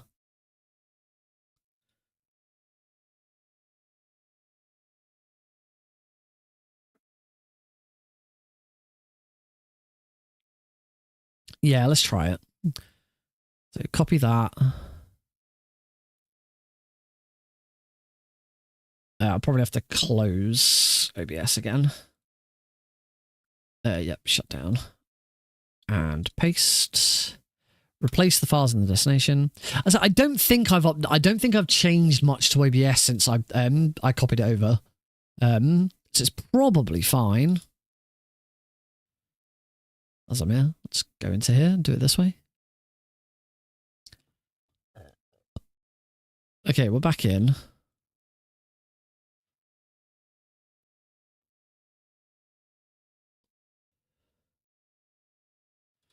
Didn't like that a message popped up there, but that's fine. That should be doing what it should be doing. Still not there. What the fudge? Okay, I'm just gonna... So I don't think I changed much. So I'll probably just copy the speed for TLC 1 back over. I'm so confused why that's failed. Do not understand that at all. Let's do. I'm going to do this now because otherwise I'm going to forget about it. Right, so whack that into my recycle bin. Bye-bye. Go into Speed 4, Stream OBS, copy. I don't think I changed anything yet in OBS. I might have changed some audio filters. but I think that would have been it. I might have changed those before I... If I open this now and it's still and advanced scene switch is not there, I'm going to be so confused. Yeah, it's here now. With my... It was only 3 macros. Only 3 macros. It's just simply if the scene's changed and the previous scene... Oh, and the current scene is intermission, mute the game audio. If the scene's changed and the previous scene was intermission, unmute the game audio. And then a video end one, which is if media is playing. It automatically goes back to intermission once the media ends. So did I... Mic's out. Filters. I added some gain filters to these, so I'll have to do that again. Okay, we fixed that problem. Oh, sweet. That's already, as you can see, that's already detected the virtual camera. Boom. Didn't even that one didn't even need resetting up. In fact, this one might work straight away. If I just do, oh, hang on. Bum. Full screen. Bum. Yeah, I don't even need to redo those. That's useful. Anyway. Where were we at? Go back to intermission.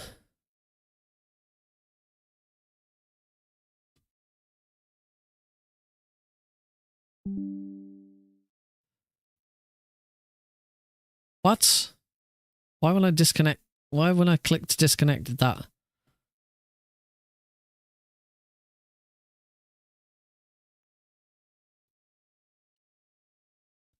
What is going on?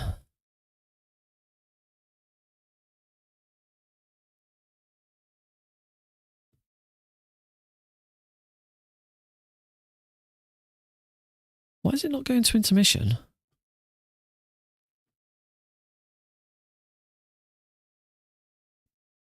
No source was found by... Oh!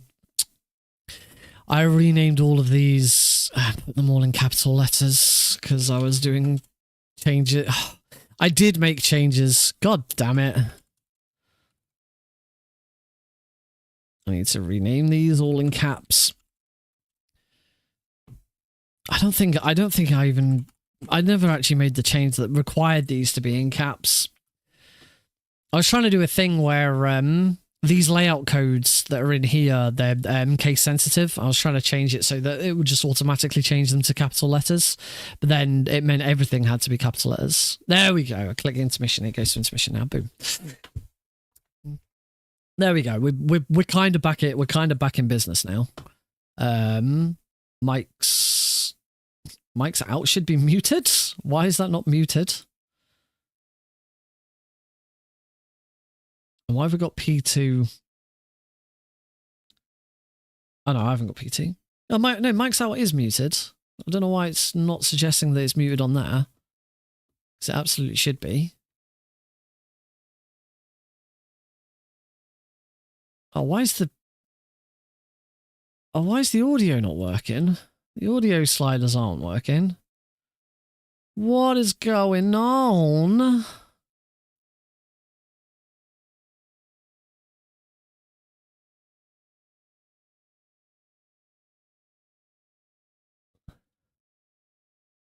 Oh, that's working. Look, you can see that that's going up. You can see that that's going up and down. When I move that, that goes up and down. But the mute buttons aren't working.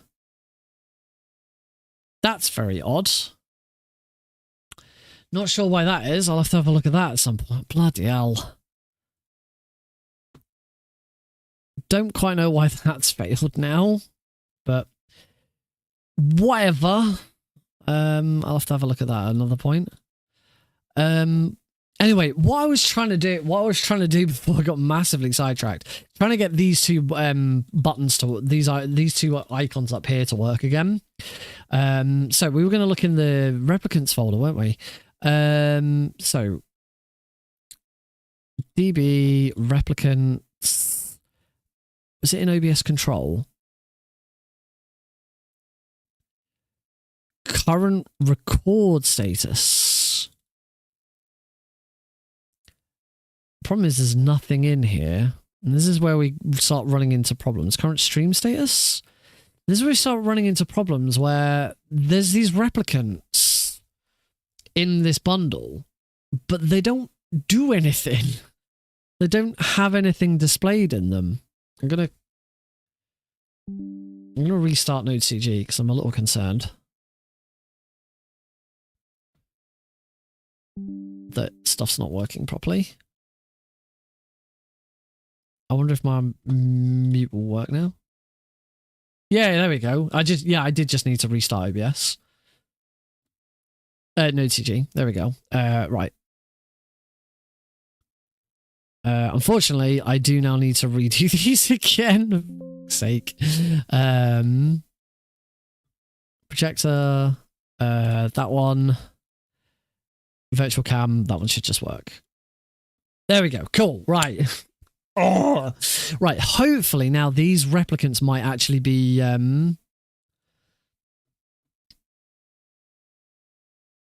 because that is working. Confirm stop recording is there. If I hit that, that should now change. Cool. So hopefully that now means that these replicants, no, that replicant has nothing in it. And this is where I start getting a bit annoyed. Because we've got all of these replicants, but they don't display, they don't have any information in them. And I don't understand why. I don't understand why these replicants have been made. This one does. These are all the different stream services that are available. OBS stats, nothing. OBS scene list, nothing. We've got all of these replicants that aren't being talked to. They're not being updated. And that's annoying because this would be really freaking useful.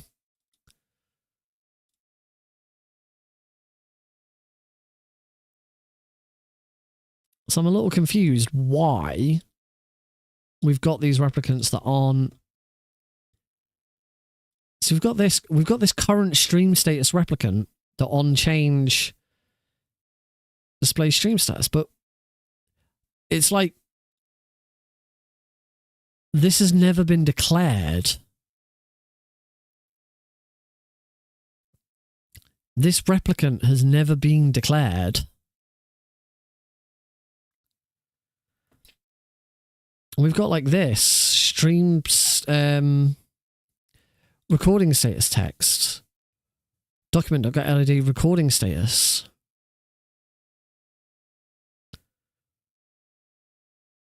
It's all very confusing as to why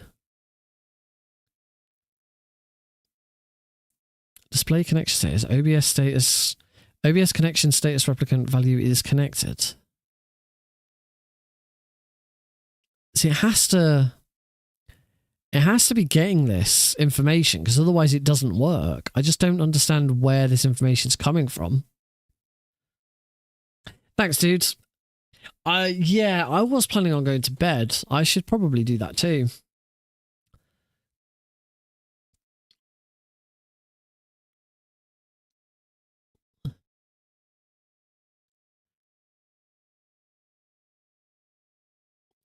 Like we have this stream status. Where is this? Where is this stream status function being used?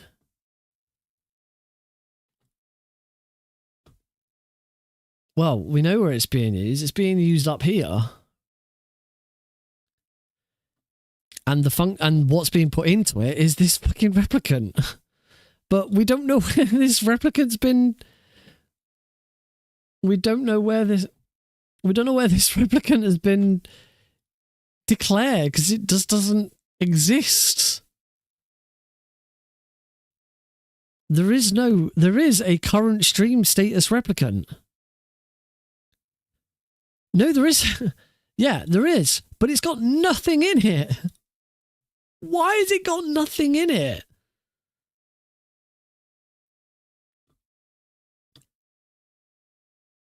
How does this shit know how to work? I'm so confused.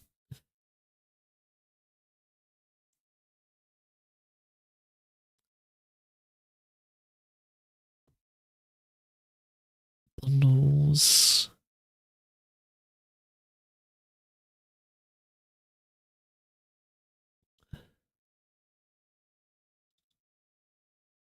Ah, I wonder if it's in here. Oh, which freaking one is it? I think it's Stream Controller.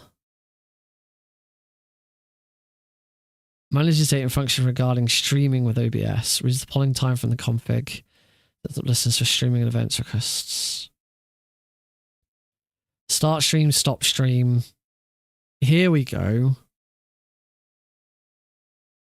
Fetch the current stream status. Stream controller. Right, here we go. This is how it knows.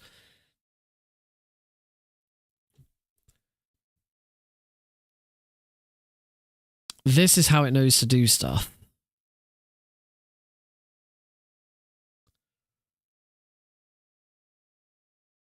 I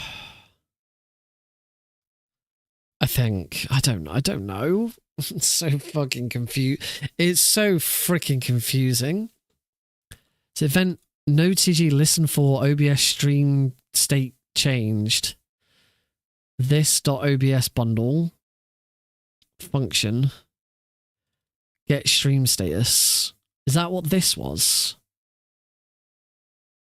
Where is get stream status defined?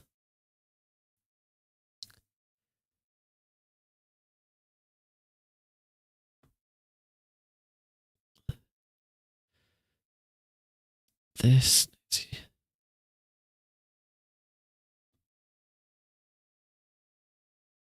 It's like it gets it, but it doesn't. I don't know. This is far beyond my capabilities.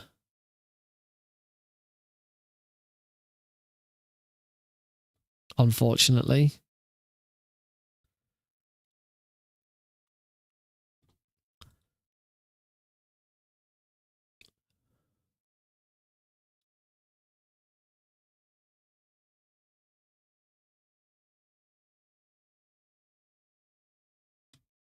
Here we go. This current stream status replicant, because this .NodeCG replicant. So it's a replicant within NodeCG.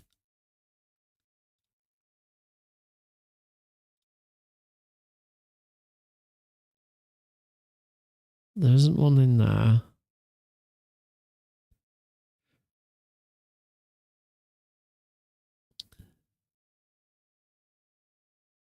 It's replicant name current constant one replicant name current stream status.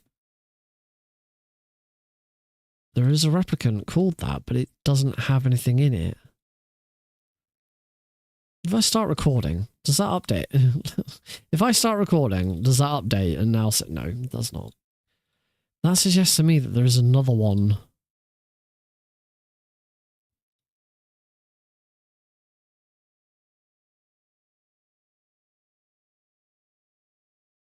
Current layout, preview program, scene list, settings. Won't be in there. Nope. I don't know.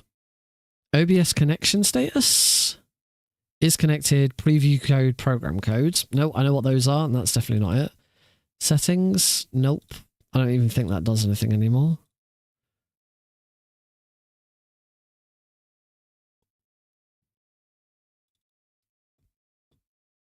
I just don't understand how this works.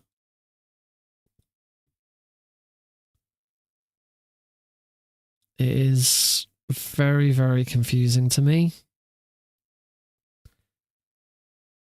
No, I don't know.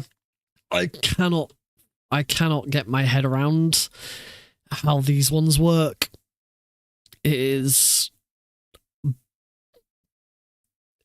far too advanced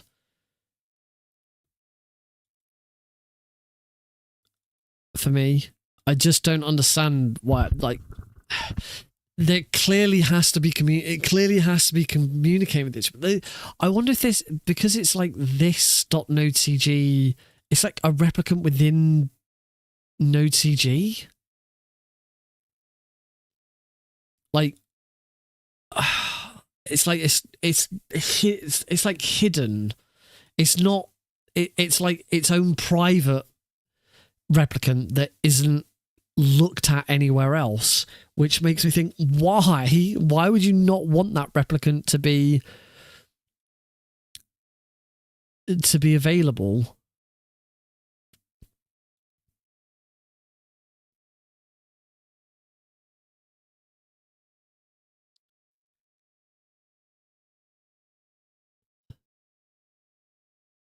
This is just an empty directory.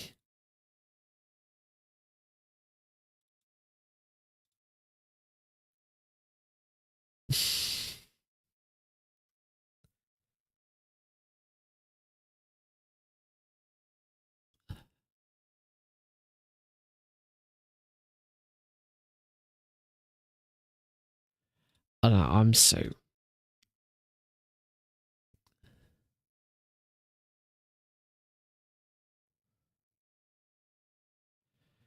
No, I think I might be done for the night. This is just so complicated. So ridiculously complicated.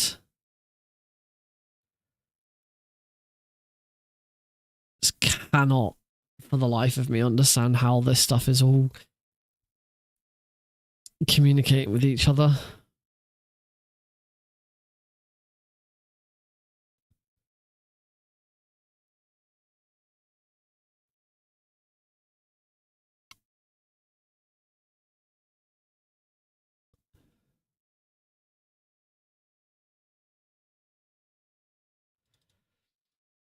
Unless it's actually asking, I think it's actually asking OBS. It's not asking the bundle.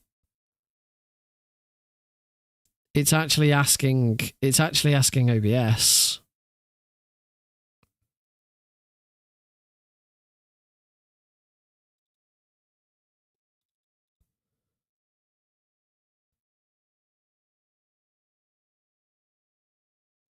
I think that's what it is.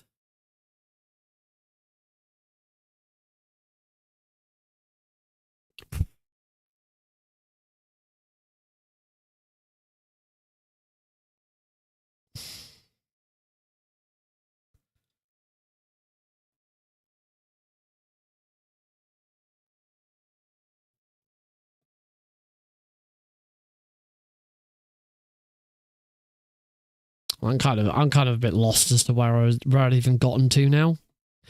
So yeah, for the time being, I'm gonna completely undo it, and we just won't use it. It's not necessary. It's not something that has to be there. It would have just been nice to have. But for now, I'm gonna completely remove it and undo it so that I don't get confused. That's speed 4. So that I don't get confused by it.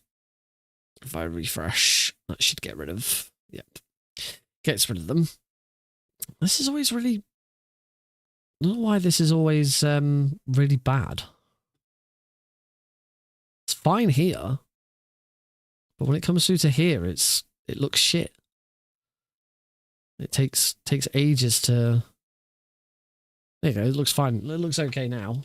I don't think it's perfect, but it looks better. Anyway, that's going to be it. I think, because yeah, this has gone on far longer than I was anticipating. At least some shit's working again. I want to rename. I'm gonna try renaming these and see if that does it. I want to rename these back to STUK.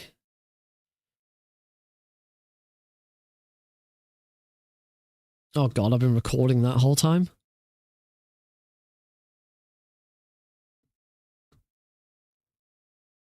Rename STUK. Exit. Right. Yep, that's it. We are dunzoed for now. I know we've had a couple of raids, but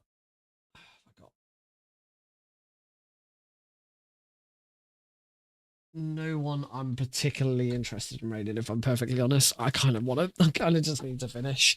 So yeah, thank you all very much for joining in. I know it's been a bit of a weird finish. I didn't actually get much done. I suppose we fixed the warning message. We fixed the warning message so that kind of worked differently. That was good. Yeah. But I think that's all I did. That's the only thing I did. I want to fix OBS. So we got something done. Next time, I might, if we do this again at any point, I might look at layouts, because I need to start building my own default layouts. So we might do that. Anyway, good night, everyone. Have a good night. See you on Thursday. Bye-bye.